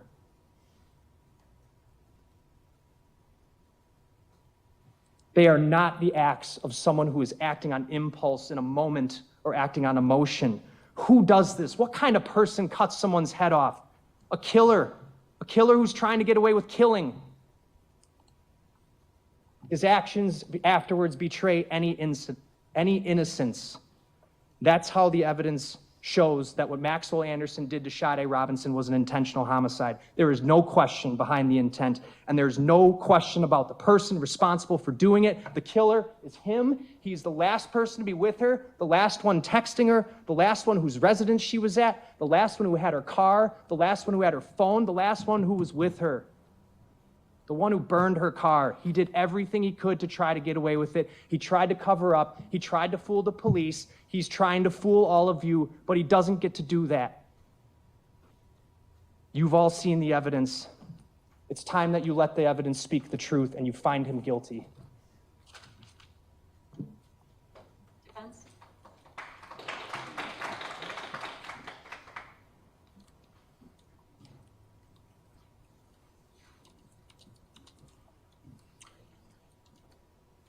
I'm going to take that down then, or just close it. Good afternoon, everyone. Wanted to start by telling you what the purpose of closing argument is. It's, of course, my chance to speak to you. This is my last chance to speak to you as jurors. I don't get a rebuttal. The state does, so they still have an opportunity to come up here and speak to you again. This is the only opportunity that I have, and so I just wanted you to be aware of that. When I got up here in opening, it feels like ages ago now, it was 2 weeks ago when I stood up here and talked to all of you, and you've listened to a lot of testimony. I asked you to keep an open mind and to study the evidence closely. And I'm going to make the same request of you here today, tomorrow, when you deliberate, to study the evidence closely. You've been given a mountain of materials, and the judge has read a lot of instructions to you, and I want to talk a little bit about those instructions, because as you hear Judge Crivello reading the instructions, it sort of goes on, but you're going to be given copies of those to take back with you to study closely and examine. And I ask that you look at those closely and pay careful attention to everything you heard in this case. The most important principle in the criminal justice system is the idea that a person can only be convicted if the district attorney's office has proven a case beyond a reasonable doubt. That principle has been with us for hundreds of years since the country was founded. The reason why that principle is so important is because it's crucial that when somebody is charged with the most serious of crimes, that we have absolute proof beyond a reasonable doubt by the district attorney's office, that when they decide to bring such serious charges against a person, that you are convinced beyond any reasonable doubt that in fact Mr. Anderson committed each one of these crimes. When Judge Crivello spoke to you, she talked about what reasonable doubt means. Reasonable doubt means a doubt based upon reason and common sense. It is a doubt for which a reason can be given, arising from a fair and rational consideration of the evidence or lack of evidence. So you can look at evidence as well as lack of evidence. It means such a doubt that would cause a person of ordinary prudence, meaning any of us, to pause or hesitate when called upon to act in the most important affairs of life. And of course, this is the most important affairs of life, because you are deciding Mr. Anderson's guilt on, or whether he's not guilty on each of the counts. Another important instruction the judge had read is that each verdict, each count in this case, requires a separate analysis. And when I listened to the state's closing, I heard a lot about what their theory is with respect to intentional acts that they believe were committed after Sade passed away. I heard a lot about intentional acts that that Mr. Vance Krizan talked about in opening and again here in closing. But I want to emphasize that when you go back to the jury room and you evaluate the evidence, you are required to evaluate each count separately. And what the judge told you, what Judge Crivello said when she read the instructions a little bit ago, is that your verdict for the crime charged in one count must not affect your verdict on any other count. Why is that important? It's important because this is a highly emotional case, obviously. We all know that. We all know that it's that type of case. And we'll just call a spade a spade. I mean, we have a victim's family sitting right here. We just heard them applause when the state finished their argument. I don't criticize them at all, what they're going through. It's not at all what I'm here to do. I can't even imagine it. Can't imagine it. But here's how the system works. We get 12 jurors together. We have 15 of you here, and you've been amazing jurors, all of you, here on time, ready to go, listen to everything. And what we try to do when we're representing somebody and representing Mr. Anderson is we try to pay attention to what's happening in court, but also all of you, because your decision is what really matters. It's not what Mr. Vance Krizan says. It's not what I say. It's really what all of you say once you go back in that jury room and carefully consider the evidence or lack of evidence. And it's important to evaluate each one of these counts separately. And the judge told you, as hard as that can be in cases like this, to try to check your emotions at the door. I know it's hard. I don't think any of us envy any of aspect of what our jobs are. We all have a job to do. The most important job is yours, and it's to check your emotion at the door, put aside passion, put aside prejudice, and look at the case from the evidence. That's all I ask you to do. And on each count, render a separate verdict unanimously. All of you agree. And there's a number of things I could say to you. The idea here is that each side is given 45 minutes. I don't know if I need 45 minutes when you've sat here and heard everything the same way I've heard everything and the same way the state has heard everything. We try to look at the jurors to see some people are taking lots of notes, some people are taking less notes. And at the end of the day, really it's just what you remember and what you ask to see. That's what counts. And you can ask to see anything. You can make a request when you go back there of the judge to view videos again, if that's something that you'd like to do, or look at DNA reports or look at photographs, you can make those requests, and I would encourage you to do so. And so I'm going to touch on some of the points that I think are important. You may agree with me, disagree with me, but this is my chance to present to you what I think are the important points in Max's defense. We do have separate crimes that are charged here. Obviously, if we broke them into sort of broad categories, there's the state's theory that Max intended to kill Sade Robinson. So that seems to be the glaring charge, of course, that is here. We also have charges of dismemberment, hiding a corpse, and arson of a vehicle. I'm not going to go through each of the elements of every one of these crimes with all of you, because that will go back with you to the jury room, and you can read those and decide. But we start with the fact that everything the state showed you in this case was that Max had met Sade. You saw the videos that were just played again in closing. The two of them met each other, and the two of them went out in public. They texted, they made arrangements to go out, and they went to places. You watched the videos, they went to places that Max is known. Places where he was interacting in a friendly way with bartenders, where people were talking to him on a first name basis, where he's shaking hands with people, where he's having normal drinks, normal behavior. They go to Twisted Fisherman, they spend time there together. There's nothing in the videos that you've seen that suggests that Max is planning to do anything like an intentional homicide. There's nothing in the text messages that even comes close to suggesting that. Because of course, intent does have to be formed at some point, as they just said, and as the judge told you, before a person passes away. Nothing about the Twisted Fisherman video shows for 1 minute an intent to kill. And the same is true with Dukes.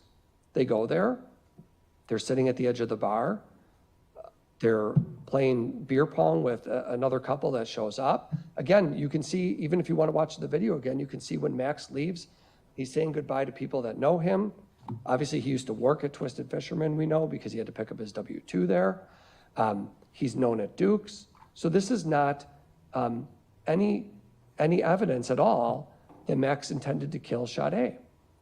And like many people do, they went out after drinking and they went back to his house. We asked you in jury selection, all of you, we asked the question of whether or not you would insist that a defendant testify. The defendant has a constitutional right not to. It's a hard principle for some people to embrace. You don't have to testify. The system doesn't require that. It's human nature. It's to want to hear sometimes, you know, like we say to our children sometimes, what did you do? What happened? Give me the side of your story. But that's how we handle things in our personal lives and not what is required here in court. And I am just going to address the elephant in the room. Max didn't testify, right? We all saw that. And maybe some of you were thinking to yourselves that you wanted to hear from him. Maybe all of you were thinking that. Certainly members of the public might have been thinking that. But he's not required to do that. The judge told you that. He's not required to give any explanation or prove his innocence. System does not ever require a defendant to prove their innocence. It requires the state to prove that he intentionally killed her. I didn't see any evidence of intent when I sat through this trial.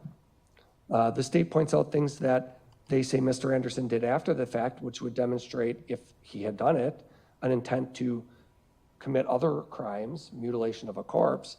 But I didn't see anything, and I listened carefully, and I know all of you did too, that shows any intent to kill. And that's how it started, and now there's a reckless homicide charge that you're supposed to consider as well, but I didn't see or hear any testimony about Mr. Anderson acting recklessly towards Sade at all. And those elements have to be proven. It has to be proven. In words, as the jury instruction said, words, actions, behavior before the event. Well, what are they pointing to? I'm asking that question. What are they pointing to? They're pointing to things afterwards that they say Mr. Anderson did, which they want you to bootstrap into a conviction on an intentional homicide. But that's not what the law says you're supposed to do. The law says you're supposed to look at each count separately. The law says that a defendant doesn't have to prove his innocence, The law says that they have to prove intent or recklessness beyond a reasonable doubt. The highest possible burden you could imagine. Not just that we think he might have done it, or last person with her could have done it, but that he intended to do it, or that he did it recklessly. And I don't know, based on this record, candidly, how she died. I don't know that any of us do. The medical examiner doesn't. Medical examiner is unable to tell us that answer. It's their job. Certainly the anthropologist we heard from doesn't know. And I talked about this with all of you in opening, that they have the burden to prove everything beyond a reasonable doubt. And if they don't, we don't have to put on any evidence. We don't have to put Max on the stand. We don't have to call witnesses to say A, B, and C. And I told you in opening, we weren't going to dispute, I forget what I said exactly, but I probably said we won't dispute 90+% of the case, because we don't. Everything Mr. Vance Curzan just showed you about the vehicle traveling to these locations, we dispute the big things, that it's Mr. Anderson intending to kill her or recklessly kill her. We dispute that he committed the other crimes, but the fact that they went on a date, the fact that they were together, the fact that they were friendly with each other, they drank, no dispute. The vehicle being shown on camera all over the place, the locations it went, no dispute. What we do dispute are a number of important points that I don't think have been proven. You never once see Max getting into this Honda Civic. Nor do you see him getting out of the Honda Civic. You don't see him get in and you don't see him get out. And there was a video that was played very early on in the trial that all of you will remember because it was day 1 or day 2, but there was a video of the Honda Civic when it is in flames, basically on Lisbon Avenue, if we all remember that. And there's 2 women on the street who are on tape pointing in that direction. And you can obviously see that Max is in that area. I told you in opening, sometimes people can be in the wrong place at the wrong time. I don't have to prove, I have no burden to prove why Max was in that area. That is burden shifting, is not required. They have to prove that he was the one that exited the driver's door of that car and lit it on fire. They did not call either of those women in their case. They could have chosen to call either of those 2 women on the street and put them on the stand and say, is that the guy who lit the car? Or is that the guy walking near the car? Big difference. They could have asked him any question they wanted. Of course, we would have been able to ask questions too, but they could have put, her name is Laura Dyer, you heard that through other witnesses. They could have put Laura Dyer on the stand and asked her, who were you pointing to? What were you seeing? What did you observe in the minutes leading up to that? Who got out of the car? What side did they get out of, ma'am? What side did they get out of? If they got out of the car, how did they light the car on fire? They could have asked all of those questions and answered all of those questions for you. And we know for sure that she was shown a photo array because I asked one of the detectives about the photo array procedure. We know for sure it was shown, and they didn't introduce it. I'm not here to hide a thing. Study it all. Study every piece of evidence that they gave you in this case. But they didn't call Laura Dyer, who I would argue would be the one witness you would call in your case if you wanted to prove that Max lit that car on fire, instead of being near it. And if we work from there forward, if we look at his behavior afterwards, Max's behavior, it's Max there, his behavior afterwards, they haven't proven what was in his backpack. But if we look at his behavior afterwards, he is not, as they just said, concealing his identity. Now, if you lit a car on fire, there's 4 ways you can go, north, south, east, or west. And I would argue that the last direction you would go is right down to Lisbon Avenue if you did that, onto a public street with cars whizzing by and buzzes everywhere and getting on a public bus. Actually, if you looked at the video, there's an alley right there. The more logical way to go is just dart up through that alley, get away, duck through houses and backyards and run. Max is walking. But look at his shoes. Because their theory that they've given you in this case is that Max, prior to this, first of all, their theory is he killed her in his house without Pete Warbington hearing a thing, who's right below him. No struggle, no stabbing, no nothing, no help, nothing. But their theory is he killed her there, but then in the rainy day, pouring rain for days, muddy path down to Warnemont Beach. Their theory is that Max did all of that. Why on earth, when he is walking on Lisbon Avenue, and you can watch the videos, look at the shoes. They're pure white soles. At least the sides, even the detectives testified to that. His shoes are white.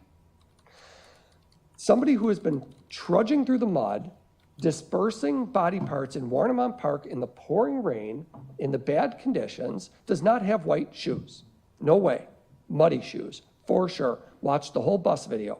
He doesn't, as they said, he doesn't pull out a phone or he sits there the whole time. Shoes are white. That is inconsistent with somebody having been at Warnemont Beach earlier and doing all of these things just a few hours earlier that they say. The sweatshirt that was located in the trash can, we had some testimony a few days about that. I don't know what to make of that. I don't know if it was planted. I don't know how that sweatshirt got in that trash can. But I know that if somebody was trying to destroy evidence, they could burn it right in the backyard. There's a burn pit right there, and they would be unlikely to ditch it right in the alley 2 houses down from them. Seems like a really unlikely thing to do. But what you didn't hear about the sweatshirt, and we know it's found on April 12th. After Max has been arrested, he was arrested on April 4th. So 8 days later, they find this sweatshirt. And how on earth is a detective, I think it was Lopez, how on earth is a detective on April 8th, he told you his job was to go down this alley to look in the trash cans. Remember, he was going to go look for clothes or evidence. If you were going down an alley to look for clothes or evidence, and he's now telling you, I remember seeing a sweatshirt in a trash can, but I just left it there. His job was to look for a sweatshirt or any clothes. I just find it really hard to believe. I think he's not being honest when he says that. I find it really hard to believe that if you found a sweatshirt in a trash can when that was your job to go the alley behind Max's home, you would grab it. And the trash came through on April 8th. Max is in jail. And there is none of Sade's blood on that sweatshirt. We were just told, again, he's wearing that sweatshirt supposedly when he dismembered a human corpse. The amount of blood and bodily fluid that would require, look at the video of him on the bus. If you can see a speck, there's no gloves on him. There are gloves at Warnemont Beach, which exclude him, but there's no blood on him at all. There's nothing on his hands. He's not wearing gloves. Max's DNA is also not on the driver's door of Sade's car, which is lit on fire, but her DNA is. So if their theory is that the DNA on the car driver's door was washed off by the fire department, why is Sade's DNA there? And his isn't. It's because he didn't close the driver's door. It was in the wrong place at the wrong time. And they swabbed everything. It was really boring. Some of the aspects of the trial were really boring for all of us because you had to sit here and watch grainy videos of what a detective thinks they see upstairs, and you have to listen to us on our end bore you, unfortunately, at times by going through all of the DNA evidence. But for crying out loud, this was the most swabbed home I've ever seen in my life. Swabbed everything. Everything. Ask for the report. None of Sade's blood is anywhere in that home. But she's been stabbed. He doesn't have any blood on him at all for a stabbing. And they don't have any weapon that they can connect to him that he ever used for this stabbing. Or however she died, they don't know. But they do know for sure the DNA excludes him. It excludes him because her blood isn't in his home. Her DNA isn't anywhere in there. There's no smell of bleach. There's no indication he cleaned up. I would argue this does not look like a cleaned up place at all. Look at the photos. And there was a hair found on a proximal bone, one of Sade's bones, the hair that was found, and they thought for sure that's going to be Max's hair. We have a hair on a bone. I guarantee that's why they tested it.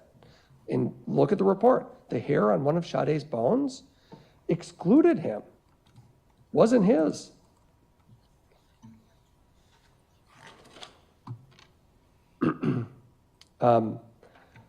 The video of the house, there's look at the pictures if you want to. It's grainy, it's poor quality. I also heard Rachel Smith said she spent 100 hours or whatever she said about the quantity of hours looking at video. The reality about the video is, again, we don't dispute that Max and Sade went back to his house. We don't dispute that they were there. Which silhouette is what or what it shows, your guess is as good as mine. I know that the FBI could look at it if they wanted to, and was never asked of them to do that. They offer a witness with no specialized training in an effort to convict Max of homicide to say, well, I saw this silhouette and that silhouette, but they didn't do any height analysis. They didn't ask the FBI to be involved, and it doesn't show anything that we don't already agree happened. They were back together. But that front window is piled full of plants and other debris and miscellaneous things in there, so it's unlikely that there's really a whole lot of interaction you can truly see. It's probably dogs run around. I don't think Max is so sophisticated of a guy. I'm representing him. We heard from Pete Warbington. I don't know that Max is the most sophisticated guy out here. He's a smart guy, but he's working 3 days a week. He's a bartender.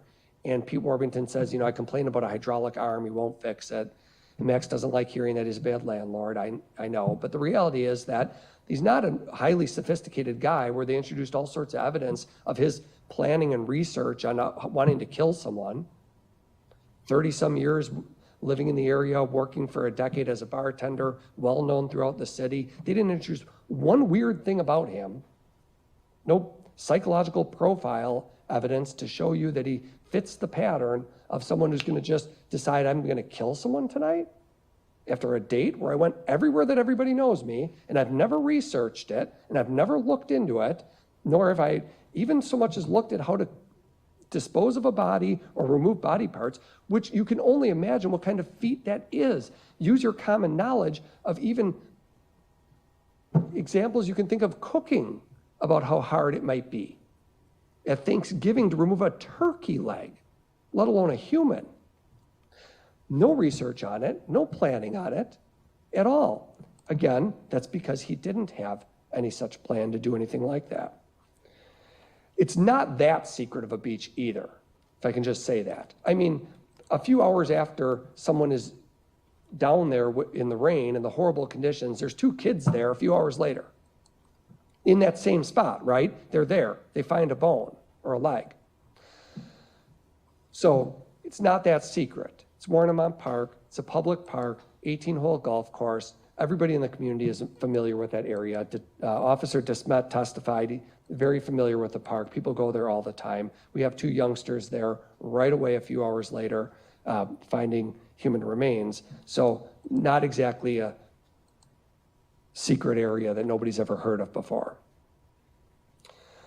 What is Max's behavior afterwards? A lot of times in our human affairs, and Judge State has told you, use your common sense. The reason they keep saying common sense, and again, I didn't tell you not to use common sense. I talked about this in opening. Go ahead and use it. Use it galore. But also, please look at the evidence. You have to do more than just base things on this expression, common sense, okay? Look at the evidence. We do know that somebody who committed a crime like this, who had done something like this, when they haven't, would be highly likely to change something about their life. He didn't do any such thing. He continued to go about his day-to-day affairs. You heard that he went to work at Dugout 54 the next morning, and his phone died, not turned off intentionally. It died during the hours that one would be asleep. And he went to Dugout 54, and he worked at Dugout 54, which was his job, the next day. No issue. You didn't hear from one person who said that suddenly his behavior was different or that he started acting strange. He continued to work, stay in the area, didn't cut his hair, didn't change his appearance, didn't have a whole pile of cash in his car with a passport to Mexico, none of that.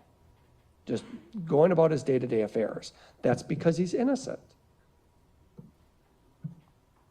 And the police are the ones who make a decision on what to collect and what not to collect. And they give you that evidence, and then you decide whether it is proof beyond a reasonable doubt. They could have asked for more footage if they wanted to see what was going on the side of Max's house in the days after, or the alley in the days after? Does he ditch a sweatshirt in a trash can?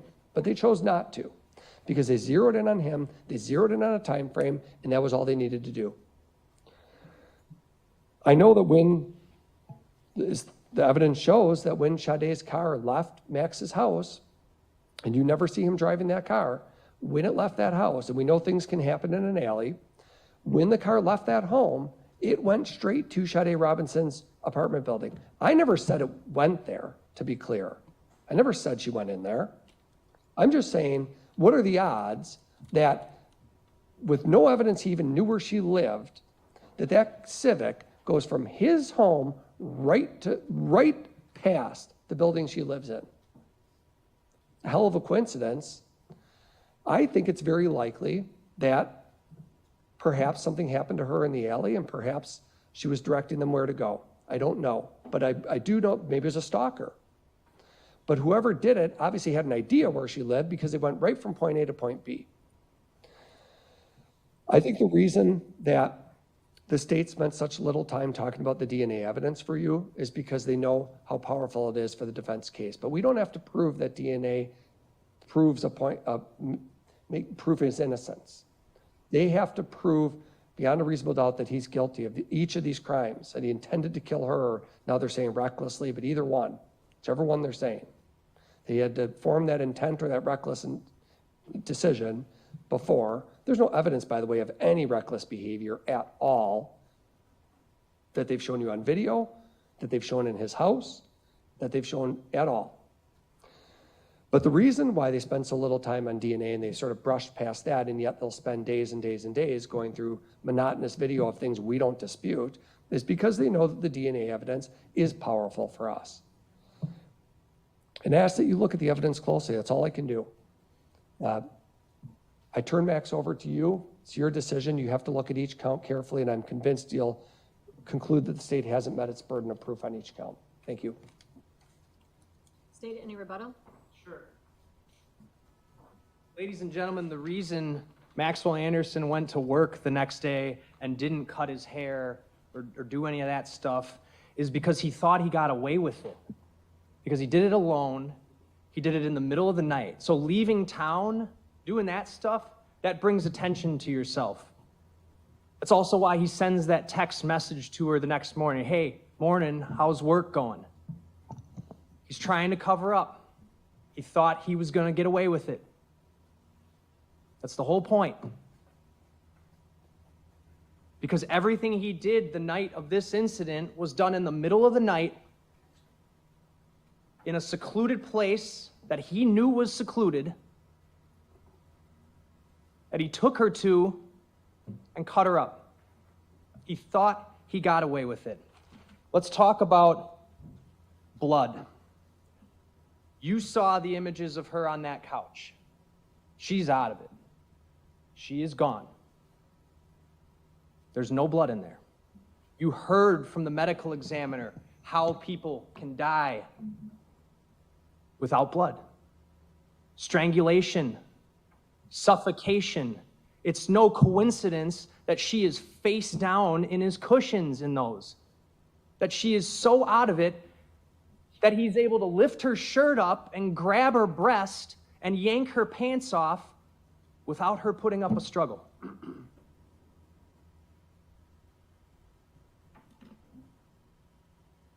We know as well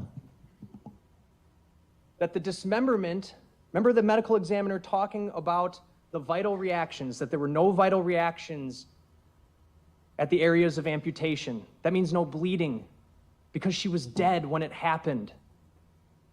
And he's doing it down at the lakefront on the shores of a lake on a rainy night.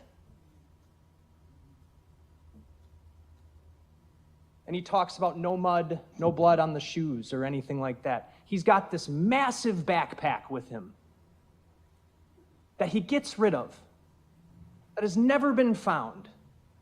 Why? If that backpack is something that's important enough for you to go out in the middle of the night with, why is it gone?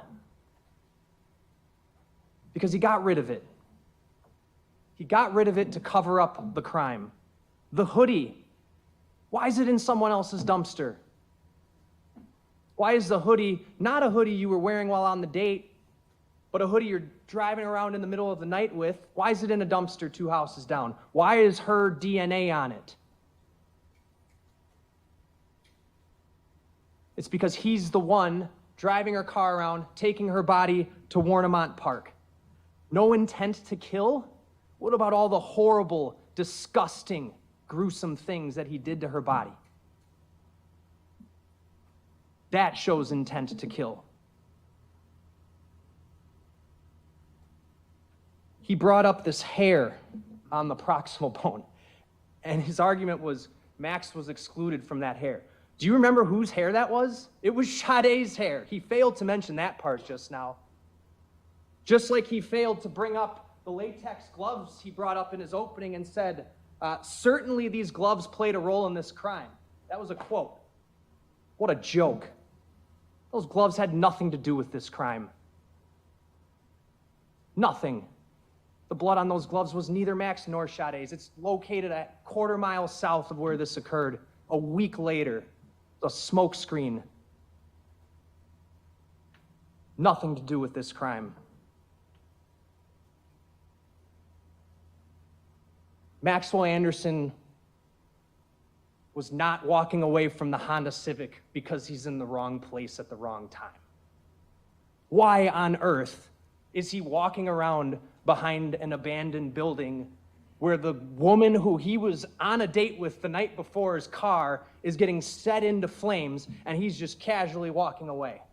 And you did hear from the woman who saw him do it. You heard her on the video. You saw her point to him and say, he did it. Call the fire department. What's that all about? It's because he's the one who lit the car on fire to cover up all of this and calmly walk away because he's trying to get away. He's trying not to draw attention to himself. Asking you to completely speculate that something happened to her in the alley. Well, let me ask you this. How does she get in the alley if she's passed out of it, incapacitated on his couch?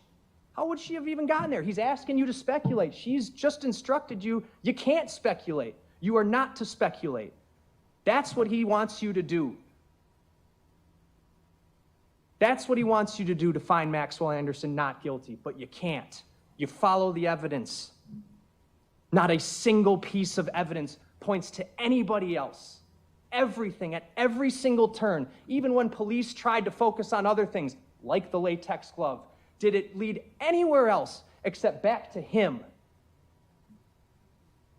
The broken pieces of car at the gate just happened to match the Honda that he's walking away from as it lights on fire. The beach where she is cut up, it's his beach. It's his place. Every single lead, every single thing the investigators did led back to Maxwell Anderson, and it is because Maxwell Anderson is the killer. He is responsible, so find him guilty.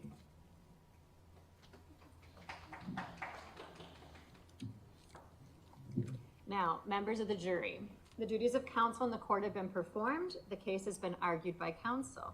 I've instructed you regarding the rules of law which should govern you in your deliberations.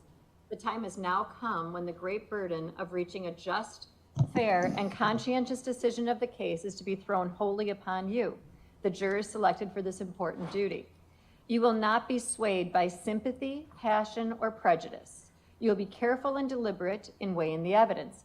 I charge you to keep your duty steadfastly in mind and as upright citizens to render a just and true verdict. You are to decide only whether the defendant is guilty or not guilty of the offenses charged. Any consequence of your verdicts are matters for me alone to decide and must not affect your deliberations. There will be 9 forms of verdict submitted to you regarding the charges against the defendant. As to count 1, there will be 3 verdicts. The first verdict reads, we, the jury, find Maxwell Anderson guilty of first-degree intentional homicide as charged in count 1. Another reading is, we, the jury, find the defendant Maxwell Anderson guilty of first-degree reckless homicide in violation of section 940.02 sub 1 of the Criminal Code of Wisconsin at the time and place charged in count 1 of the information. And a third reading, we, the jury, find the defendant Maxwell Anderson not guilty. As to count 2, there are 2 verdicts. We, the jury, find the defendant Maxwell Anderson guilty of mutilating a corpse as charged in count 2. Another reading, we, the jury, find the defendant Maxwell Anderson not guilty of mutilating a corpse as charged in count 2. As to count 3, there's 2 verdicts. We, the jury, find the defendant Maxwell Anderson guilty of arson of property other than a building as charged in count 3 of the information. Another reading, we, the jury, find the defendant Maxwell Anderson not guilty of arson of property other than a building as charged in count 3 of the information. Lastly, as to count 4, there's 2 verdicts. We, the jury, find the defendant guilty of hiding a corpse as charged in count 4, and another reading, we, the jury, find the defendant not guilty of hiding a corpse as charged in count 4. You are to bring in 1 verdict per count.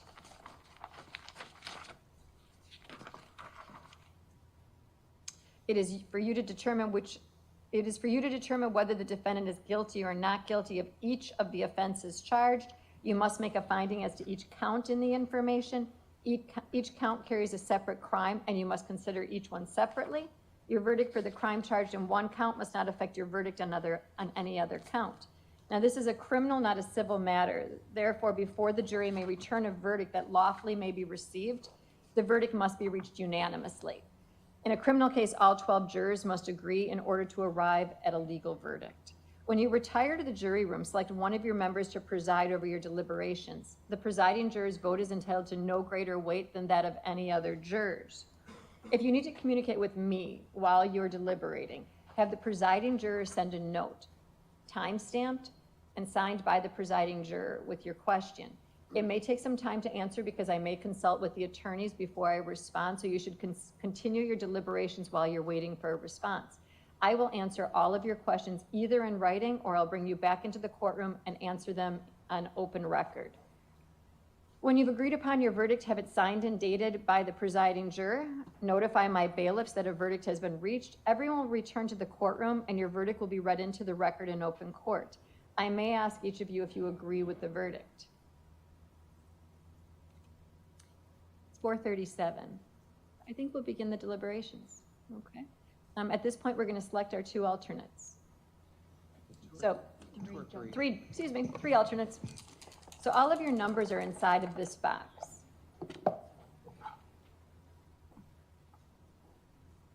Juror number?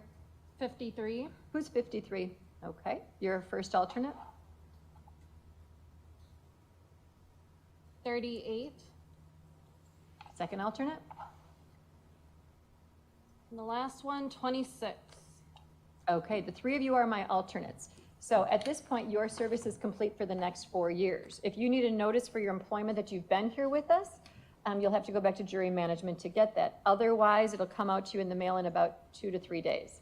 Now, you're not allowed to speak to any of the other jurors, but after you leave here, you're free to speak to anyone that you wish or to no one. It is completely up to you. If you wish to return to the courtroom and wait for the verdict, you're welcome to. If you want to call my court at a later point and find out what happened, you're welcome to as well. Or you're welcome to check CCAP. Now, do the 3 of you have anything in my jury room? Okay, I need to release the 3 of you before I release the other jurors. So thank you for your time and attention and service. I've used alternates way too often, so I appreciate you being here. You're not allowed to communicate with the other jurors at this time.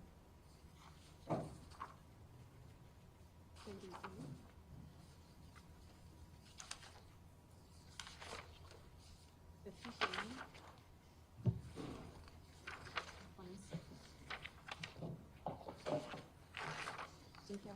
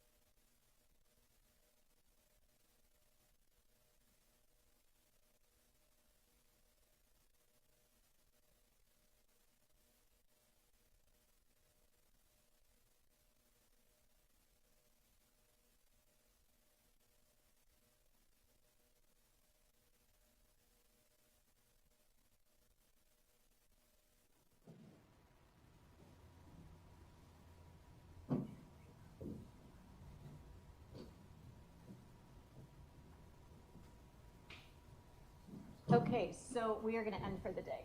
And we'll come back tomorrow morning and begin on the deliberations again. The admonitions now are even more important. They've been the entire trial. We are so close to the end. So remember tonight when you go home, do not discuss this matter with family or friends. Do not research anything. Do not read anything. Do not look at anything. Do not text, blog, post about this matter. Put it completely out of your mind till you come back tomorrow. So tomorrow morning, we're going to open up my jury room at about 8 o'clock. I'd like you all here by 8:30, okay?